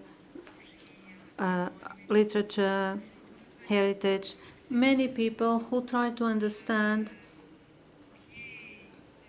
what is being human and existing in a long chronology. In this condition, but also in the condition of researcher myself, coordinator of several European projects, we have been facing and also considering and thinking about the issues of Portuguese language, not only because we study the Portuguese world in the past, and therefore the presence of the Portuguese and the permanence of the language in extra-European spaces, the constitution of what is the Portuguese language in the world. This is one of our study objects, but we are, as a majority, the first or the second language. It's the way we produce research. On the other hand, as researcher and coordinator of projects, some of them in a network or consortium, including not only European, Iberian colleagues, but also colleagues from many African countries, not only from the Portuguese-speaking countries in Africa, but also North, Central, and South American colleagues. We have been facing with the difficulties of internal communication within the project, the dynamic of the project, difficulties to have a shared participation and dissemination. There are two poles: the need to produce, meeting the metrics, producing in English for the big international system, and to communicate and produce in Portuguese because it's our language, and it is the language that we communicate with our other partners. We communicate currently in English, in Portuguese, and in Spanish. These are the main working languages, although we also have Italian or other European languages, Asian languages, but this linguistic plurality becomes organic. If the European international projects, we have the obligation to communicate in English, with our funders in English, to produce in English, It's our responsibility, a moral and ethic responsibility, to ensure inclusively everyone who participates. Sometimes it requires that partners will not speak or communicate in English, and to host them, we have to ensure the existence of several languages. Organic because it was natural. We started to have working meetings where we speak simultaneously the three languages, with translating by colleagues translating the languages. We have been doing publications. That is an important aspect, and we must mention that, to guarantee exclusiveness and the co-production with our colleagues outside Europe. Co-productions with scientific production is made through ensuring that the languages, original native languages of people, are present in our research dynamics. So to produce scientific articles in English, Portuguese, and Spanish has become a common practice, with another effort for us, for those who more or less are fluent in the three languages and become interpreters.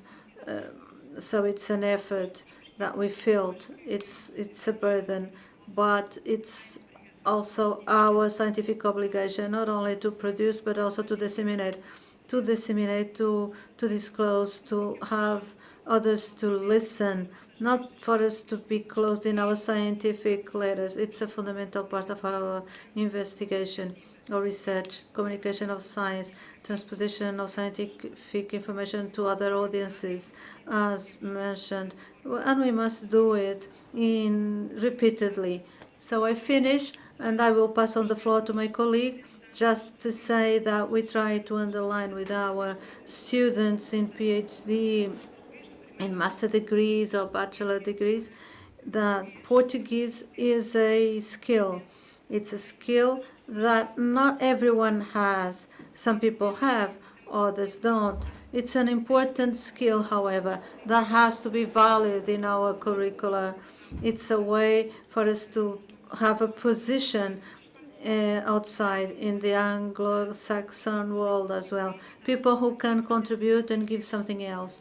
This sharing, this return, the fact that we are able to have this possibility to communicate in a language as Portuguese, and the majority also in English and other languages, give us a fundamental role to be able to articulate that can ensure the growth of Portuguese as a language of science. Thank you very much. Muito boa tarde.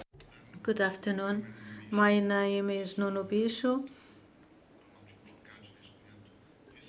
I am Deputy Dean in the University of Algarve.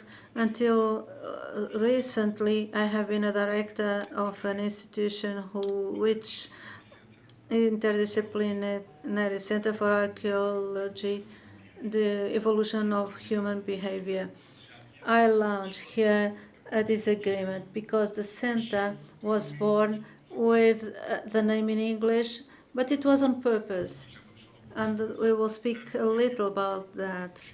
Well, I am a deaf person who has difficulty with languages. I speak very bad Portuguese and I speak very little English.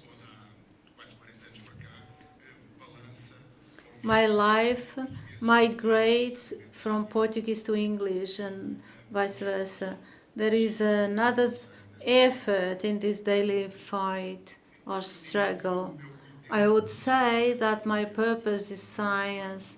In a perfect world, science has no barriers, so we should not have a barrier such the language. But we know this barrier exists. We already know it, so we have to struggle with this. With no doubt, as a Portuguese citizen and someone in charge of a higher education institution, one of my missions is, with no doubt, to convey the idea that the Portuguese language is key in science and also as a language of work. As a scientist, I know also that if I only speak and publish in Portuguese, what I do will not reach many people.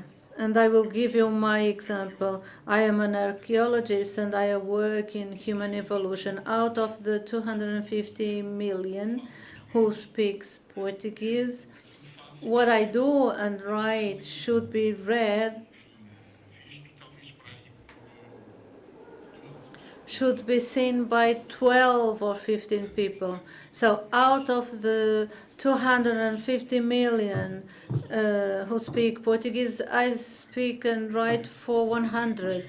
My science doesn't reach further. I have to write in the language that reaches everyone, and in this case will be the English. I will give you another example. Our center is a very tiny center, was born in 2014, had 10 people, the minimum number to be considered. The submission by our city had the difficulties during the first years to grow. Right now we are maybe 50 people among researchers and students, PhD students, and out of these 50 people, we have, if I'm not wrong, 19 different nationalities, and we speak more or less 10 different languages. Of course, when we go to the department in the Algarve, the only way for us to communicate is to communicate in English. That's the only way we can overcome the barrier. So it's good? Yes, it's good. It's bad? Of course it's bad. Our life considers these two aspects. If I want to make myself understood, if I want people to read what I write, so I will have to use the language those people understand. But I am providing a bad service to my language, native language, in a way. But fortunately, I'm creative as well, so I can do something else, and I should do something else. And science is not only research. I am looking to my colleague Cristina Pires, director of the Living Science Center in Faro, who communicates every day with many people, with students,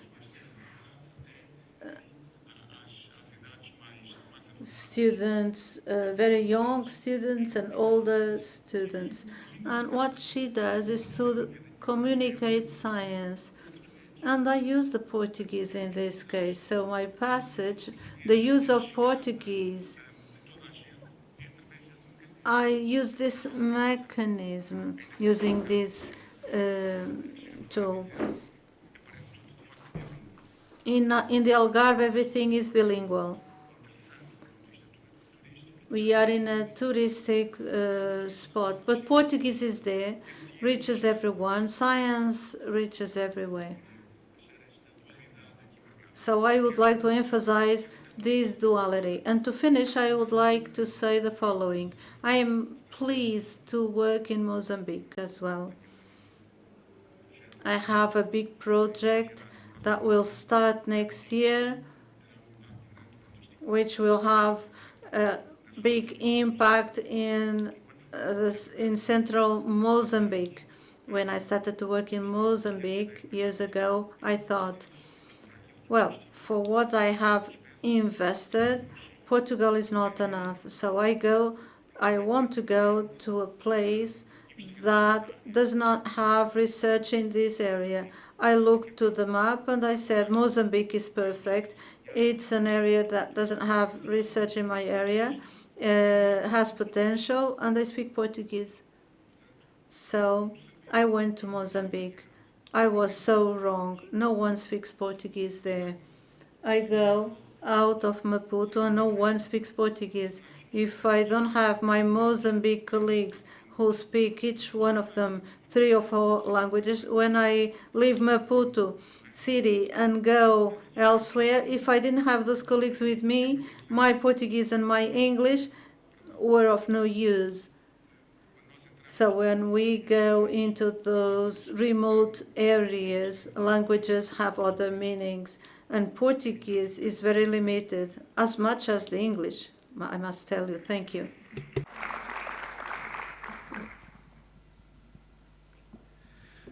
Muito obrigado, José Luís Cardoso. Thank you, José Luís Cardoso. We have several hats. The one I'm wearing is of a social researcher of the Nova University, and this is why I have been invited. There are many things that have been talked about today. I'd love to talk about all of them, but we only have 10 minutes left. I would like to start by the issue of lingua franca that Ana Paula mentioned. It's not irreversible, but this is not a battle that we should consider important. Otherwise, we should start questioning the FCT projects that need to be fulfilled in English. I think this is not the battle. We should accept that the 90% in the table you presented about scientific production in English are an indicator that we have to be with the international community so we can better disseminate our work. Let me give you 2 very concrete examples. So I work mostly with science and recently had 2 published articles in a Brazilian magazine, and I was very surprised. Without having taken any initiative, I received the text besides being reviewed also in English. And I was very surprised, and I understood that there is a policy of incentives to translation, but it was an incentive of the magazine itself. Another example is is an initiative I've been involved in, the Electronic Journal of Portuguese History, in cooperation with the Brown University, that only publishes in English. And the initiative was to facilitate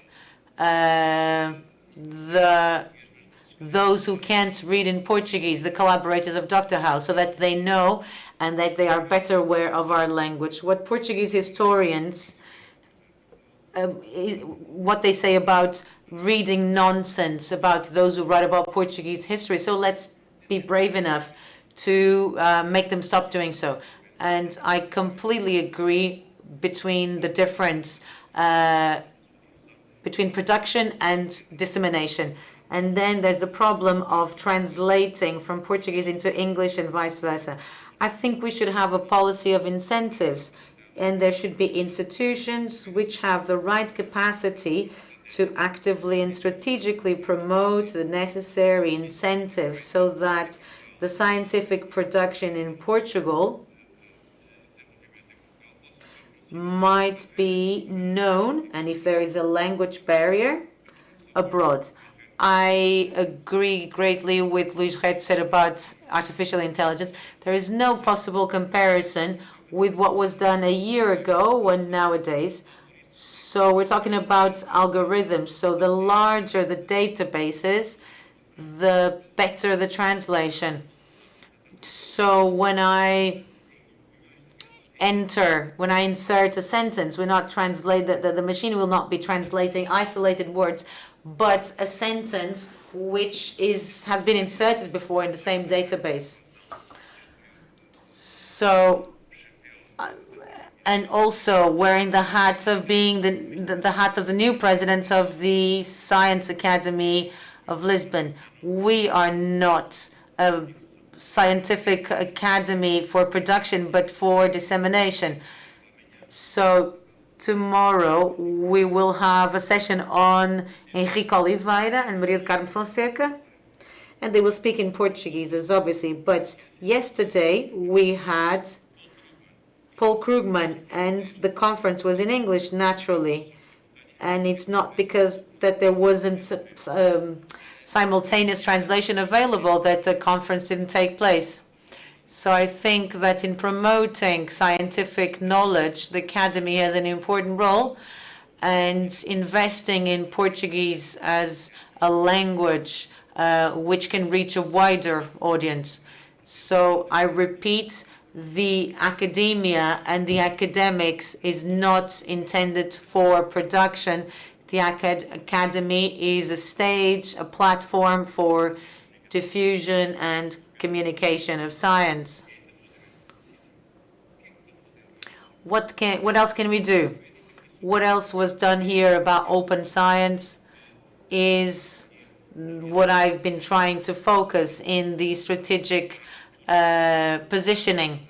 So the openness of science and the openness of its heritage which is very vast in terms of the Portuguese language policy.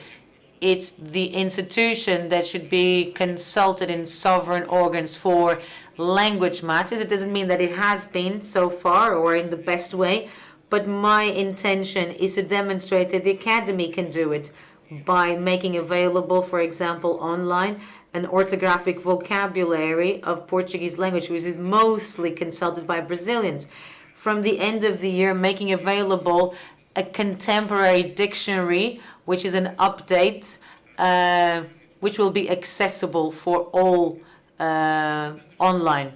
So making available its collections, its archive, its manuscript collection. Nowadays, it's possible through the website to have access of the catalog of old books published in the 19th century and to download, but I might be on the right road, but to download using the English term, all the PDFs in digital format of the manuscripts of the Science Academy. And I would like to end by sharing another example.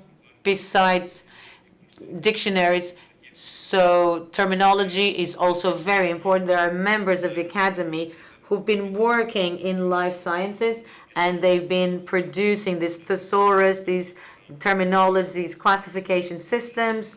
So scientific terminology produced by scientists to fix in Portuguese, establish in Portuguese. Should we say DNA or should we say ADN in Portuguese? So once and for all, to set it in stone, we should have some standardization. So before concluding, let me just share another example. The Science Academy of Lisbon had the privilege to host 2 weeks ago an important collection, the donation of Camões Library, which belonged to the family of Manuel Queiroz Pereira, an important businessman. And what's the most interesting thing? The Academy holds a first edition of the Lusíadas, but this collection does not include a first or second edition, but it has a third one. And what made us accept this donation was that it has an impressive collection of translation of the Lusíadas from the 17th, 18th, and 19th centuries. And I was so impressed. I didn't know that there were 2 different translations in Swedish, 2 different translations in Hungarian, in Arab, Mandarin, a number of different translations in Russian besides European languages, which makes this Camões collections a true success. Are the translations, and we shouldn't read the Lusíadas as we read them in Portuguese, but giving the possibility of making the Lusíadas accessible in other languages, something that was done from the 17th century by different nationalities. So we have this concern as the text of the Lusíadas. So this is the best example to show there is a universal language, which is the language of knowledge, which is the language of literary production. We can use it in several nation languages, but the important thing is to make knowledge more accessible in a perspective of open science. Please allow me what has just been told about Mozambique. On May 25th, the International Day of Portuguese Language, this is a UNESCO initiative thanks to the commitment of our ambassador, our then ambassador, Sampaio da Nova. He's a member of the Academy, and he made a wonderful presentation about the challenges of the expansion of Portuguese as an international language. And we had the participation, the Brazilian Academy, the Angolan and Mozambican academies. It was completely different, the register, the tone from the Brazilian and African academies. And in fact, the problem of the academies, from the African academies, is the problem that you've just told us. It's not so much the language of affirming, but how can we manage the obstacles diffusing also in promoting the native languages. If you think about the millions in Africa which will be Portuguese speaking, we should start planning this.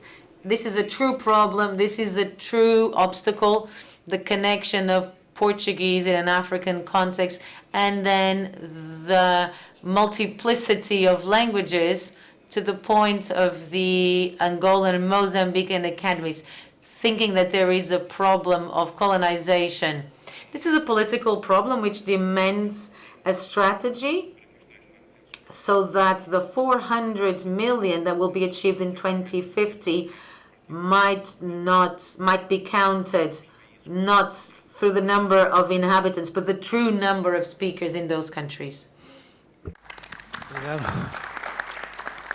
Bem, estamos em cima da hora. We're nearly ending. I thought we would have some time left for debate. Just 2 or 3 notes from what has been said today. I'm not as pessimistic. According to the last census in Angola, 71% of the population says they speak Portuguese. In Mozambique, 30%.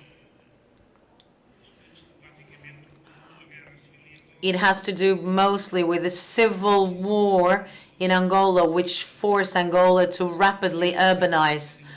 When we have 7,000 languages in the world, it has to do with demographic pressures. So, for example, in the Pacific region and in Africa, have not coincidentally the highest number of languages. So urbanization leads to this process in Angola. And nowadays, what is being defended by UNESCO and by the organization of Ana Paula Laburinho is bilingualism in education, in the native language, and in the official language. Because if it's not done through the official language, it can also lead to marginalization, because the official language gives access to opportunities, especially in higher education where there are no books and manuals in Makua, for example.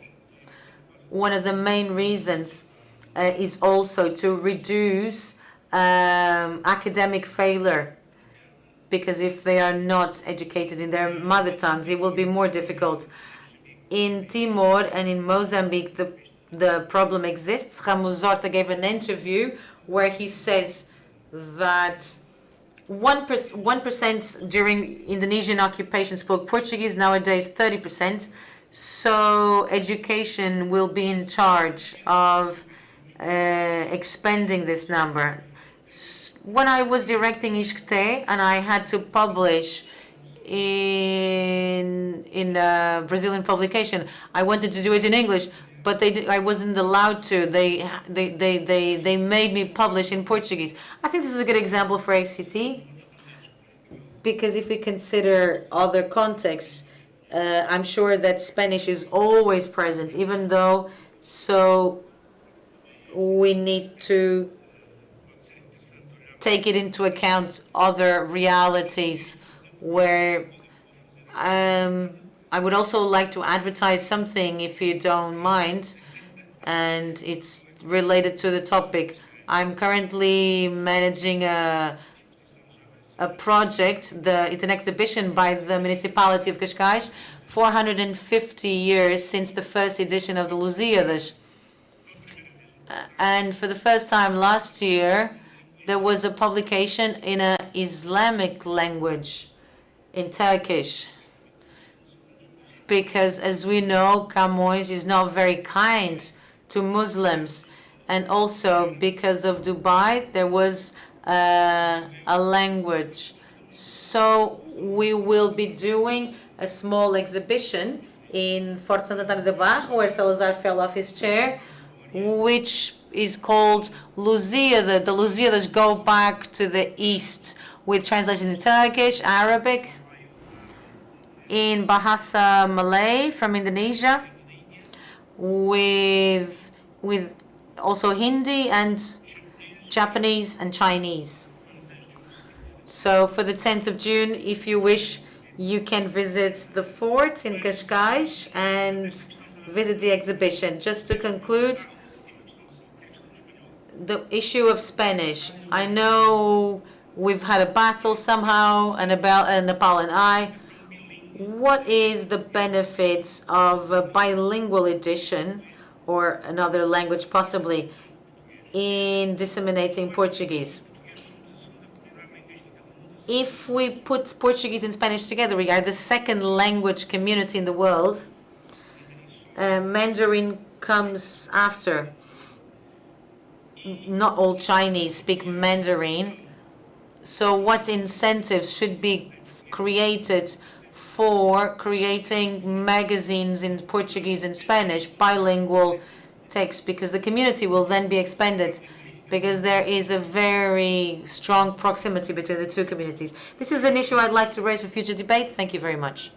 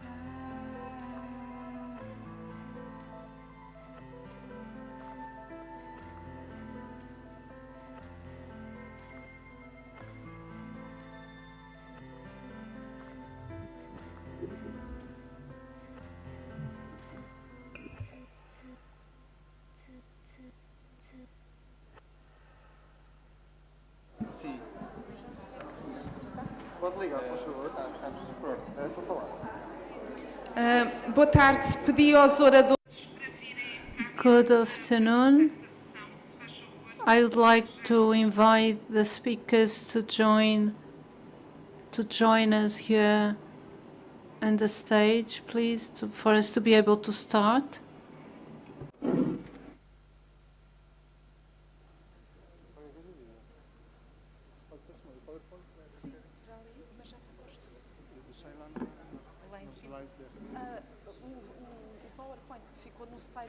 Já está pronto, não é preciso pôr aqui nada. Não, basta a senhora dizer, agora vai a pessoa citar o Alexandre e eles lá em cima. You can sit there, the last one. Olá, boa tarde. Vamos nos sentar por ordem de apresentação. Mas também tem o comando para...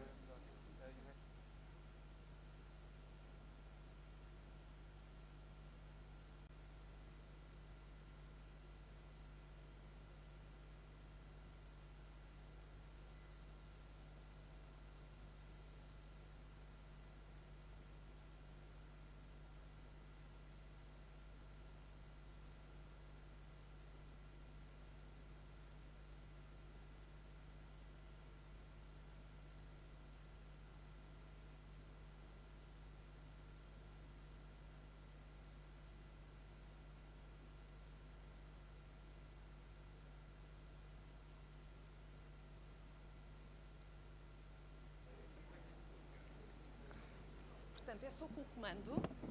Aqui eles ligam o som quando começar a falar. Aí eles ligam. Ligam. Já está ligado. Obrigado. E o ponteiro só ali? Sim, funciona? o ponteiro ali e aqui não. para frente e para trás. Ok. Só se vê ali. Sim. Obrigado. Boa tarde a todos. Good afternoon, everyone. We are going to start the session on public health. I would like to thank the speakers and the audience. This session starts with Professor Mário Souza from the Multidisciplinary Biomedical Medicine. Good afternoon, everyone. Dear ladies and gentlemen, representatives of the Foundation for Science and Technology from the Parliamentary Commission of Communication and Science, National Agency of the Scientific and Technological Culture, the President of the meeting Science 22, the Ministry of Science and Higher Education from Egypt, our guests and the colleagues that are the members of the panel and the public.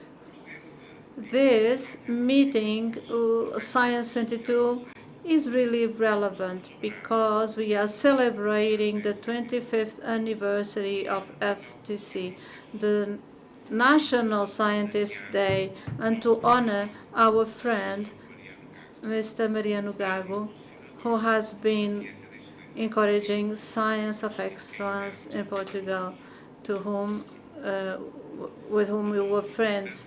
So, on behalf of the Institute of Biomedical Sciences and Hospital of Porto, our greetings. Now allow me to introduce our research unit, a multidisciplinary biomedic unit which is headquartered in Porto, which together with the Porto Hospital Center pursues the goal of this meeting to establish bridges of knowledge between the Portuguese and the world, aiming love, humanism, ongoing improvement of well-being.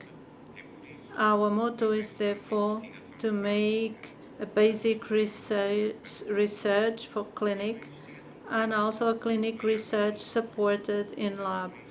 Therefore, it is a multidisciplinary area, as you can see in this image. We were funded by the energy of our dear Professor Nuno Grande, who has already passed away, a founder of our institution. We have two arms, one in the Institute of Biomedical Sciences and the other one in the hospital. The first one managed by Mrs. Monteiro, who is really a world-renowned person, and Mrs. Lobato, who is a neurologist, a very important figure in the world, namely regarding transplants and clinical assays or trials. So some of them, the transplants, were initiated in our hospital for the first time. During the last year, we have associated with 2 more units in order to have a new lab, associated lab, certified by FCT, ETA, which is managed by our renowned Professor Henrique Barros. In this second slide, you will have a real idea of the productivity of our organization in 2021. And I would like to underline not only the medical and scientific contributions with patents and so forth, but mainly the strong commitment that we have made to disclose science and to train and educate the youngest. This is the image that represents our planet. Advanced knowledge and permanent development of innovation is also the result of a world collaboration network between UNIB and other colleagues from almost all countries in the world in a global openness and without barriers. In this slide that you will be able to read carefully at home, which I will not speak in detail, you have a summary of their own main activities, research areas, and contacts for them to be able to get in touch with everyone. So in our oncology group, we have our chairman of the regional northern unit. OMIB is proud to have several European reference centers, those connected with rare diseases, cancer, transplants, and family paramyositis. Regarding the latter, Professor Andrade, a neurologist in our hospital, was the person who discovered this disease, and then our colleagues were able to identify the mutagene and the protein, and then in Portugal was made the genetic diagnosis for this disease, and we obtained the first outcomes across the world. I will finish with a presentation of some examples of world premiere. At the top here, when we are able to discover the microorganism and then how this technique became global everywhere, allowing treatment of the male infertility at a level never achieved, and then a collaboration with Spain. We were able, the first in vitro maturation of round spermatozoids, and after this date, we began all the work with different groups across the world in order to one day be able to produce in vitro spermatozoid and eggs. Then we have a very funny image that we were living a time where the Dolly ship had appeared, and people were discussing if it was ethical to do it in humans. But we showed that technologically it was also possible to do in humans. Of course, this embryo is still frozen. Another aspect was that we were still discovering the relations of the chromosome with the male parameters, and with a group of a professor in Germany to discover the 3 main regions connected with the phenotype. And then with our group, with the Madeira Island, our dear Teresa, who has passed away, unfortunately, very young, we were able to find out a new region, the true responsible for most cases of the patients with this pathology. And I also have here another example, something new that changed the paradigm of science.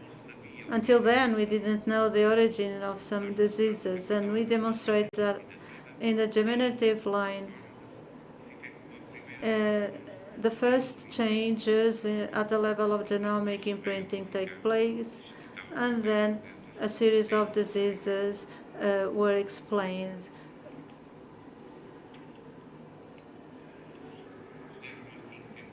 So you have had a perspective of the UNIB, and you are all invited to work with us.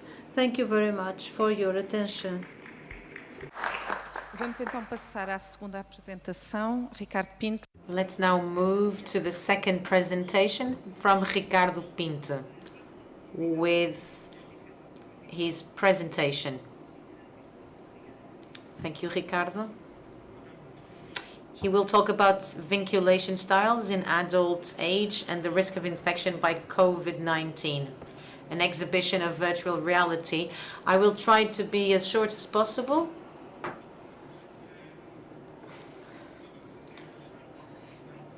Because we've been confined, I've been confined, I feel a little anxious. I think I'm not as confident as before. It might have changed the way we usually deal with presentations.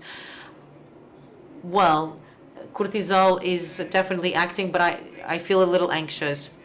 Speaking of confinement, I bring a study today where we try to find some factors for explaining regarding exposure to COVID-19, as well as you can remember from the first lockdown, when we had the first cases in Portugal, we didn't need strict rules to make people follow the lockdown. People voluntarily chose to be in lockdown and to stay at home.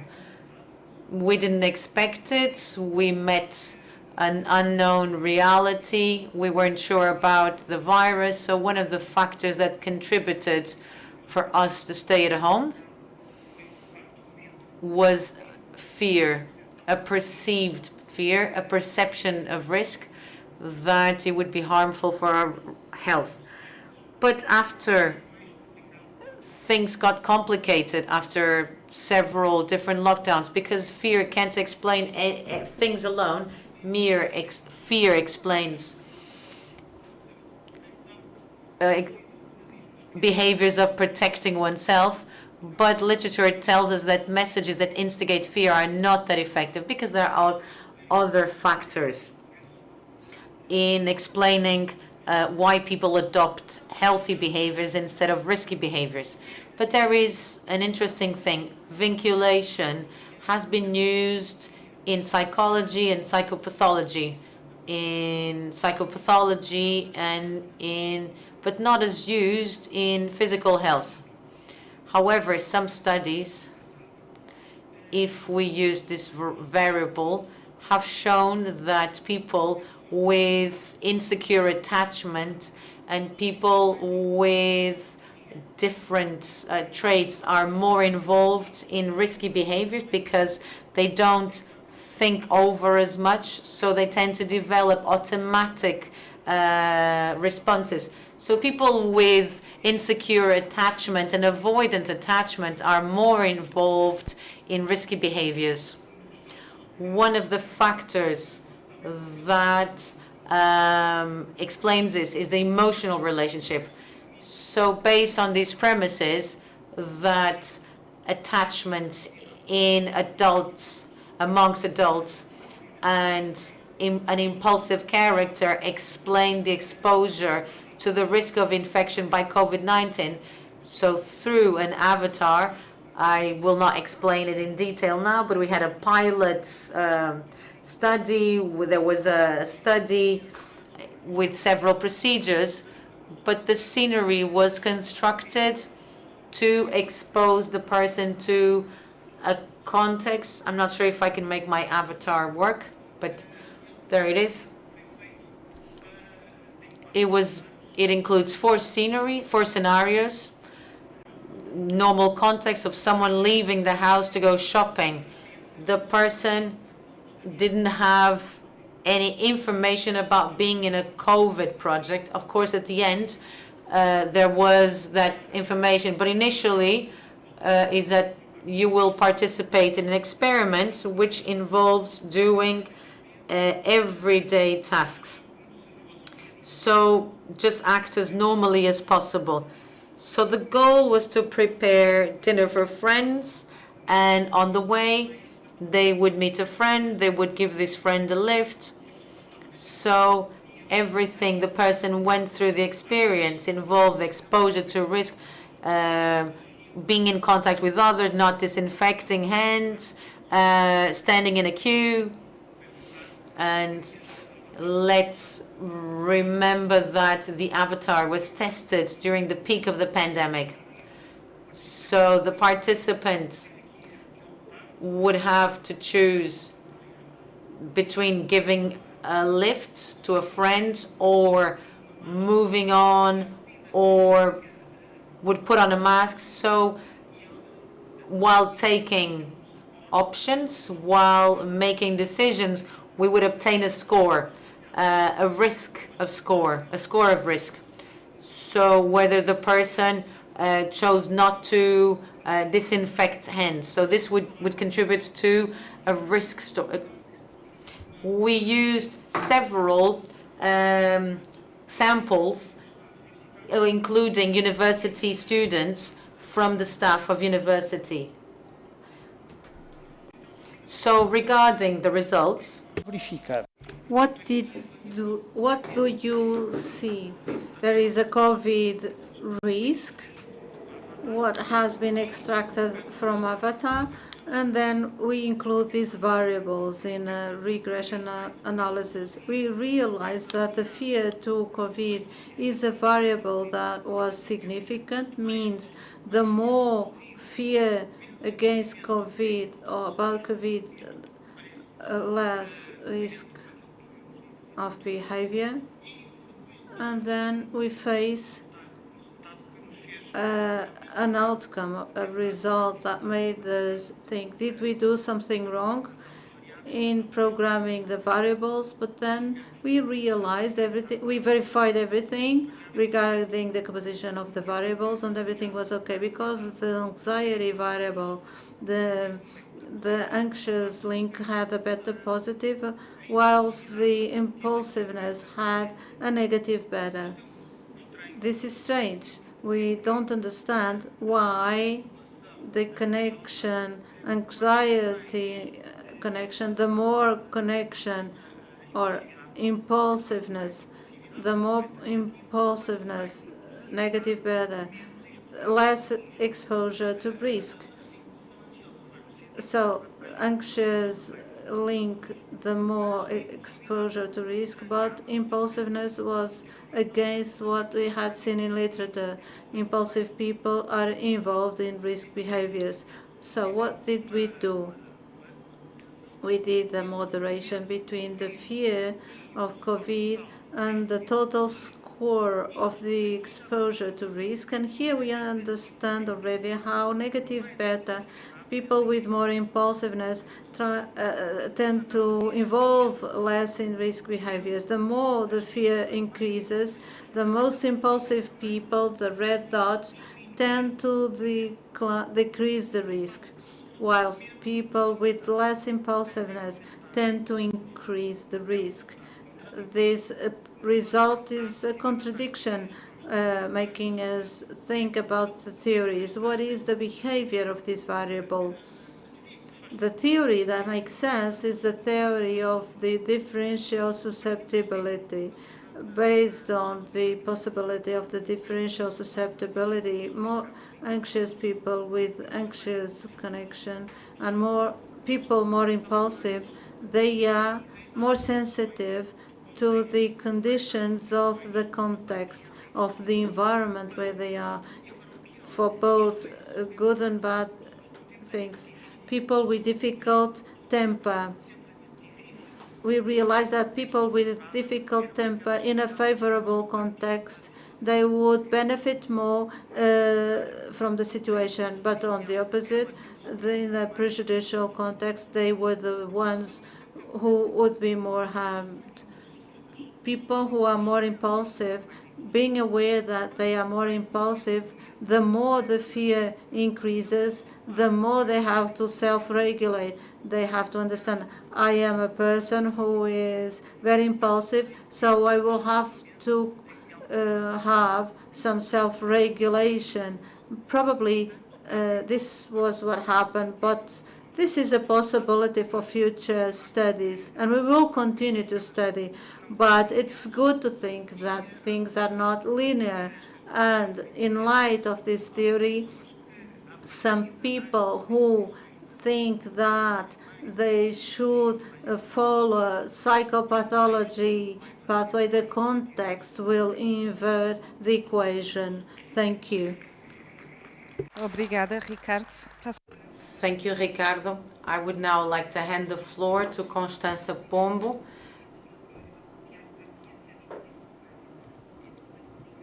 The title of the communication is Antibiotic Resistance in One Health, a Silent Pandemic that Threatens People, Animals and Environment.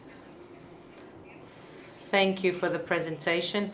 I will speak in Portuguese, and since we've had a previous session on this topic, in speaking Portuguese in a scientific context, I don't think anyone will be against. So I'm very pleased to be here and to talk about something that I've been concerned with for a long time. The COVID pandemic is one example of a One Health approach that affects people, animals, and environment. However, resistance to antibiotics is a growing problem with impacts on human health at hospital level, on the community, animals which are used for producing the meat we consume every day, on environment, but also in pets. What is One Health? The health of people, which is closely connected to the health of animals and our common environment. This approach is growing in importance, and I'll give you the example of a document that was recently published by the World Health Organization, whereby for the first time it became consensual that antibiotic resistance approach should be multifactorial in several areas and approaching human health, animal health, and environment. We know that there are two mechanisms that contribute to the emergence of antibiotic resistance: the use of antibiotic and the selection pressure, and the places where the most selection pressure happen contributes to the emergence of new resistance to new molecules in the studied populations. It is also very important, and this is a classical and very recent example, the resistance to colistin, which is considered a critical and very important antibiotic in human medicine. Colistin is used oftentimes more than what should be expected in treating infections for bacteria resistance to specific bacteria. This is a fact in Portugal, in Europe, in the world. This dissemination and this transmission between humans, between animals and environment has a specific paradigm in the colistin resistance, because in 2015 this resistance was related to the appearance of a gene, MCR1, a gene with a plasmidic origin. So this gene appeared in animals in China, in pets, disseminated in China for the first time in 2015. In 2022, this gene spreads rapidly around the world. It's very important to understand that this transmission has to do with the resistance mechanism. If the gene chooses to be in an element which can transfer across different bacterial species and across different hosts, then it will be successful. That's what happened with MCR1.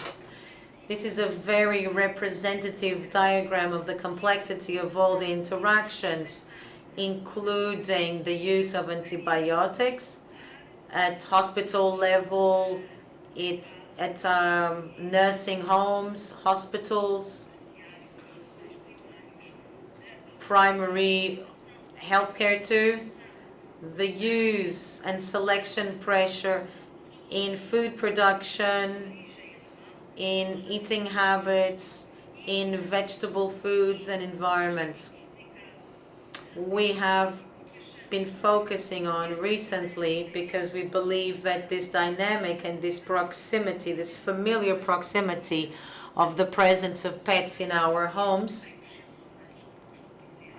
that have their humans and that look after us, was one of the reasons, one of the reasons for this consortium we recently ended in October 2021 about the risk of transmission to antibiotics in pets in proximity with their people in a domestic environment, a domestic family environment. We reached the conclusion in this study, an international study with the participation of several colleagues in the UK, Canada, etc. We understood that there was a low level of antibiotic resistance, and we're talking about resistance to antibiotics that we desperately need for hospital use in human medicine that sometimes are not available for veterinary use. So in these molecules, which are not the first choice but are the first line in the treatment in infections treated by multi-resistant bacteria, and we've seen that this transmission was low. However, this low transmission is a concern because we've been able to demonstrate that pets are a reservoir of the presence of these animals that might be transmitted to animals. Our lab, from this project, Pets Risk, we decided to focus more closely on the transmission of antibiotic resistance, specifically colistin, and study it in the context of One Health. This context involves to carry out the monitoring of resistant bacteria in humans, pets, and in the environment, hospital environments, for example, common to humans and pets, and for individuals in the community. Also, the environment, including all this dynamic. The lab has been developing work in this area, and our vision is to try to take the genomics to prevent carbapenem colocin resistance to transmission and identify these links of transmission in the community and understand which setting, which population, which ecosystem is the most complicated and problematic in terms of amplifying the resistance. As recent outputs, I'd like to report the description of the MCR1 gene, which is vehiculated in pink, the plasmodium detected in a bacteria of animal origin, and in blue with human origin. What did we detect?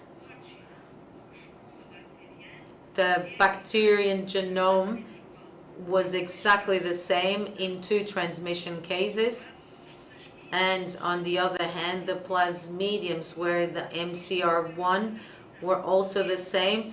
This transmission happened across people in the same house and across an animal which lived in the same house. Lately, we've also had the work of Joana Moreira da Silva, also reflected the importance of our work in microbiology in veterinary to know which are the resistant bacteria and to study its susceptibility to antibiotics. This is important because the first detections were in bacteria which infect pets as KPC3, which was found. It has a genetic code similar to those found in Portuguese hospital, and Plasmodium is not exactly the same as the Portuguese Plasmodium because what's in the database was the one isolated in a French hospital. So it's very interesting and also scary that there are serious consequences for this sharing and that there is a mobility in bacteria and genes across 2 populations such as pets and their humans. What can we do and what is our goal regarding our research? We need to shift from a research which allow a complex bioeconomic analysis and to be able to transmit that information to veterinary medicine in the context of One Health, and to be able to prevent the transmission of those multi-resistant bacteria. Obviously, we need to restrict use and preserve antibiotics and be cautious about using antibiotics. So that's our 3 main areas: humans, animals, and environments remain healthy. And before ending, I would like to thank everyone, all the investigators that collaborated with us in Pets Risk and that collaborate with us nowadays in our research strands. And I would also like to be very thankful to the pets and to their families who collaborated in our study. Our 4-legged friends, it's difficult to explain that they have perfectly healthy animals, but they might have a resistant bacteria. It's difficult to explain in terms of communication. There is no danger in having a pet. So the first thing they ask is, what should I do? One thing that happened during this Pet Risk, during these last years of research, we managed to identify actions and measures, basic measures of hygiene and infection control that we might institute in our house. in order to prevent this infection. Thank you for your attention. Obrigada, Constança. Thank you, Constanza. Now I will pass on the floor to the speaker from Gulbenkian Foundation. Thank you for the invitation, for the introduction. I'm going to speak in English because it's easier for everyone, I think. I changed the title, by the way. I choose to present here an example of what we have done over the last 2 years. The Institute Gulbenkian Ciência, like many institutes in health, have invested in helping society facing the COVID pandemic. And one of our flag projects is this InfoVac, where we actually follow 3,000 individuals since the beginning of vaccination in Portugal. Follow means we monitor them at the beginning, before the vaccination, at every single dose, and at specific time point. I will develop this. And we have several questions to ask there. Some are a bit fundamental, because I am an immunologist and I still have curiosities downstream, upstream, I don't know, of societal health. But some are relevant for the management of the crisis. Some are hopefully relevant for the management of other vaccination campaigns. So I really just will show some extracts of what we do. Here it's, I represent the 2 cohorts that I'm going to discuss today. One is a cohort of healthcare workers at the Schlo Hospital in the Lisbon area. And the other one is a collection of nursing home residents. And as you see, we have a timeline since the beginning of vaccination, early in 2021, or even in December 2020 for some healthcare workers. And the diamonds represent the vaccination and sample collections, the circles, sample collections. And as a visual first approach to that, this is the curves at the bottom of the slides are the dynamic of the antibody response to vaccination. We can see the shaded area each 1 month after a given dose of vaccine. We are following here, concentrating on these slides to the Pfizer vaccine that here in Portugal was given a regimen of 2 doses at 3 weeks intervals. And then time passed. The 3rd dose was given by the end of 2021, let's say. And what we see here, the last time point is 1 month post the 3rd dose. So you can see really the wave going up, going down. You can notice the stars. The stats here indicate that each dose brings the antibody level higher. We can see that there's a spread, so we are here on the log scale of the IgG titer. So there's a spread at each time points, which means there's heterogeneity in the amplitude of the immune response. And therefore there's many questions we can ask that could be relevant for the management of vaccination campaigns to this scale, or to any follow-up if it will finally be reduced to more personalized approach, for instance. So a first question to understand the heterogeneity is to ask whether there is a sex effect, of course. It's relevant because immune responses in many contexts are stronger in females than in males. This is, for instance, one of the reasons why autoimmune diseases are more frequent in females than males. However, with this vaccine, there is actually no differences in the level of immune response induced in male and females. I'm not showing you all the details of the analysis and the stats, but this was a surprise, and good, probably. However, if we now ask the age effect, and because we had 2 cohorts, one healthcare workers, other nursing home residents, what we can see is that at any time point we measured, there is a clear age effect in the sense that aged people have a lower immune response to the vaccine, which is a good vaccine.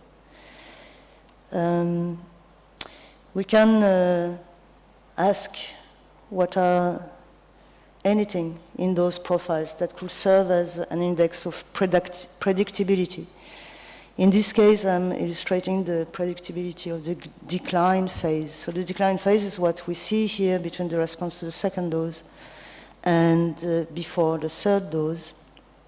We have 4 time points, so it's pretty good to study slopes or more complex shapes. And the visual effect of what is represented in multiple colors here is to say that there's a quite regular decline in the antibody level. So as much as we have heterogeneity in the level of the response, we don't have much heterogeneity in the declines, as if the process is conserved across age, it's also across sex for what we tested. And this is interesting and useful because it makes that we can probably make predictions out of very little informations, predictions on the decline, predictions, actually we checked this also on the amplitude of the response upon a boost. Here the bottom scheme illustrates that with these strategies already very simple here, and we are working on more sophisticated approach, we can predict for a person when it will reach a threshold of negativity for its antibody. Here we say threshold of negativity. It was defined out of testing 1,000 samples, sera samples, pre-pandemia, so 2015 collection. And that's how we define this level is never found pre-pandemia, therefore above it's positive. And that's what makes us optimistic that eventually we can develop an algorithm that will be personalized to design vaccination protocol or regimen, what is the time lapse between 2 injections, for instance, that will be adjusted as well to the variants of concern circulating. So that's the type of work we are doing. There's much more I could say, but I think for the principle of the purpose of this presentation, it should be enough. And I will just acknowledge member of the team at the IGC on the left. Very tight collaboration with Telmo Nunes, who actually is the one who made possible the collection of nursing homes. João Faroviana at the Schlo Hospitals was the one who motivated all the healthcare workers to contribute to the study. Paola Alves at the IBET, who is the one that made possible for us to conduct these antibody measurements. We had set the ELISA ourselves with our academic tools, and IBET is specialized in producing very high quality protein and other molecular biological compounds, and produced the spike for us. This ELISA has been made available to the academia, as well as to Medinfa as a company, and we at IGC transform it for very large scale analysis like this longitudinal large cohort requires. Then of course all the donors, participants to the studies, and the nursing home staff that help us for this. The bottom logos are one way or another, those logos are institutions that help us do this work through funding, and that's where I will stop. Obrigada. Passamos agora à Anabela Borges. Voltamos. Let's now move to Anabela Borges. Let's go back to multi-resistance. She is from the Lab of Biotechnology and Energy, and this is a nature-inspired approach to face the paradigm of multi-drug resistant bacteria. To share a little bit about our research line. Today I will talk about a nature-inspired approach to face the paradigm of multi-drug resistant bacteria. Briefly, only to contextualize, as it was highlighted by Professora Constança Pomba, the problematic of antibiotic resistance attains now a global scale, which make very difficult the treatment of a wide range of infectious diseases. In addition, this problematic is more evident in the current pandemic times, particularly because the overuse of antibiotics increase, which impose selective pressure on bacteria and also exacerbating the multi-drug resistance and pan-drug resistance occurrence. So this is a global problem that requires a global solution. However, although of the several actions and initiatives that have taken place in the last decades worldwide, it become to be not enough. And this is particularly difficult when you talk about specific microbial communities that is known as biofilms. So in a simple way, a biofilm can be defined as a complex and structured microorganisms that could be adhered to a substratum, to an interface, or to each others, or involved in the matrix of polymeric substances produced by the cells. This process occurs in several sequential steps and is a dynamic and multicellular process. At clinical level, biofilms can occur on the surfaces, secretions, or tissues like wounds, dental plaque, or medical implants. They are responsible for more than 80% of human infections and is considered the major cause of persistence and the recurrence or relapse of infections, leading to infections chronicity that share a common characteristic of tolerance and recalcitrance to antimicrobials and also to the host immune system defenses, which is known as microbial biofilm recalcitrance. Regarding biofilm recalcitrance to antimicrobials, there are a lot of mechanisms that can be divided in tolerance or resistance. Tolerance is related with a transitory effect that is mainly imposed by the metabolic heterogeneity generated within the sessile populations, impaired mutation of antimicrobials, and also due to an adaptive response. In another way, resistance is not transitory and is imposed mostly for mutations and horizontal gene transfer. Considering that these biofilm infections, recalcitrance, have a multifactorial effects, the process of drug discovery has been faced with a lot of difficulties. So, in this way, you need new strategies, particularly more innovative and differential. In this context, you can use natural compounds from plants due to their particularly chemical diversity and also differential mode of actions and also their ability to target multiple targets on the cells at the same time, which can provide several advantages compared to the chemical compounds. Our group already demonstrated that phytochemicals can have multi-targets on biofilms, interfering with the several processes of biofilm formation, differentiations, and so this could be a good strategy.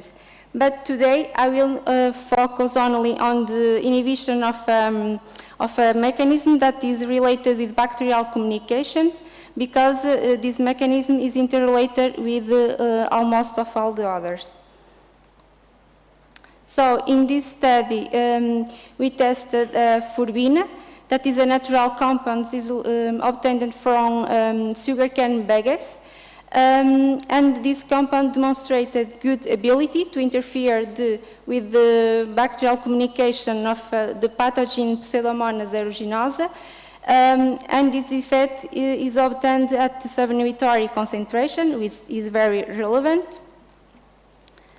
It was also verified that by in silico studies that Furbina competes directly with the auto-inducers, so this effect can be due to a competition with the auto-inducers produced by the Pseudomonas aeruginosa. It was also observed that this corescence inhibition effect could be correlated with an inhibition of the initial adhesion of bacteria and also with decrease on biofilm productivity, and it could increase also the susceptibility of Pseudomonas aeruginosa biofilms to antibiotics ciprofloxacin. It was also observed that Furbina inhibit the production of a virulence factor that is coron sensory regulated, that is pyocyanin. So this molecule is able to interfere with the ability of Pseudomonas aeruginosa pathogen to infect the host and also to form these complex structured communities that is biofilms. In another study, the same molecule and 4 synthetic derivatives was tested against another coron sensing system from Staphylococcus aureus and show also good results in both in vitro and in silico studies. This molecule was also able to decrease the biofilm formation propensity and also affect the susceptibility of the Staphylococcus aureus biofilms to a topical antibiotics that is fucsidic acid. And thank you to all entities and collaborators and for your attention. Obrigada, Anabela. Passo agora ao Miguel Salles Dias, do Centro de Investigação em Ciências da Informação, Tecnologias e Arquitetura do ISCTE, com aplicações móveis baseadas em inteligência artificial para respostas de saúde pública. Muito obrigado. Thank you. It's a pleasure to be here to greet the people attending the meeting and my colleagues at the panel. This project is a project inspired by the pandemic situation that everyone knows. It started 1 year ago, beginning of 2021, mobile applications based on artificial intelligence to respond to public health.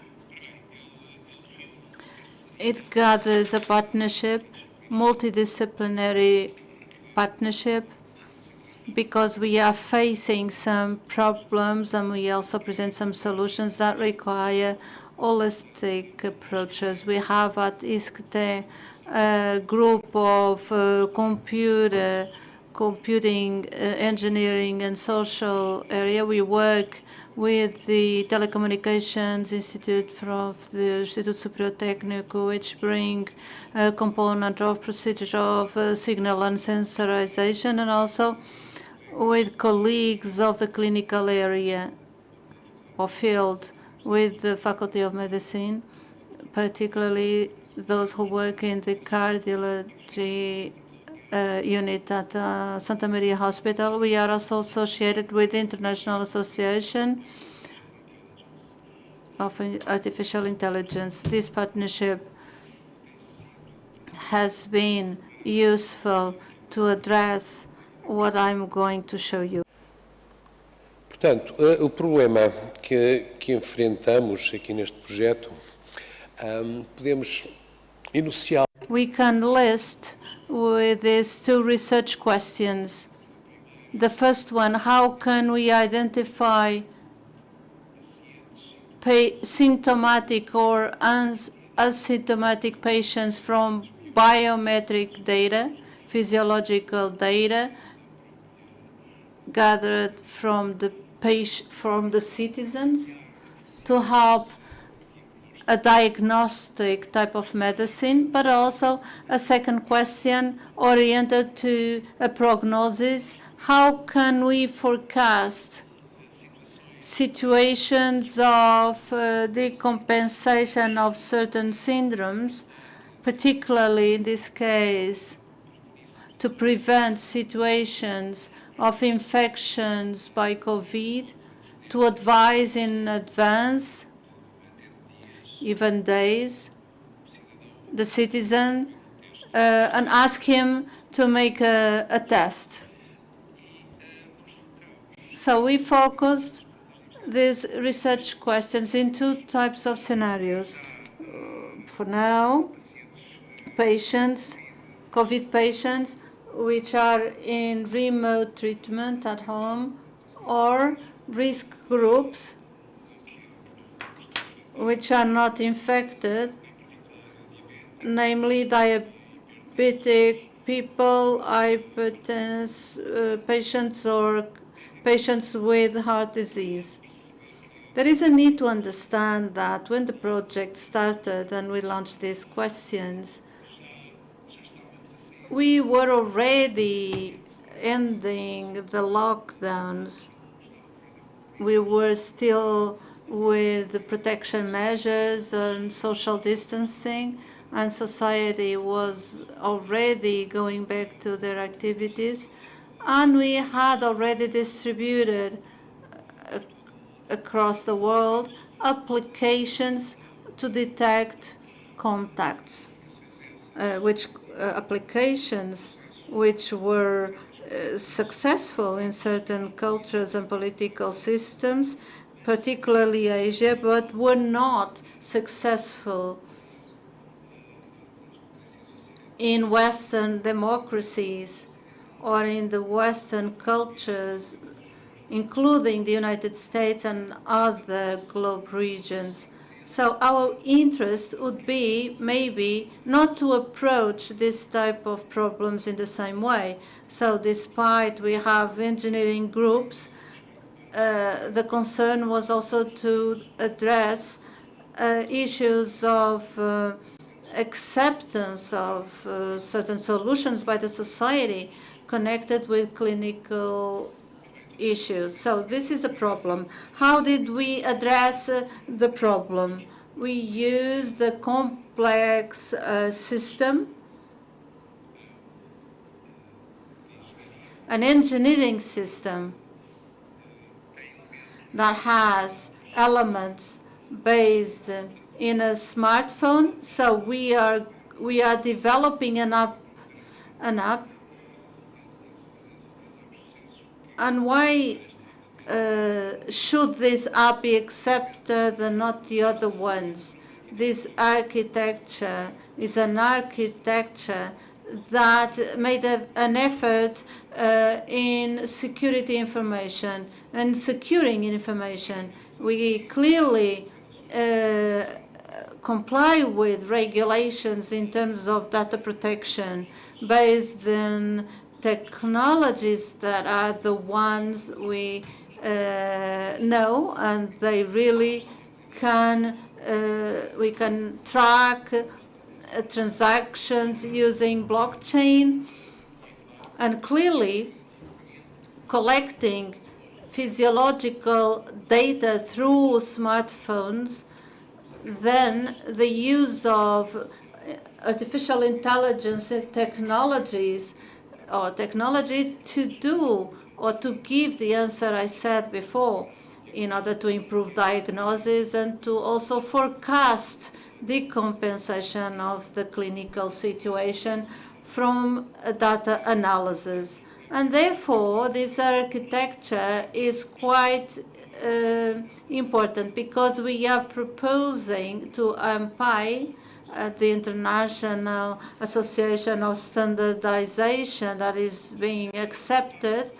And I would like to show you some of the preliminary outcomes or results. Clearly, we are not the only ones having this type of approach. When we started, other international groups did the same. The similar approach, for instance, Stanford launched a public data set with 2,000 participants. They collected data from biometric devices such as watches and other devices that allow us to collect data in real time. And they collected heartbeat movement, and only by heartbeat, and we replicated the experience, they achieved 58% in being able to forecast.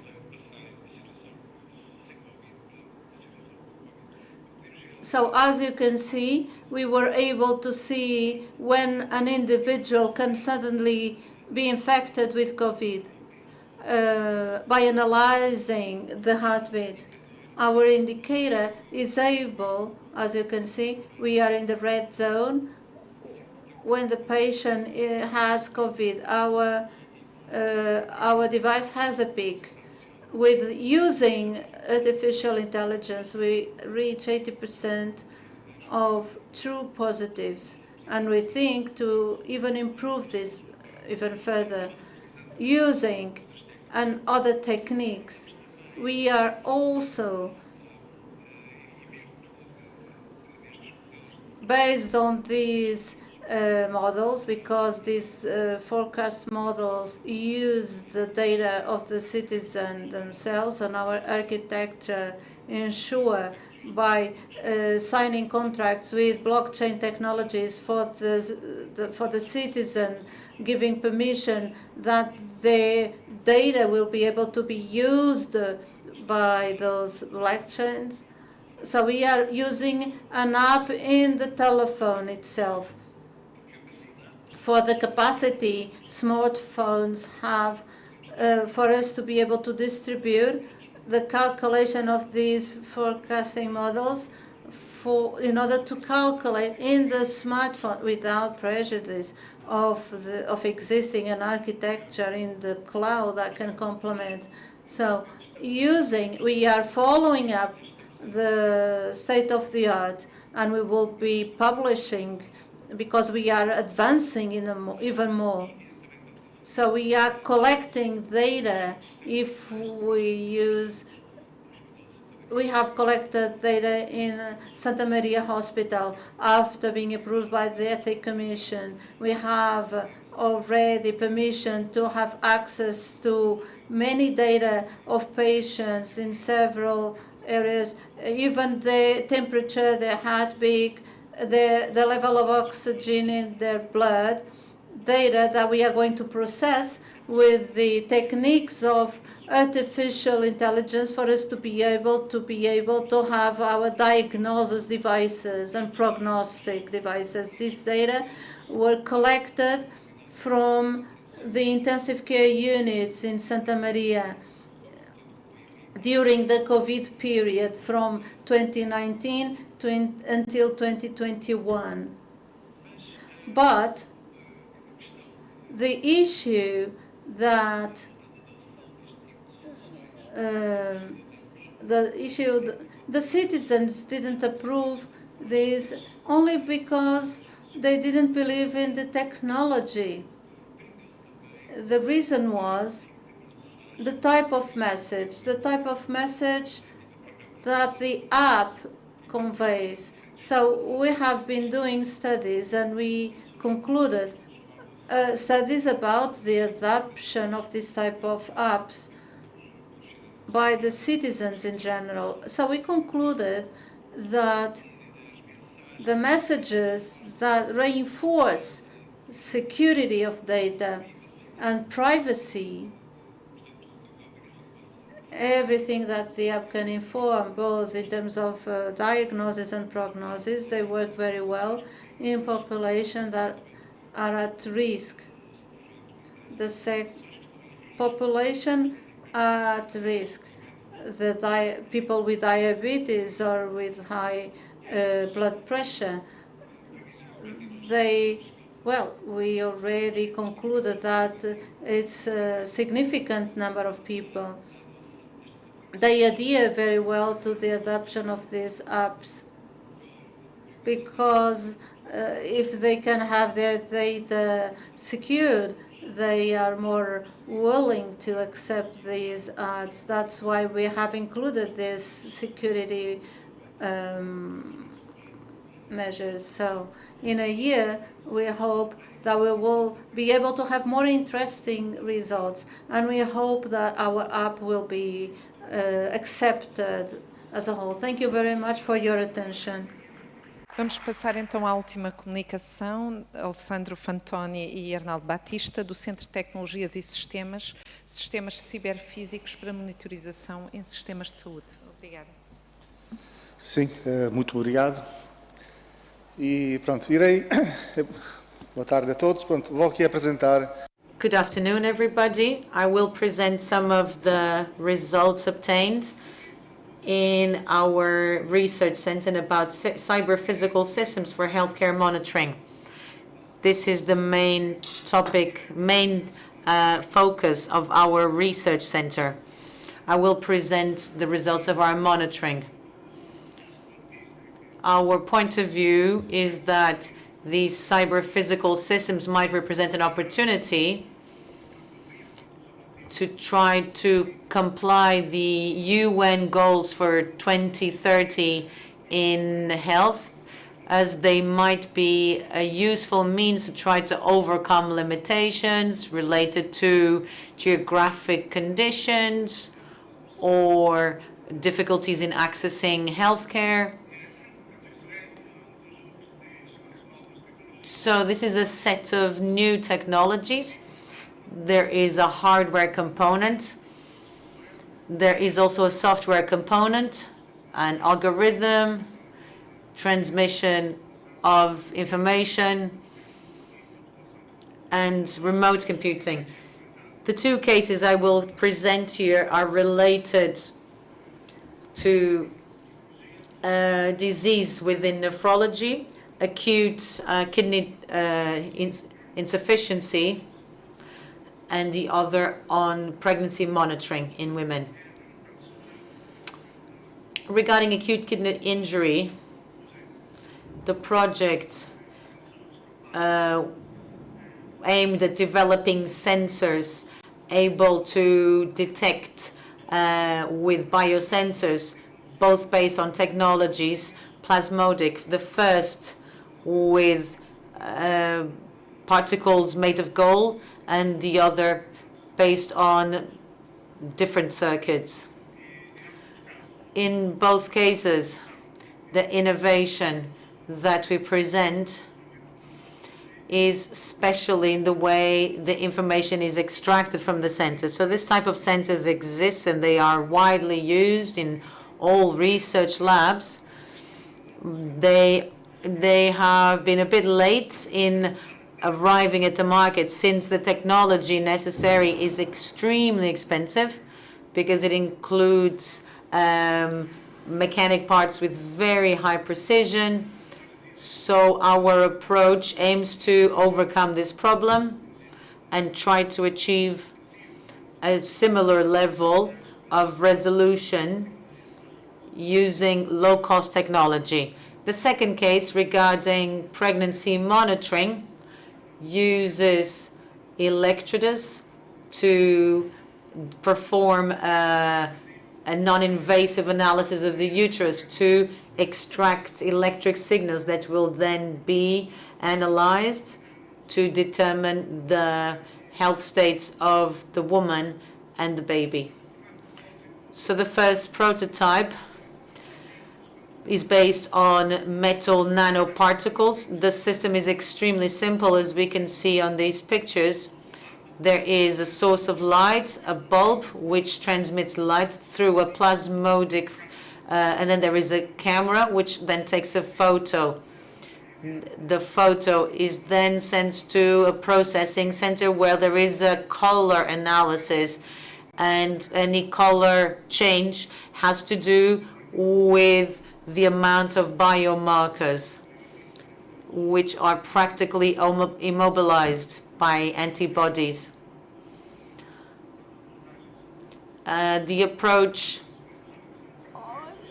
using the other approach is a little more sophisticated because it involves manufacturing technology, more sophisticated, more complex. But once again, the system, the extraction system, is extremely simple and has to do with a comparison of the intensity of light, which is issued to different channels. So the signals are acquired through a sensor, go through a computer, and then sent to a remote system. The Uterine Explorer, this is the prototype of the software, which is in charge of this electric signal to monitor pregnancy. And this is an algorithm that was made based on real data in Iceland and also in Lisbon at the Alfredo da Costa maternity. In terms of conclusions, our point of view is that these technologies are being used in mobile phones and social media, but they might also be used to help people who live in remote locations with scarce access to healthcare, and they might also be used to alleviate the workload of hospitals, because the same technology might be used for a high monitoring of the patient at home without the need of the patient having to go to the hospital physically. Obviously, these are our results. They might be improved. Our plan is to carry out and carry on working and include other cases, other types of diseases, so we can analyze them, and we will also try to be multidisciplinary, so we can include different materials with photonics technology and different types of technology. Obviously, the IT systems for the transmission of data. Thank you. Obrigada. Eu queria agradecer a todos os oradores pelas. I would like to thank all speakers for their excellent presentations, and also to speak within the allocated time. I would also like to say that it's very interesting in a public health session that the topics have been immunology, in artificial intelligence, and so on, which shows how we've been evolving in public health and how the future of public health will be for the health of populations. Podíamos agora ter aqui momento. We could have now a moment for some questions. We need to prepare the room for the closing session, but if you have any questions, please feel free. Sim, podemos. E é interessante. E tem aqui, se faz favor, o microfone. Pode falar que liga. Já está ligado. Eu tinha 3 perguntas, posso dizer todas? É para aqui. I have some questions. I have a question. An attitude we have in medicine,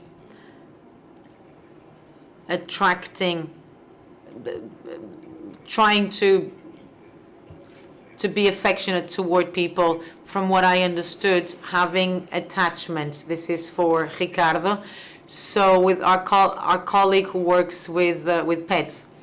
So it means that our pet might transmit bacteria. I didn't quite understand. Wasn't not the other way around? But this person that you have at home did not develop at home. How is this then pursued at the hospital? And then the pregnancy. Where do you place the sensor on the pregnant woman's womb? And what exactly is it measuring, so I can better understand it? Thank you.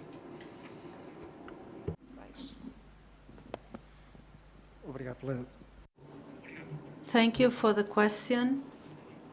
The connection in psychology is a concept that can be considered in other areas.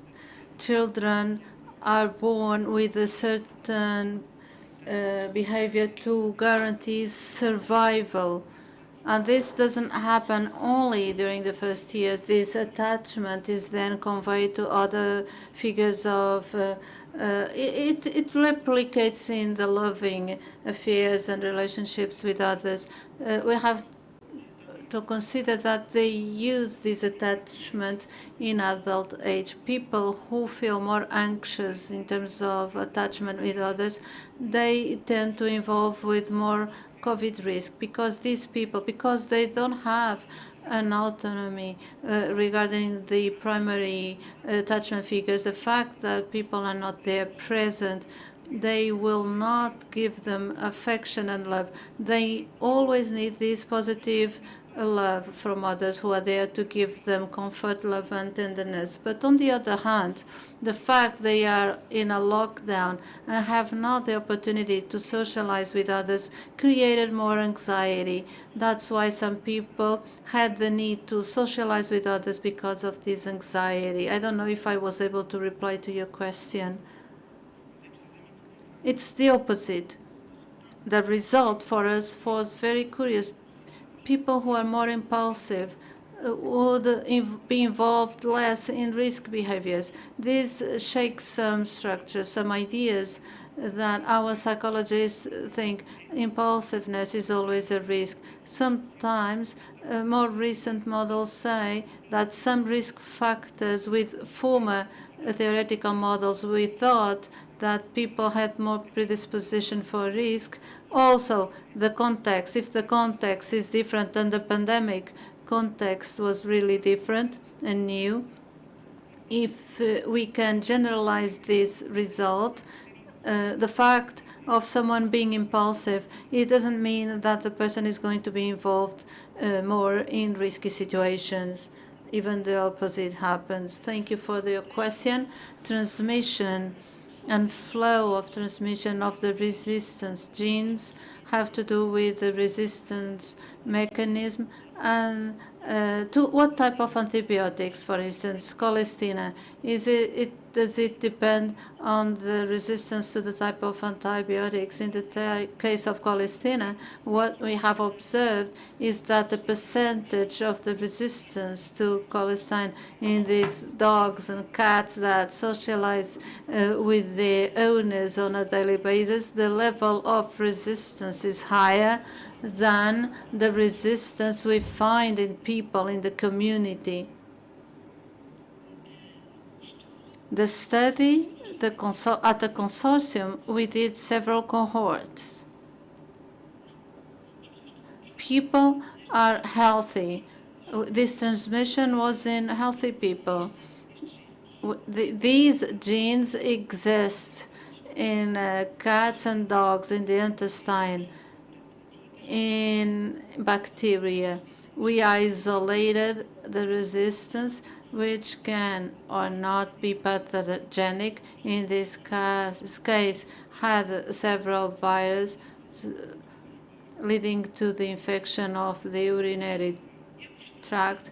Well, I would like to be able to reply to all those questions, really, through the environment, through the atmosphere. We don't really know the passage by physical contact, surfaces.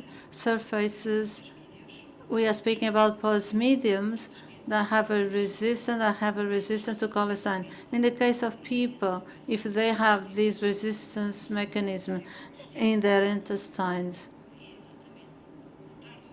being ill or being sick, or if they do surgery, possibly they can go to places where there are more bacteria,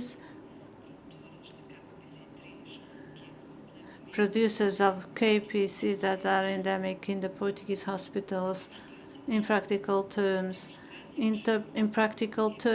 it's very simple. Transmission, and we are speaking about transmission, doing genomic studies regarding the bacteria, and the bacteria has variations, polymorphisms, which are very tiny. For instance, we are speaking about E. coli that had a plasmodium, 1 or 2 of difference. The bacteria are alike, are very similar. They do measurements of hygiene, like in hospital, washing hands.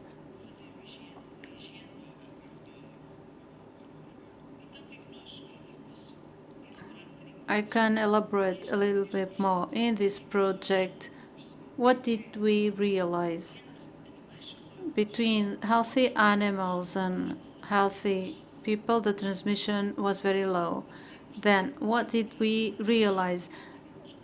Cats and dogs with infections in the urinary tract, the pathology bacteria wouldn't go from animals to mankind, but selecting the treatment, many multi-resistant bacteria would be in the animal, and people had the same resistance mechanisms. Therefore, the selection of a use in a certain division, when animals are sick with infections of the urinary tract and skin infections, it was bigger when there was a selection pressure by the use of antibiotics, even bigger if there were, according to the type of infections. In case of skin infections, colonization, a sick animal with Staphylococcus with resistance with the bacterial resistant to third generation condition, this possible transmission. If it was easy, we wouldn't be studying the subject, but there is no danger to have animals or pets. When they are taking antibiotics, we have to control infection with physical barriers and hygiene when we deal with these animals. Thank you.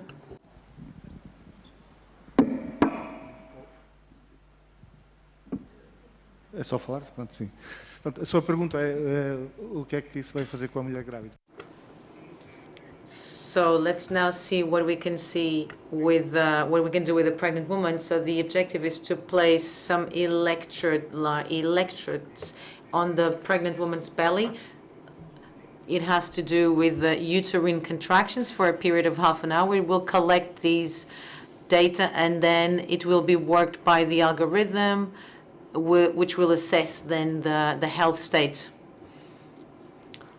The algorithm might be anywhere.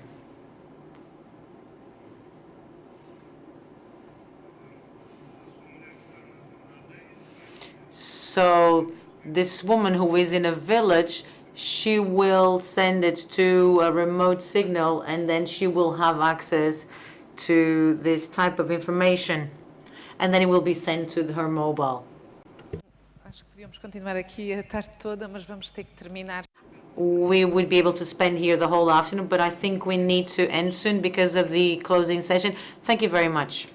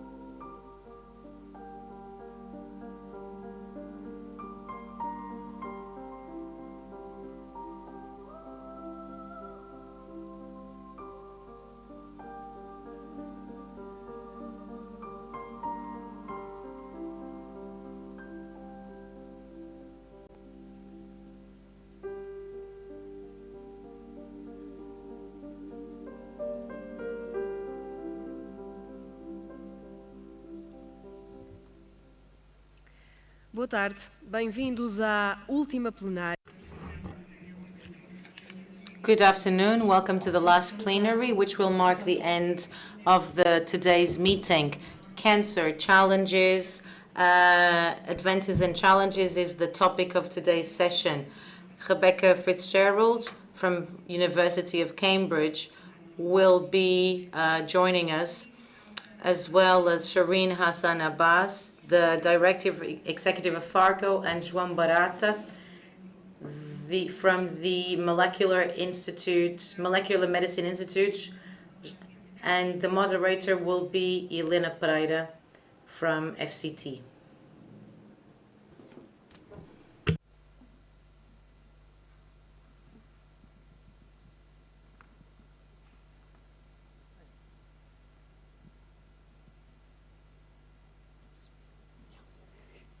So, good afternoon.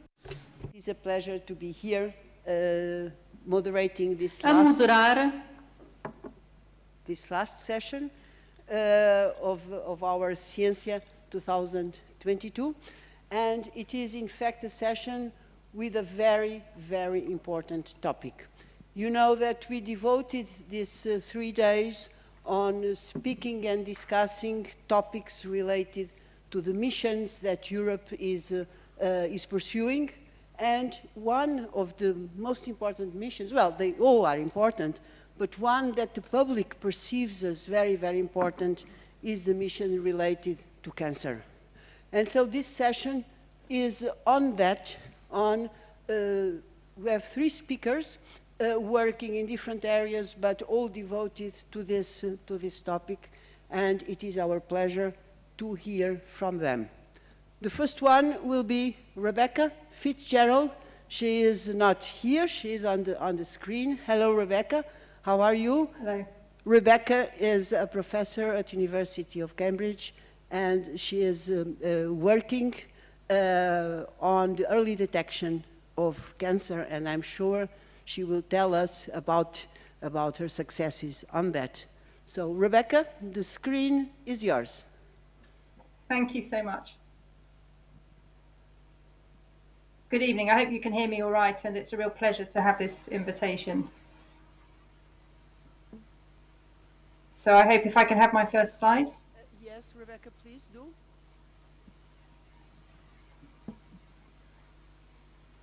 Great. So thank you very much for the opportunity to speak about screening to improve cancer outcomes, the challenges and opportunities. And what I'm going to do is to start with a brief overview about why this topic is so important, then to talk a little bit about the work that I've been involved with for the European Commission to review the evidence for screening, and thirdly, to talk about my own work in cancer of the esophagus in particular. So these are my disclosures. In the last part of the talk, I'll be talking about the technology Cytosponge, which I've developed.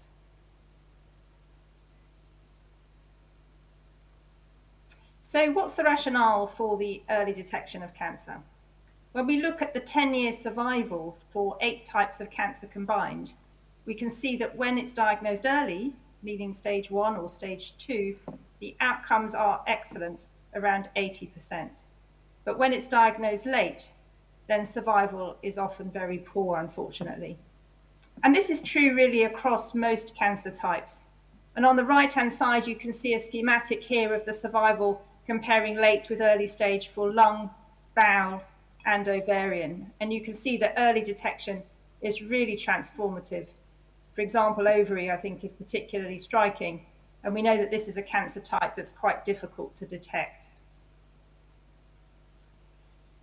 So how is it possible from a biological scientific point of view? And the question arises as to how early we can actually identify a cancer and at what point we should be seeking to detect it.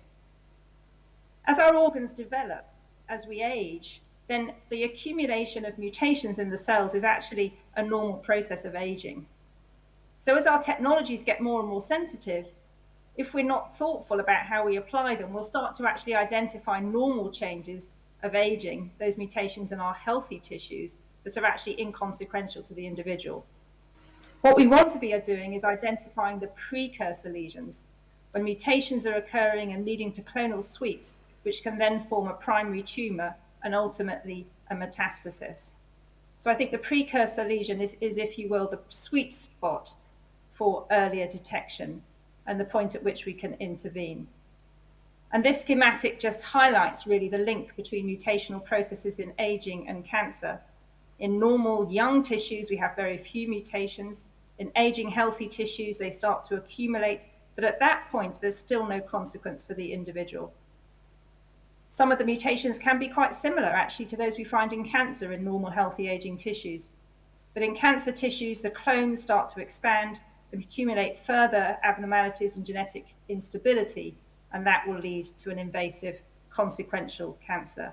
And that's what we want to avoid. So I think these graphs perhaps highlight the positive impact of screening, but also the challenge of overdiagnosis. This is from a really excellent piece of work published in the New England Journal a couple of years ago, and it goes across many different cancer types, but I've just highlighted here thyroid and cervix. So there was a move towards trying to really identify early lesions in the thyroid in some parts of Asia, and this led to a massive increase in the detection of thyroid. So you can see an increase in the incidence in the blue line. But if you look at the mortality, then that actually wasn't impacted. So we were finding more cancers through the screening, but not actually reducing mortality. So that suggests overdiagnosis. On the other hand, cervical cancer has been a massive success story for screening. And we have not only reduced metastatic disease, but also the mortality from cervical cancer. So this is what we want to do. We want to reduce mortality through our screening. And this is a very important outcome. So there's been a lot of discussion in recent years about how we really can do our screening most effectively, how we can identify the individuals at risk and really focus our efforts on those risk groups. In the NHS, in the UK and in the US with the US Preventative Services Task Force, there has been a discussion about how we adapt our current population-based screening programs to be more risk-based. And this is a strategic priority for the NHS, but also Europe have been thinking about this question. Should we be re-evaluating our current screening programs? What is the evidence today? And should we be thinking in a more risk stratified approach rather than necessarily one size fits all? What I mean by this is that when we take the whole population, perhaps if we do a risk assessment up front, that will help us to risk stratify those at higher versus lower risk, and then tailor the screening accordingly. It actually means for some people at very low risk, they might have less intensified screening, and then we can focus the efforts more on those at the highest risk. So the European Commission recently asked for an evidence review through the scientific advice mechanism. And the three questions that we addressed, and I led this review with Harry de Koning from Erasmus, was to say, first of all, how can existing screening for breast, cervix and colorectal cancers be improved throughout the EU? Secondly, what's the scientific basis and feasibility for extending such screening programs to other cancers?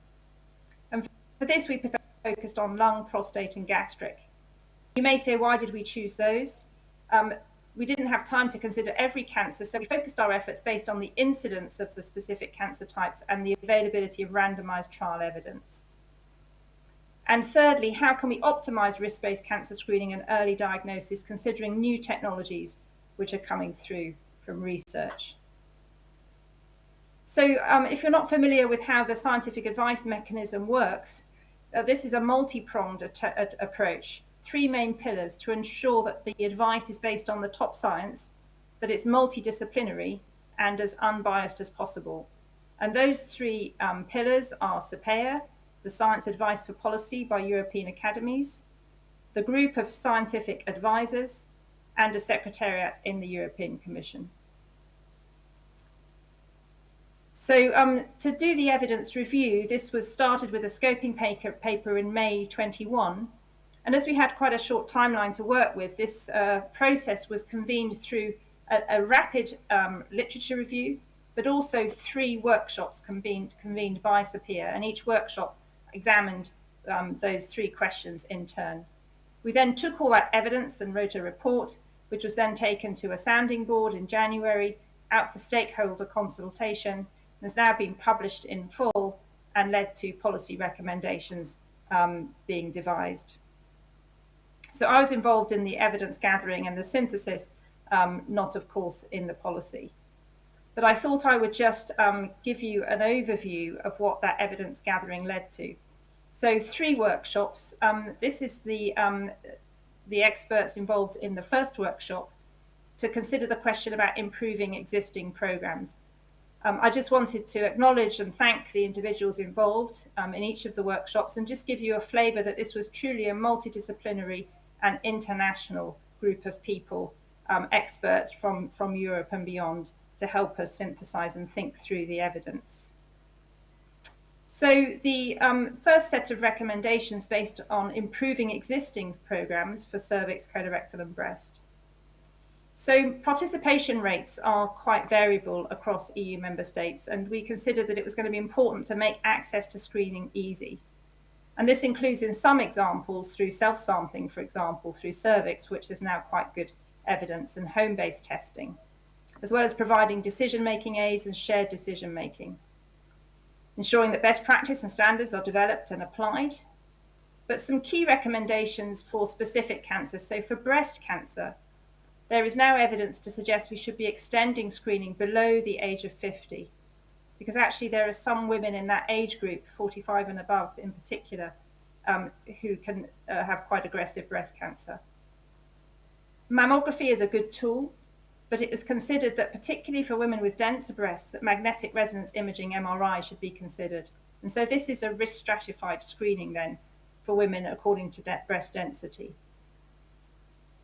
Cervical cancer, the evidence suggests that we should prioritize screening by testing for HPV, human papillomavirus. And I think we have a fantastic opportunity to eradicate HPV through the uptake of vaccination below 15 years of age. And this has been prioritized by the WHO. And I think we've learned a lot about vaccination during the COVID pandemic, of course. So we've got an opportunity to really work with our populations to think how we increase vaccination rates. Whilst this is coming through, we'll need to continue screening, but this can be testing for the virus, not just using cytology for cytological abnormalities. And for colorectal cancer, the evidence suggests that FIT, fecal immunohistochemical testing, is the preferred triage strategy. And actually serial FIT testing gives you more information than one-off. So this second workshop then considered new screening programs, and we had a separate set of experts for this workshop. So what did we think about extending screening programs to additional cancers? So there's really exciting evidence that's come through using low-dose computer tomography for lung cancer screening for those who are current or ex-smokers. And this, of course, is a cancer type that's very common with a high number of deaths caused by this disease. And there's really very strong evidence. So this was what we suggested from the evidence. Prostate cancer screening, of course, has been highly controversial over the years. But I think the evidence now is suggesting that when you add MRI scanning to complement prostate-specific antigen, the PSA, that this can reduce deaths from prostate cancer. Gastric cancer, the prevalence is quite different across different geographies and across the EU. And it was felt that population-based screen and test programs for H. pylori, which is the main causative agent, are only recommended in regions that have an intermediate to high gastric cancer incidence. There are other cancer types, of course, which have poor outcomes, for which we badly need new approaches. But at the moment, the literature review didn't find scientific grounds for recommending population-based endoscopy screening for esophagus. And that's something I'm going to talk about more in a minute, because I think we have new approaches coming through. And unfortunately, the recent large randomized trial for ovarian cancer using CA125 combined with ultrasound did not show an effect on mortality. So at the moment, there's insufficient evidence for those. What about new technologies coming through? There's been a lot of excitement about new technologies, for example, blood tests that can detect multiple cancers. So at what point should we be introducing breath testing or blood testing for a pan-cancer test?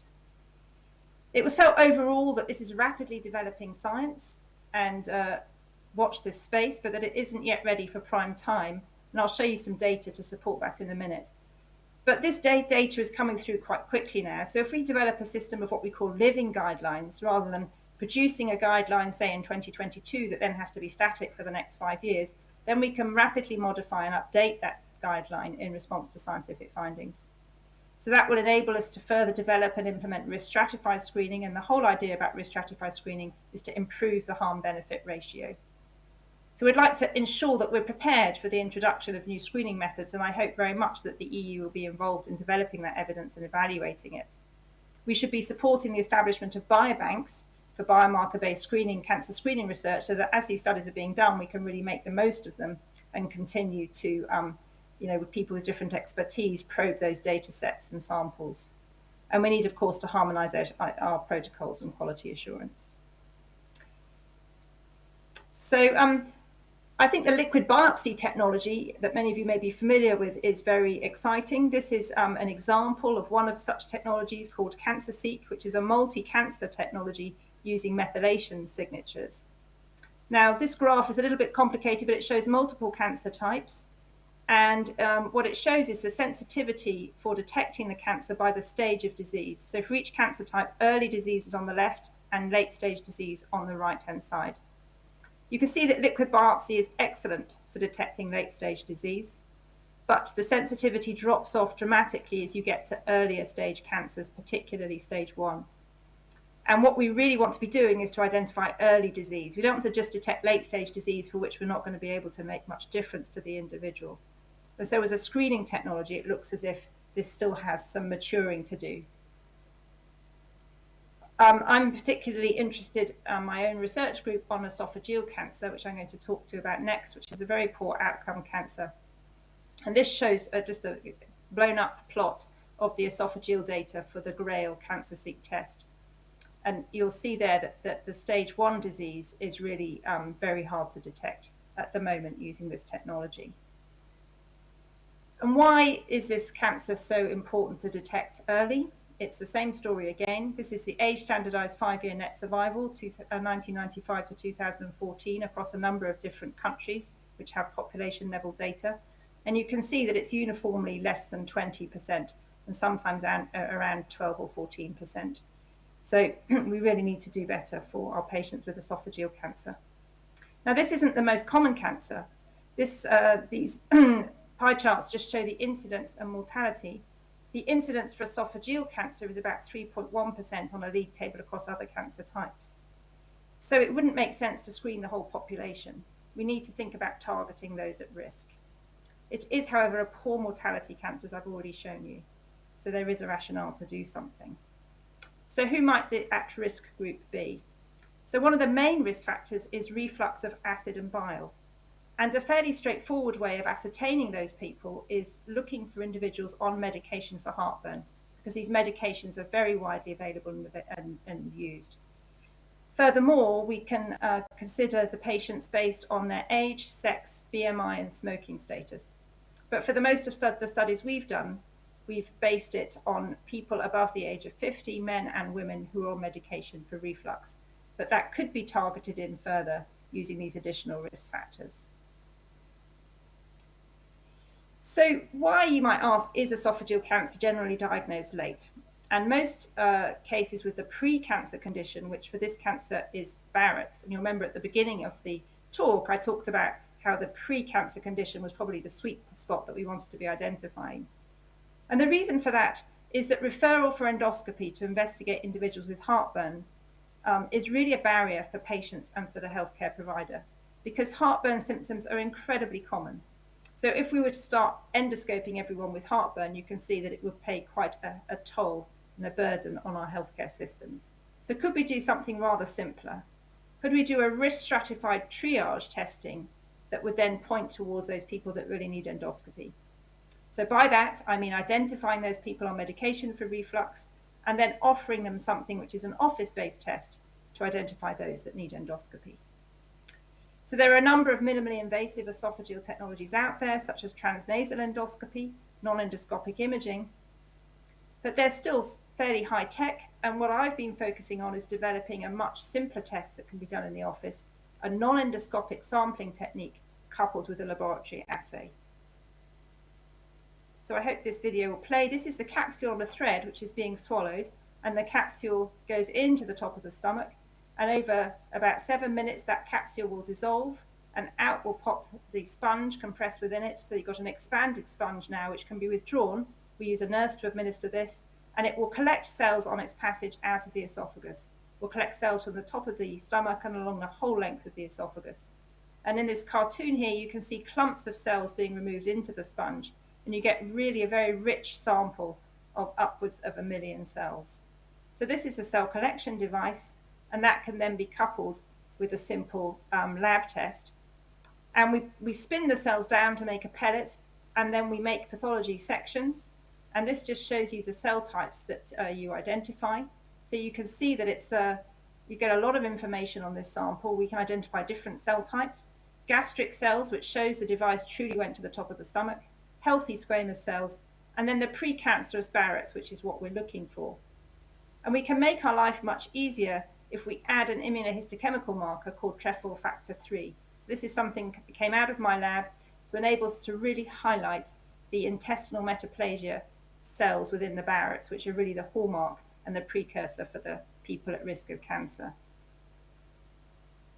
So here's just to give you an idea of the size of this cytosponge sample. You can see it's really quite a large sample. This is a pathologist moving the sample around under the microscope to try and identify the precancerous Barrett cells. But if we add that TFF3 biomarker, that's going to make the job really much, much simpler, and they can easily identify the areas at risk. So using this colorimetric antibody assay, you don't have to spend so long screening the sample, because indeed you can also use artificial intelligence to help you find the area. So this is some work we did finding an algorithm for artificial intelligence assisted triage that would tell the pathologist whether there is the glandular cells present. Sorry, it's advanced too fast, just trying to go back. Whether you've got the Barrett cells present and whether they're TFF3 positive. Just having some trouble with the slide. Advancer, sorry.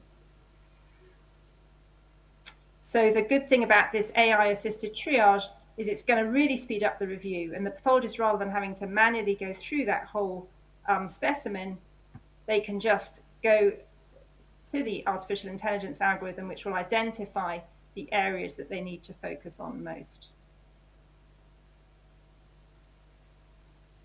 I've got a delay in the advanced slide, sorry, so just let it catch up.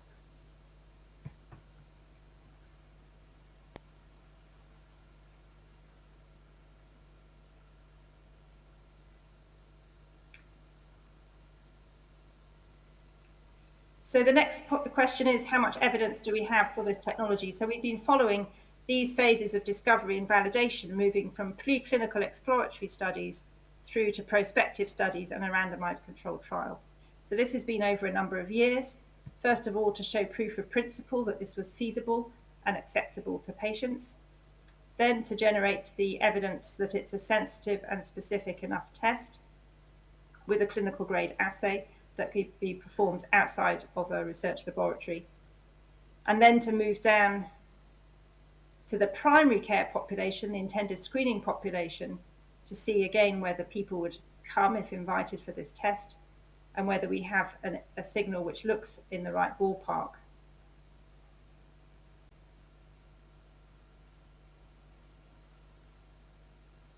Hoping it will advance. And then we've gone all the way on to perform a very large prospective screening trial, which was randomized. 13,000 individuals were involved.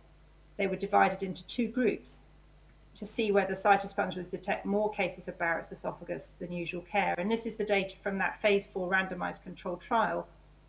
So individuals were all on medication for reflux, and they were offered the cytosponge test compared to what their family doctor would ordinarily do, which is give them medication for their reflux and refer them for endoscopy if required. And the results were quite striking. We found 13 cases of Barrett's in the usual care compared to 10 times more, 140, in the cytosponge arm. This is an intention to treat analysis based on the offer of a test. So even if the patient didn't come for the cytosponge, they didn't refuse the offer, we've included them in this analysis. 39% expressed interest in the cytosponge and 24% actually participated.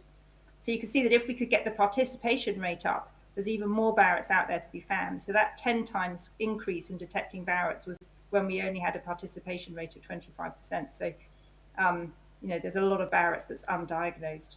You might ask how many were referred for endoscopy. Well, 13% of these had a positive TFF3 test.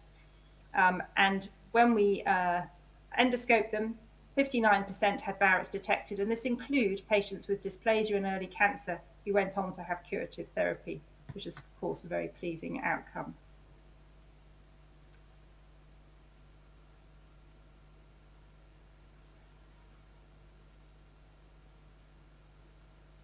Got a very big delay in the slide advancer. So the next step after this randomized trial might be to perform another randomized trial to see if we'd actually reduce deaths from esophageal cancer, because that is still the gold standard before one introduces a screening program on a national level. So we've recently got funding. This is going to be the BEST 4 trial. This is an even bigger scale trial, randomization of 120,000 individuals, in which for every 2 patients randomized to usual care, 1 will be offered the cytosponge. And we will look to see whether we reduce deaths from esophageal cancer. This will have follow-up out to 10 years. And within this trial, we'll also look at follow-up or surveillance, which is the final point I wanted to come on to. Because you might say, well, if we discover these patients from endoscopy, from the cytosponge, well, we have to endoscope them all. And actually what we can do in the future is not only screen individuals at risk, but we can also use the cytosponge for monitoring, so that we can identify those people developing early cancer and only endoscope them at this stage. So what's the hope for the future? So my ideal, that in the future we will start to do precision screening and surveillance for esophageal adenocarcinoma, identify the individuals at risk, particularly through their age and sex and reflux history. We will perform a non-endoscopic triage test such as the cytosponge. And then if they're identified as having a positive test, we will then perform further analysis of the cytosponge and identify with those that need an endoscopy. And we'll use biomarkers to do that. And then rather than endoscoping lots of people at very low risk, we can really be focusing our efforts and doing state-of-the-art endoscopy with advanced imaging and molecular analysis to treat those patients who have got early cancers. So I hope, this is still a way to go, but this is my hope for the future, so that we can really improve outcomes for our patients. And so if we look across cancers, I think this kind of approach is what we're going to be aiming for in the future. Joined up programs where we think more carefully about the individuals at risk. So this is a figure taken from a recent paper published in Nature Medicine, in which one approach might be to do risk stratification and then test people for the appropriate tests according to their risk profile, and either intensify screening for some cancer types or reduce screening depending on the individual profile. Perhaps in the future, a multi-cancer blood test, that's the bottom left panel, could be a way to go, but I think those technologies we still await the evidence before we really understand the best place to put these into our clinical screening programs. And there's also excitement about continual monitoring through our everyday lives, through sensor technologies, smartwatches, and so on. Could that be helping us collect health data to trigger us for when we need to see a healthcare? That seems a bit like a brave new world, and we could debate the ethics of that and whether that's the place we want to go. But I think in the future we need to be more proactive about earlier detection of cancer to really improve the outcomes for our patients. So thank you very much for your attention. I'm hoping that this will now forward to my acknowledgement slide. Obviously my work in my lab is by a huge number of individuals, past and present. Thank you to my funders, and thank you to my colleague Harry de Koning and all those that helped with the EU Commission evidence review. Thank you very much.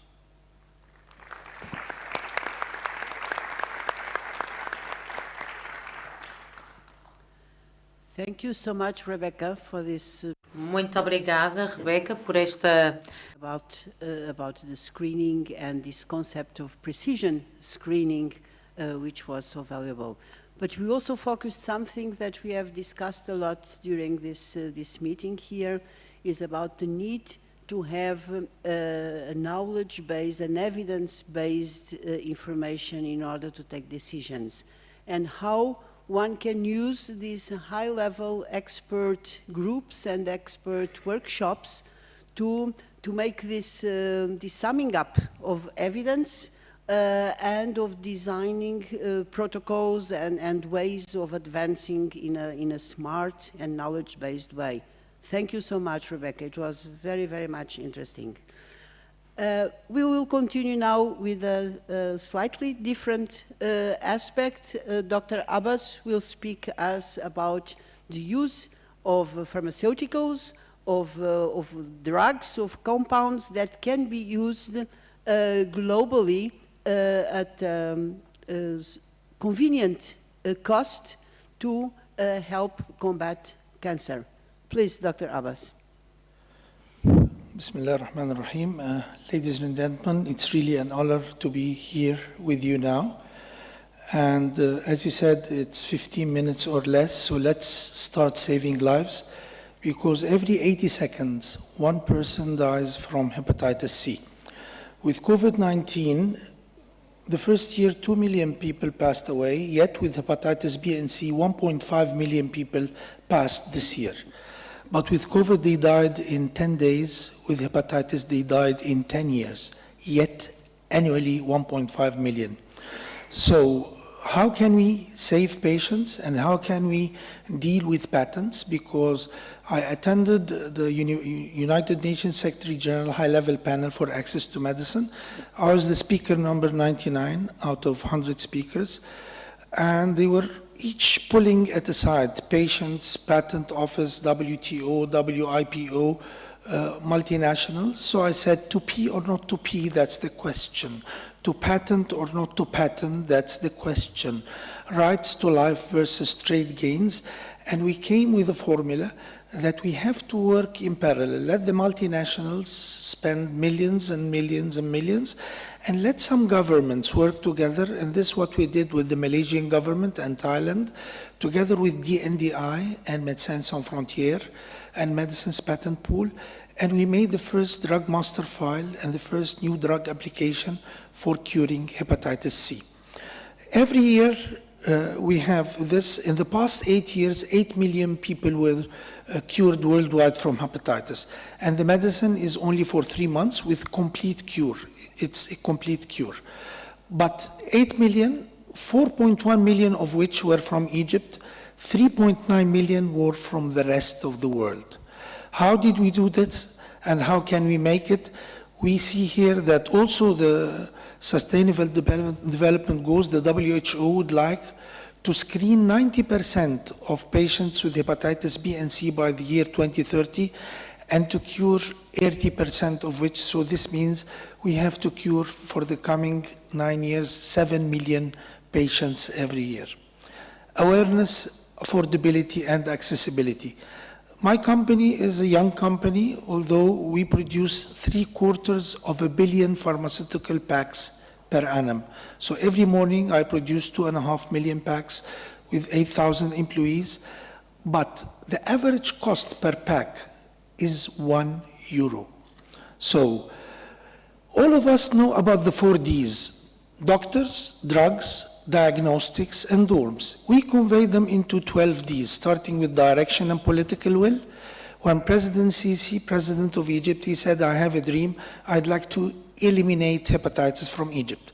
Then discoveries, documentation, demand fulfillment, diplomats, detailing, data management, norms, doctors, drugs, diagnostics, and so on.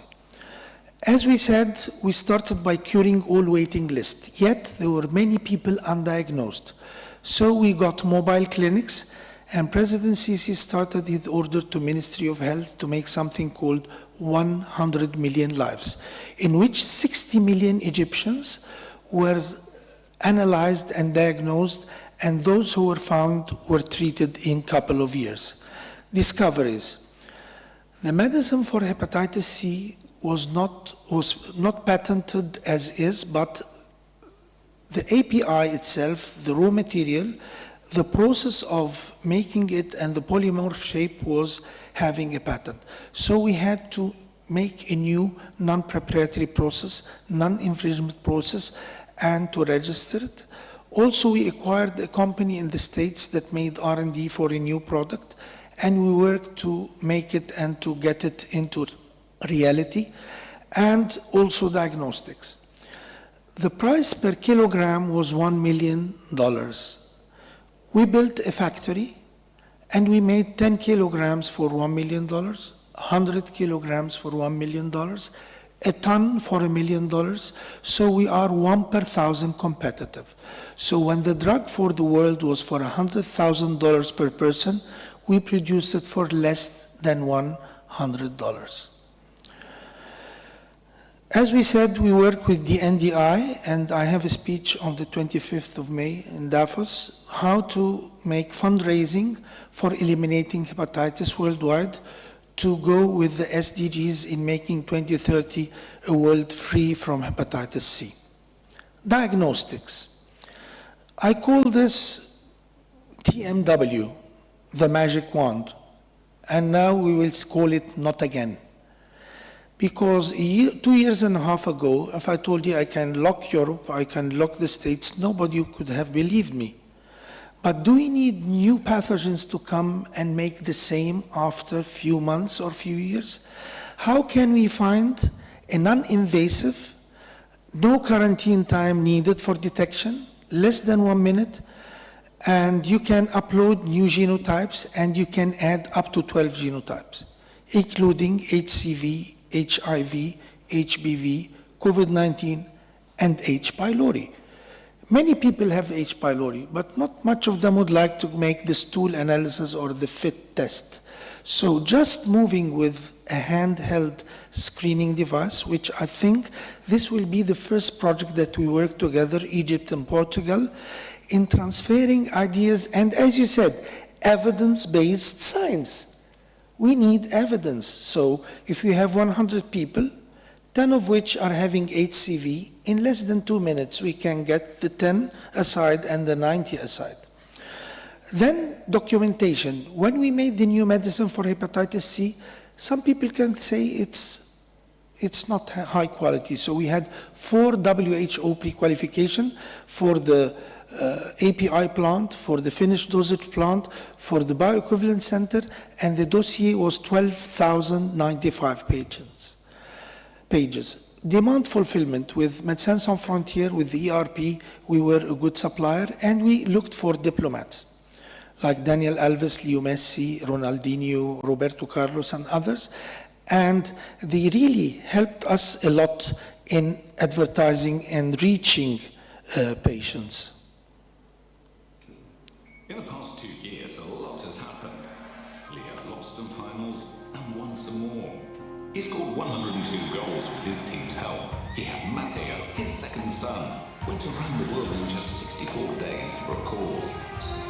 Got a bunch of titles, got injured, treated, and healed. And in the meantime, Melanie has been waiting. Just like 100 million people forced to wait over 2 years to start their cure from hepatitis C. Todo lo que he conseguido en estos últimos 2 años no significa nada si entre todos no podemos cambiar la vida de Mela y de mucho más como eso. Nadie debería esperar por un tratamiento.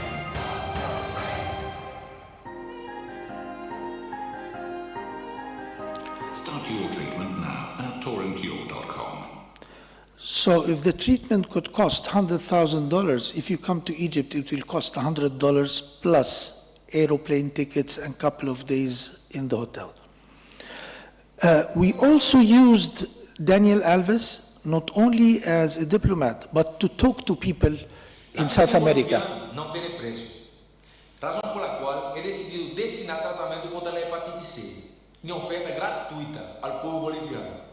Em Bolívia, cerca de 600 pessoas vivem com hepatite C. E na maioria dos casos, são pessoas com escassos recursos econômicos e são ellas las que se beneficiarão da ajuda humanitária que chegará através do Programa Nacional ITS, VIH, SIDA, hepatites virais do Ministério da Saúde. Se salvo vida, serei muito mais feliz do que sou agora. We also made advertisement in Egypt, and as we said, doctors, dorms, data management was very important to collect data from 60 million people. This is Roberto Carlos with the team, drugs, diagnostics, and dorms. And here we say we have put forward a proposal to outlicense large territory for medicines patent pool and DNDi, and we started registering our new drug application in China, in South America, and other countries. So we say rich and poor are alike on the promise of leaving no one behind. Action speaks louder than words. Here at the Trilateral Symposium, WHO, with the attendance of WHO Director General, WTO Director General, WIPO Director General, and Dr. Adhanom, he said, Shukran Jazilan Misr. Thanks a lot, Egypt, for what you did. And he came September 29 to meet President Sisi and to see the Egyptian experience, which we can transfer via Minister of Health and Higher Education to our brothers and sisters here in Portugal. We say action. Jump into the middle of things, get your hands dirty, fall flat on your face, and then reach for the stars. By working together today, we can make a better tomorrow for all humankind. What we can do with Portugal? First, share the elimination experience, the ecosystem, the 12 Ds. Second, pathogen screening device, testing and registration, and this could be done with Ministry of Health. Third, clinical trial for anti-cancer Egyptian herb that we made a patent in the USA, and together with your science and our product, we can make something good for humankind. This is an immunotherapy, single herb, no side effects, and as Elena said, evidence-based medicine. This was a poster made in Italy in one of the oncology conventions. And let me say in 2 minutes, lessons learned from A to Z. A, affordability makes access. Believe in the cause. Create the rules of the game. Direction and political will is the clue. Ecosystem formation. Funding till snowball rolls. Governments to support research. Harmony between team members. Infection control. This device not only detects in patients, but also in objects. So if I go to renal, what do you call the machine for renal dialysis, yes? You can detect if someone with HIV or HCV used this and contaminated the machine for cleanliness. Join the right people together, knowledge transfer, logistics and economies of scale. As I said, we started with the kilogram for $1 million and we reached less than $1,000. Media for education and motivation, NGOs partnership, organic growth, proper planning prevents poor performance, quality safe affordable medicines, R&D is the way out, strategic fit, cure and cure is an alternative, United Nations umbrella, values, love, trust, and just. Will comes first, expatriates collaboration, yield analysis and data management, zigzag pathway, go under, go through, but never give up. The most successful people are those who are good at plan B. That's the last slide, the essence of today. I expect to pass through this world but once. Any good I can do, or any kindness that I can show, let me do now, for I shall not pass this way again. Thank you very much.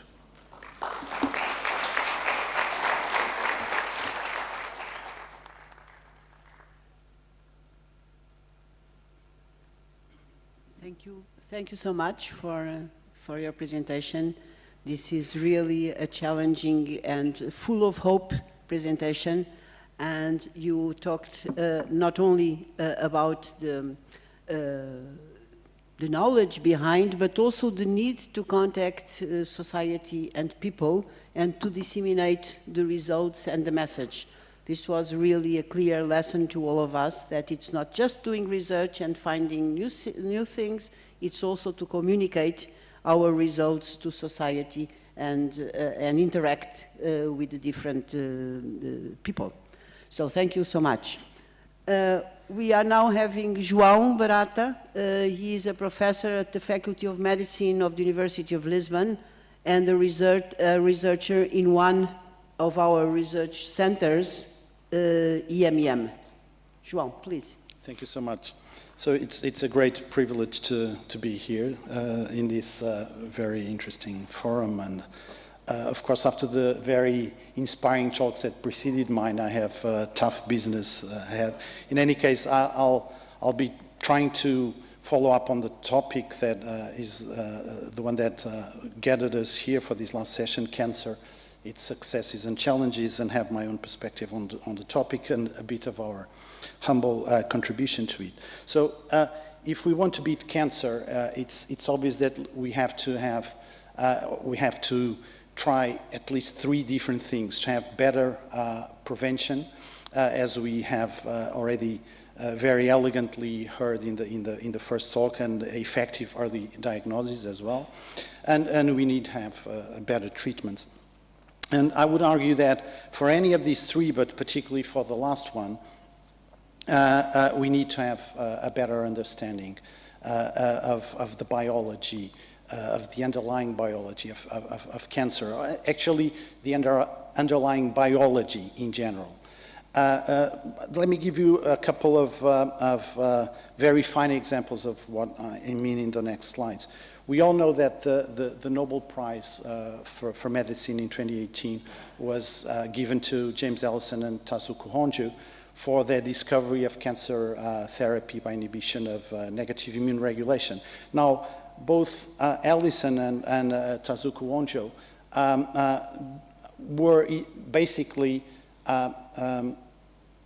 immunologists, researchers that did for a long time that dwell on the mechanisms that underlie immune responses to a number in a number of different scenarios, and that found out the importance of CTLA-4 in the case of Allison and PD-1 in the case of Honjo.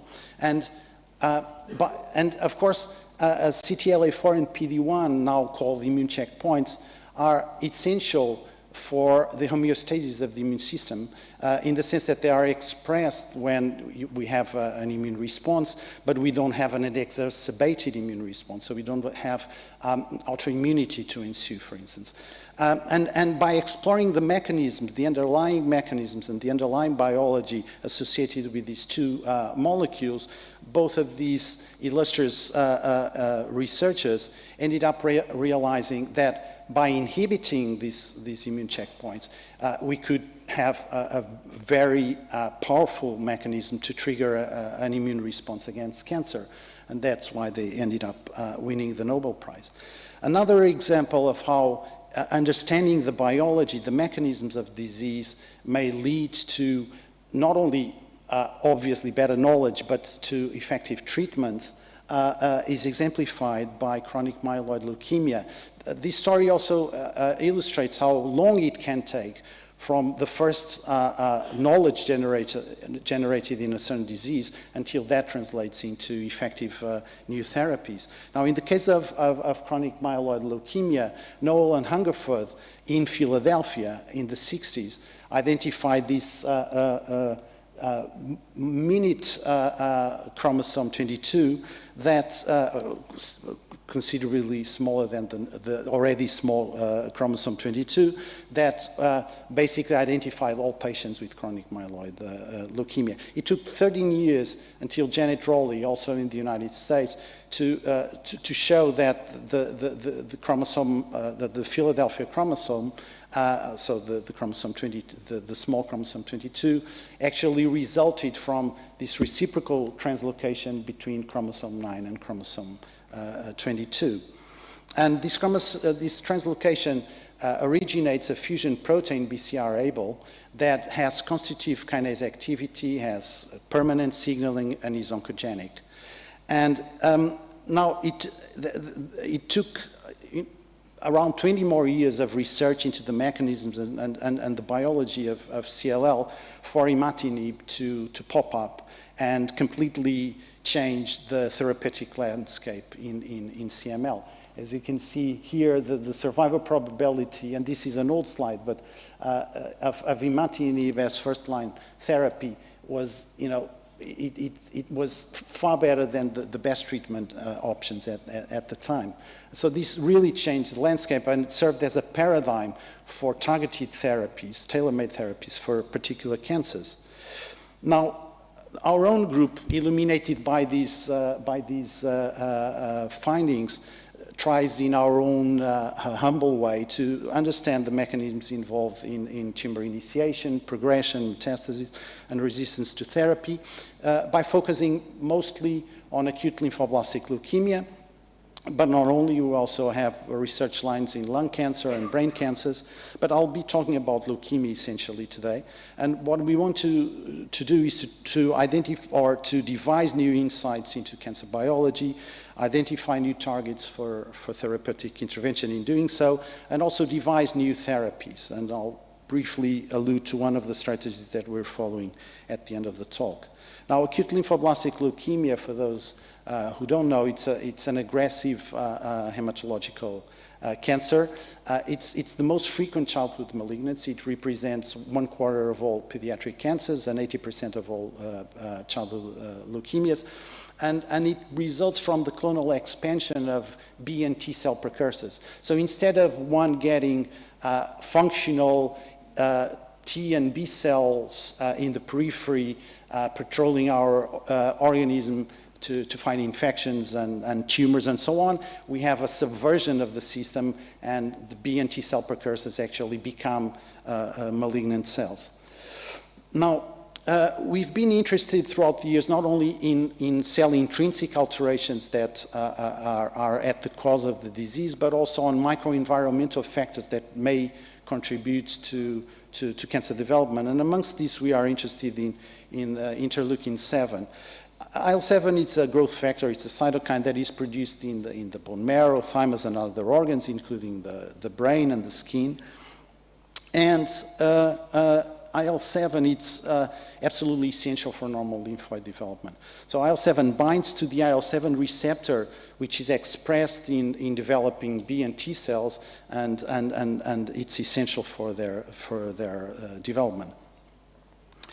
Now, IL-7 is also important in anti-tumoral immune responses by a number of different mechanisms.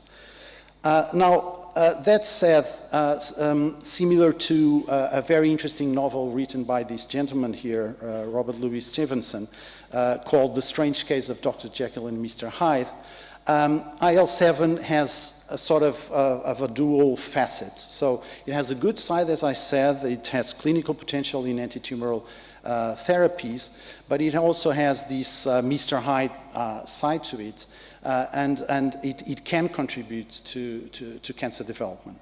And why do we know this? Because we and others have shown that IL-7 binding to its receptor in leukemic cells can actually contribute to leukemia cell survival and proliferation in vitro, and in vivo, based on animal models that we generated and also on data directly collected from patients, we have shown that IL-7 can accelerate disease progression. Moreover, and importantly, we have showed that a subset of leukemia patients has IL-7 receptor gain-of-function mutations that make the receptor function constitutively and in an oncogenic fashion. What we didn't know until recently was whether IL-7, these mutations that we identified, were able to trigger the whole leukemogenic process. So they are obviously oncogenic, but can they be at the stem of the disease, so to speak? So to try and understand this, we generated a conditional mutant IL-7 receptor mouse in which the expression of the mutation in the IL-7 receptor is restricted to lymphoid cells. And the expression is absolutely normal. The only thing that we introduced there, it's the mutation. So the receptor is regulated physiologically, pretty much like what happens in an acute leukemia patient. And what we found was that all the mice that we generated had what we call the pre-leukemic phenotype. So there was an accumulation of these immature B cells in the peripheral blood of all the mice.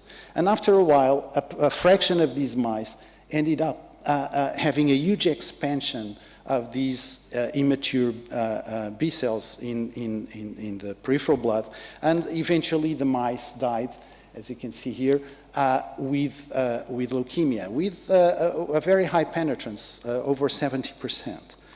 And similar to what happens in patients with advanced disease, the leukemia spread from the bone marrow to different organs such as kidney, lung, spleen, and brain. Okay? And importantly, the mice had a phenotype that resembles pretty much what happens in humans. So the leukemias were arrested at an immature B cell stage, so from the pro-B cell stage to the small pre-B cell stage.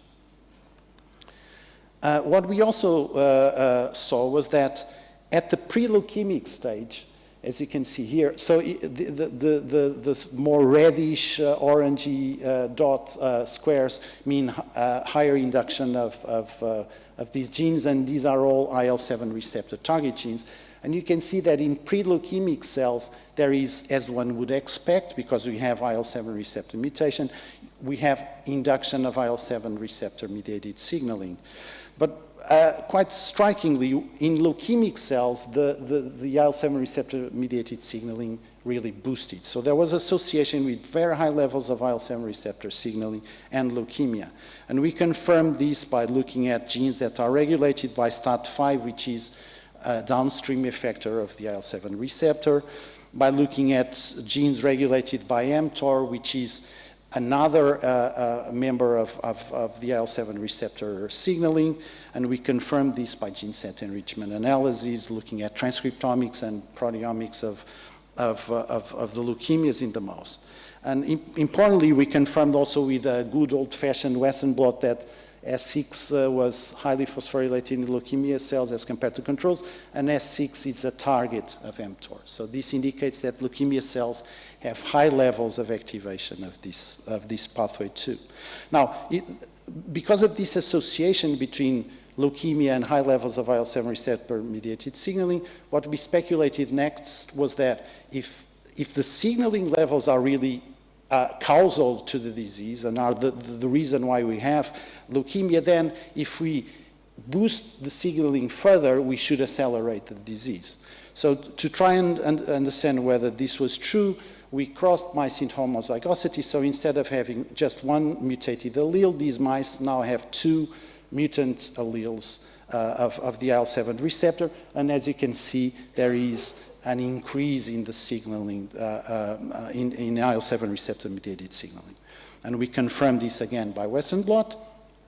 And what we got was, fully fatal, very rapid leukemia development, indicating that indeed IL-7 receptor, high levels of IL-7 receptor signaling are causing the disease. Not only that, but this is important therapeutically, the cells rely on IL-7 receptor-mediated signaling, because if we block the signaling with different small molecule inhibitors of different members of the signaling pathway, we kill the leukemia cells. Now, you may be asking what happens in terms of T-cell leukemia development, and what we found out is that if we want to generate leukemia downstream from IL-7 receptor mutation in the mouse, we need to have high levels of signaling in committed T-cell progenitors. So if the expression of the mutant occurs earlier on the hematopoietic tree, we get BALL, not TLL. We need this to occur, the mutation to occur at committed T-cell progenitors. And we confirmed this in another study that has just came out of the oven. It was published yesterday in Leukemia, and which shows that mutant IL-7 receptor expressed in transgenic zebrafish leads to TALL that spreads to the whole body in roughly 50% of the zebrafish, and these leukemias have high levels of IL-7 receptor signaling, as I showed also for the BALLs. Importantly, the leukemias associate with decreased apoptosis as compared to controls. Okay. Now, an important issue here is that in addition to IL-7 receptor mutations, which occur only in a fraction of the patients, we have other patients that have very high levels of expression of the IL-7 receptor without necessarily having mutations. In some cases they have gains, in some cases we don't know the reason for the high levels of expression, but what we found and what we showed recently is that by combining two different animal models and data collected directly from patients, that high levels of IL-7 receptor, even if it's the wild-type receptor, can be oncogenic. And then we show that we can treat the TLL cells, we can target them by using a number of pharmacological inhibitors of IL-7 receptor-mediated signaling. I won't show you these results for the sake of time, but bottom line, around 70 to 80% of TLL patients either express clearly the IL-7 receptor or have IL-7 receptor gain-of-function mutations. A smaller fraction of BALL patients fall into the same category, and so they can potentially benefit from therapies that target IL-7 receptor-mediated downstream signaling, okay? And we showed evidence of this. You can check the papers both in vitro and in vivo.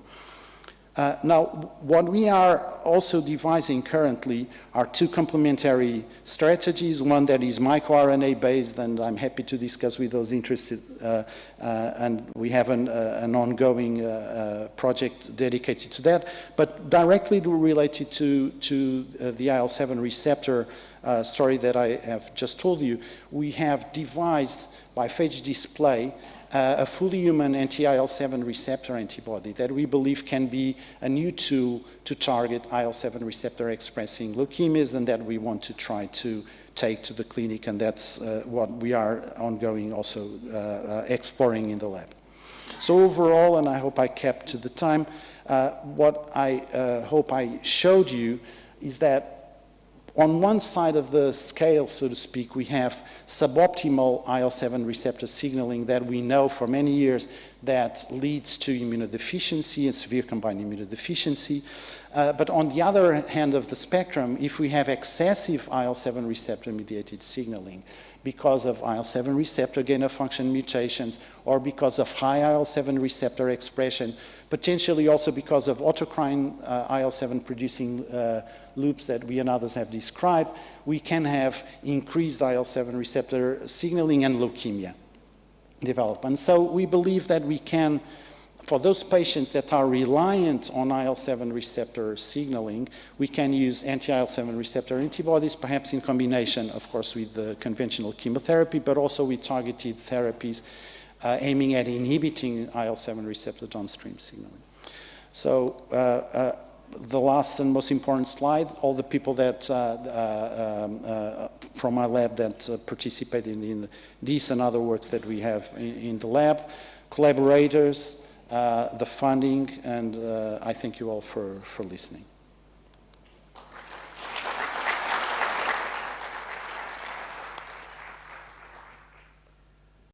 Thank you, João. Thank you so much for your presentation.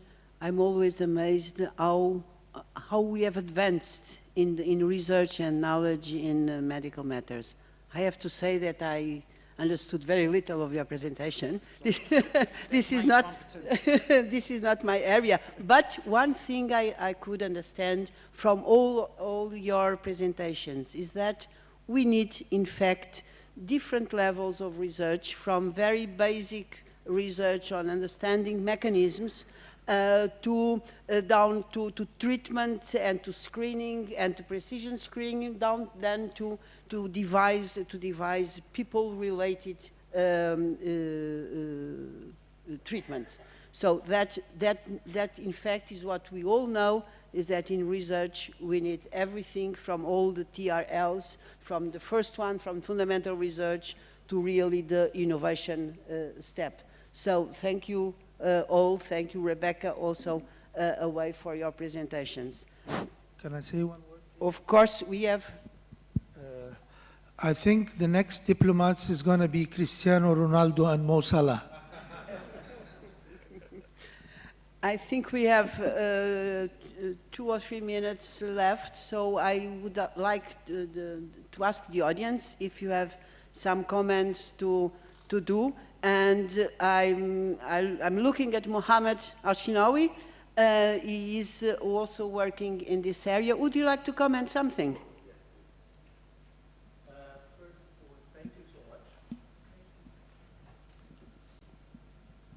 First of all, thank you so much. Let me introduce myself. I'm Mohammed Shinawi. I'm a professor of surgery and oncosurgery in Ain Shams University, and I'm the advisor to the Minister of Higher Education and acting president of Galala University. Before I give the comment in few seconds, I would like first to thank Portugal for this honor for having Egypt as the guest country, and we really benefit a lot. And I hope that the cooperation between our two countries will get a lot more fruitful in many aspects. Let me just comment in the first presentation when the presenter, and I hope she's hearing me, when you're talking about screening of patients in breast cancer less than 50 years, actually in Egypt, as Dr. Shireen was mentioning, the 100 million health, we in Egypt, we have the average age of breast cancer is around 45. So actually in Egypt, we start the screening at the age of 40. And this is one of the things that I hope that we can start discussing together and how we see the effect. Because why in Egypt breast cancer starts in average of 45, while most of the Western countries and here in Portugal, we're talking about the age of 55. So this is one of the areas I think we can have cooperation, not only in breast cancer, but actually breast cancer, colorectal cancer. In our studies, we did 100 million, the 100 million initiative, we screened more than 3 million Egyptian females, and we had very good results in this regards, and I think we can cooperate in this incident. And I think we have to compare between the Egyptians, or I would say the Middle East, because this is something related to the Middle East, and the third and fourth generations who immigrated to Europe and especially to Portugal. And this is in colorectal and in breast cancer. When she talked about biobanking, biobanking is one of the very essential things that I think we have to consider and make it like an international project, because having and sharing data, which is everything is based on, is very crucial. Talking about what Dr. Shireen was talking about hepatitis and the cure, I think this is very crucial, especially when we talk about not only hepatitis, but the consequence of hepatitis, which is hepatocellular carcinoma. Also, this have to be considered. So this is one of the prevention. Talking about your presentation, Joao, which is very interesting, because I'm a surgeon, but I'm working with a lot of scientists. And when you go to the immunology, I will tell you, and I will share with you, allow me, Elena, that I will send you, we have similar results as regard the immunity and relation to breast cancer, and how the macrophages are playing a big role in the metastasis of breast cancer cells. And at the same time, we are correlating this with some of the viruses, and allow me to share with you these results that we did in Egypt in cooperation with different institutes that I hope, like NYU, New York University, Memorial, MD Anderson, things in the United States, and some of Germany. But of course, it will be a great pleasure and honor to share it with our Portuguese scientists.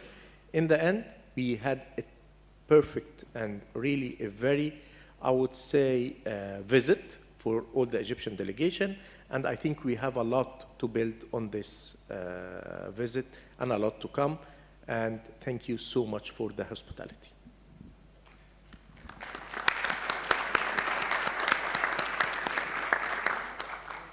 Thank you so much, Mohammed, for your presentation. And in fact, you highlighted one of the successes of these meetings, which is to put together people from different countries, and in the case to have the advantage of having a guest country and exchanging ideas between us. So, and I hope, we all hope that fruitful cooperations will arise from this meeting.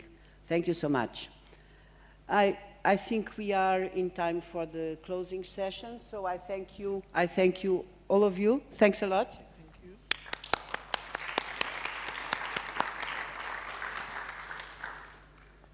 We are finalizing our Ciência 2022, Science 2022, Before calling to the floor those important people who will close the session, I have to say thanks. Thanks to a lot of people. Thanks, of course, to the participants of the meeting, those who spoke, those who made posters, those who were present here and those who were present at home or elsewhere on a remote basis. Thank you all. I thank also, of course, the organizers. This is, as you can imagine, this 3-day session is quite a nightmare of logistics, as you can imagine. So I thank all the people that worked to make this possible.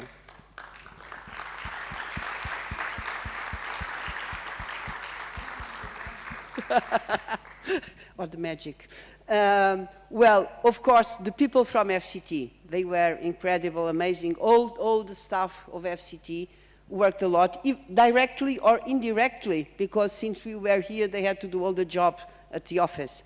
Also, Ciência Viva, they were also amazing. We all see these young people around with the green T-shirts. They are great. As well as the cabinet of the minister, they also helped a lot. So everyone was really helping, and this is really also a demonstration that we can achieve great things, but only with people.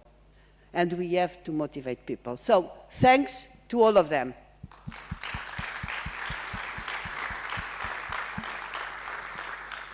And now, to start the closing of the session, I will call to the floor our minister, our new Minister of Science, Technology and Higher Education, Professor Elvira Fortunato. Please, Elvira.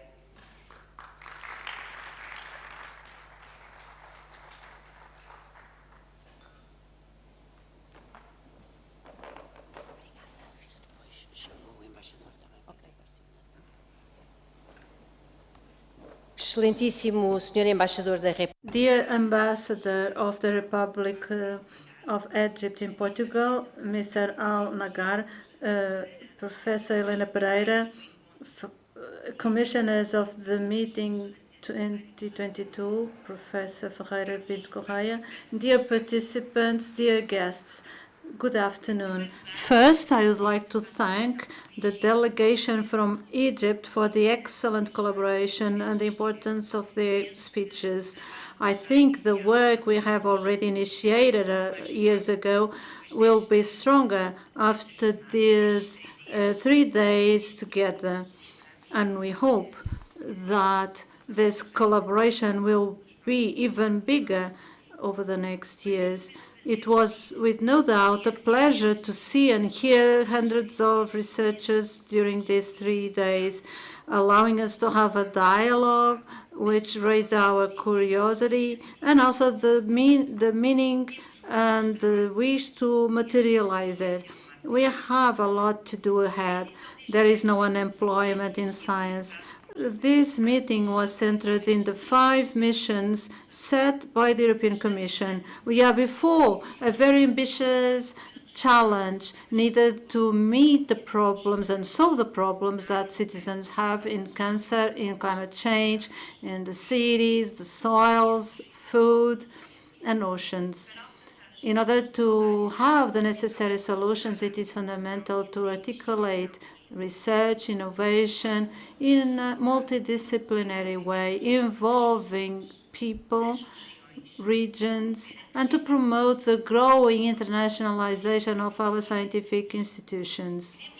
Therefore, we would like to double the Portuguese participation within the next European Innovation and Research framework, because the presence and intervention of the scientific community in projects funded by the European Commission and international projects is a strategy for the process of convergence of Portugal with the advanced countries. We have to be more competitive in European terms and to diversify the funding sources. It is also crucial to reinforce European cooperation in the Horizon Europe program with national participation in collaborative research projects, but also in institutional partnerships and in the 5 commissions of the Horizon Community, and also in the teaming program.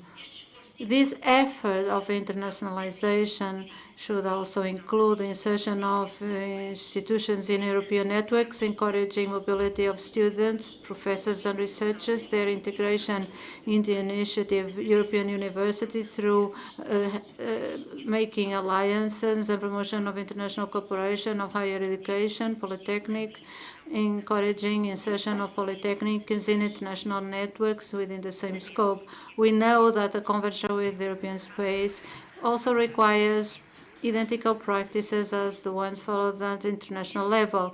Therefore, we will continue to promote simplification and debureaucratization of the system of higher education, science and technology, flexibilizing the financial execution rules and procurement. This is one of the most important measures to which we will work. We want a simplex for science and to work in a trustworthy basis. The governance program of science and technology and higher education was prepared thinking about people, because science needs people. The scientific community and the academic community needs stability and foreseeability, needs a space for inclusive, just research, allowing development of science and innovation. I know that our researchers need to see that knowledge produced by them is valid from the point of view of social and economic point of view. Science, as mentioned before, is made with people and for people. Thank you once again for your attendance and for your contributions. Live science, and I hope to see you next year in Science 2023 with a new format and in another Portuguese city. Thank you. And now it is my to the floor the Excellency the Ambassador of Egypt, Val El Nagar.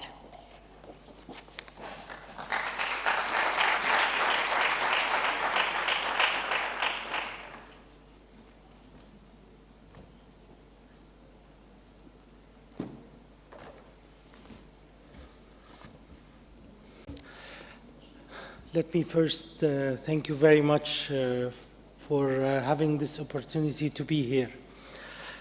Your Excellency, Professor Frontura, the Portuguese Minister of Science, Technology and Higher Education, President of the FCT, Science Viva, the scientific commissioners, and your team in the Ministry, of course. Distinguished participants, ladies and gentlemen.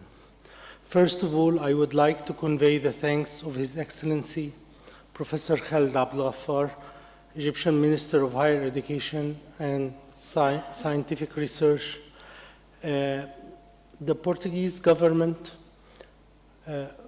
and Her Excellency, the Portuguese Minister of Science, Technology and Higher Education. We thank you very much for hosting Egypt as the guest for the science fair.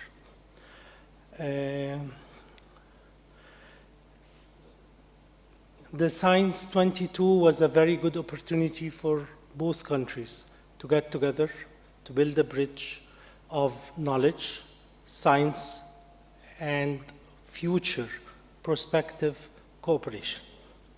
We would like also to express our gratitude to Ms. Helena, the President of FCT, and her team and their devotion and efforts in organizing and facilitating all issues related to the participation of the Egyptian delegation in the conference, which has successfully concluded its session today.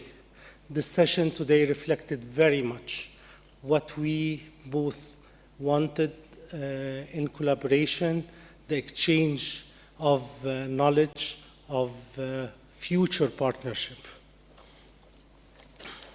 And we would like also to congratulate FCT for the 25th anniversary. Ladies and gentlemen, this year Egypt has participated in the conference with a wide range of its most reputed scientists and calibers who have engaged in several sessions and thematic workshops in different fields of science and research, meeting their Portuguese counterparts, exchanging the scientific knowledge between both sides, fostering the human interaction, and consolidating the academic ties between both countries. We took this advantage, and our minister took this advantage that we did on the sideline of the conference bilateral consultations on how to enhance our bilateral meetings and general relation to come to a mutual interest in the fields of higher education, scientific research, and health, in order to reach a mutual base of cooperation for the benefit of our two beloved countries. Ladies and gentlemen, hastening the bilateral scientific relations between Egypt and Portugal is a cornerstone for the development of the relation between the two countries. Given the importance of this field in the world after the pandemic, which will be driven by not only green, but green, blue, and digital transitions. Finally, I would like to assure Your Excellency that it is the honor of Egypt to receive Portugal as the guest country of the upcoming 8th Cairo International Exhibition of Innovation, which will be held in Cairo, December 2022, under the auspices of His Excellency President Abdel Fattah el-Sisi, the President of the Arab Republic of Egypt. Allow me once again to thank you for having Egypt as your guest. Thank you very much.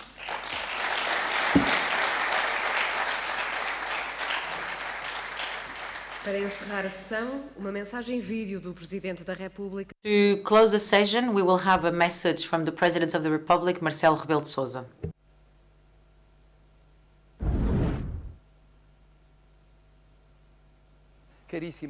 Dear organizers and participants in the Science 2022 or 2022, unfortunately, I will not be able to be with you because I am in East Timor celebrating 20 years of independence and also the elected president takeover. But I would like to really say that I'm really grateful and that I really have recognition and solidarity towards you, because it's a pleasure to realize that year after year, science, the annual science on technology is reinvented, offering a program that shows the best we do in Portugal, in the world. Many topics were discussed this year.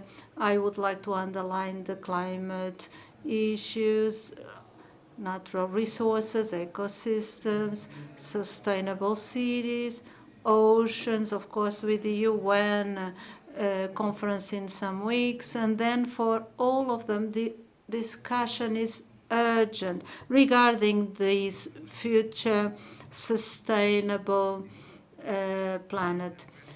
Thank you for having brought these matters to be discussed. Mrs. Teresa Pinto Correia from the Change Lab and Évora University, and Professor Teresa Ferreira from the Associated Lab Terra from the Higher Institute. This year meeting was special. It had two celebrations almost simultaneously. On the 16th of May, we celebrated the National Day of Scientists. And we have so many things to thank to our scientists in Portugal and abroad, and present everywhere in the world, allowing them to be present at all times, in good and bad times, working to find creative solutions for the many challenges of sustainable development. the pandemic had 2 very difficult years, and this year we have a war and other problems. But there is a constant. The level of the Portuguese scientists, they are outstanding. They are one of the best in international arena. But precisely for this reason, it's urgent to give them the conditions for them to be able to continue to dream, innovate, and work. But at the same time, we also celebrated the 25th anniversary of the Agency for Science and Technology, in charge of the construction of the knowledge in Portugal, with whom I have collaborated during my academic times many years ago. So my wishes is for you to be able to grow and to consolidate more and more. A special greeting to Egypt, the guest country this year, with a very rich history. Egypt has really contributed to the study and knowledge of mathematics, medicine, astronomy, agriculture, being pioneering in many of these areas. Their impressive legacy survived until today. I would like to finish wishing the following. But I'm really feel it from the bottom of my heart. For Portugal to build its future with science and for science. And scientists are the heroes that fight non-stop against the challenges that our planet, our life, our society, and people face every day, every year, throughout centuries and millenniums.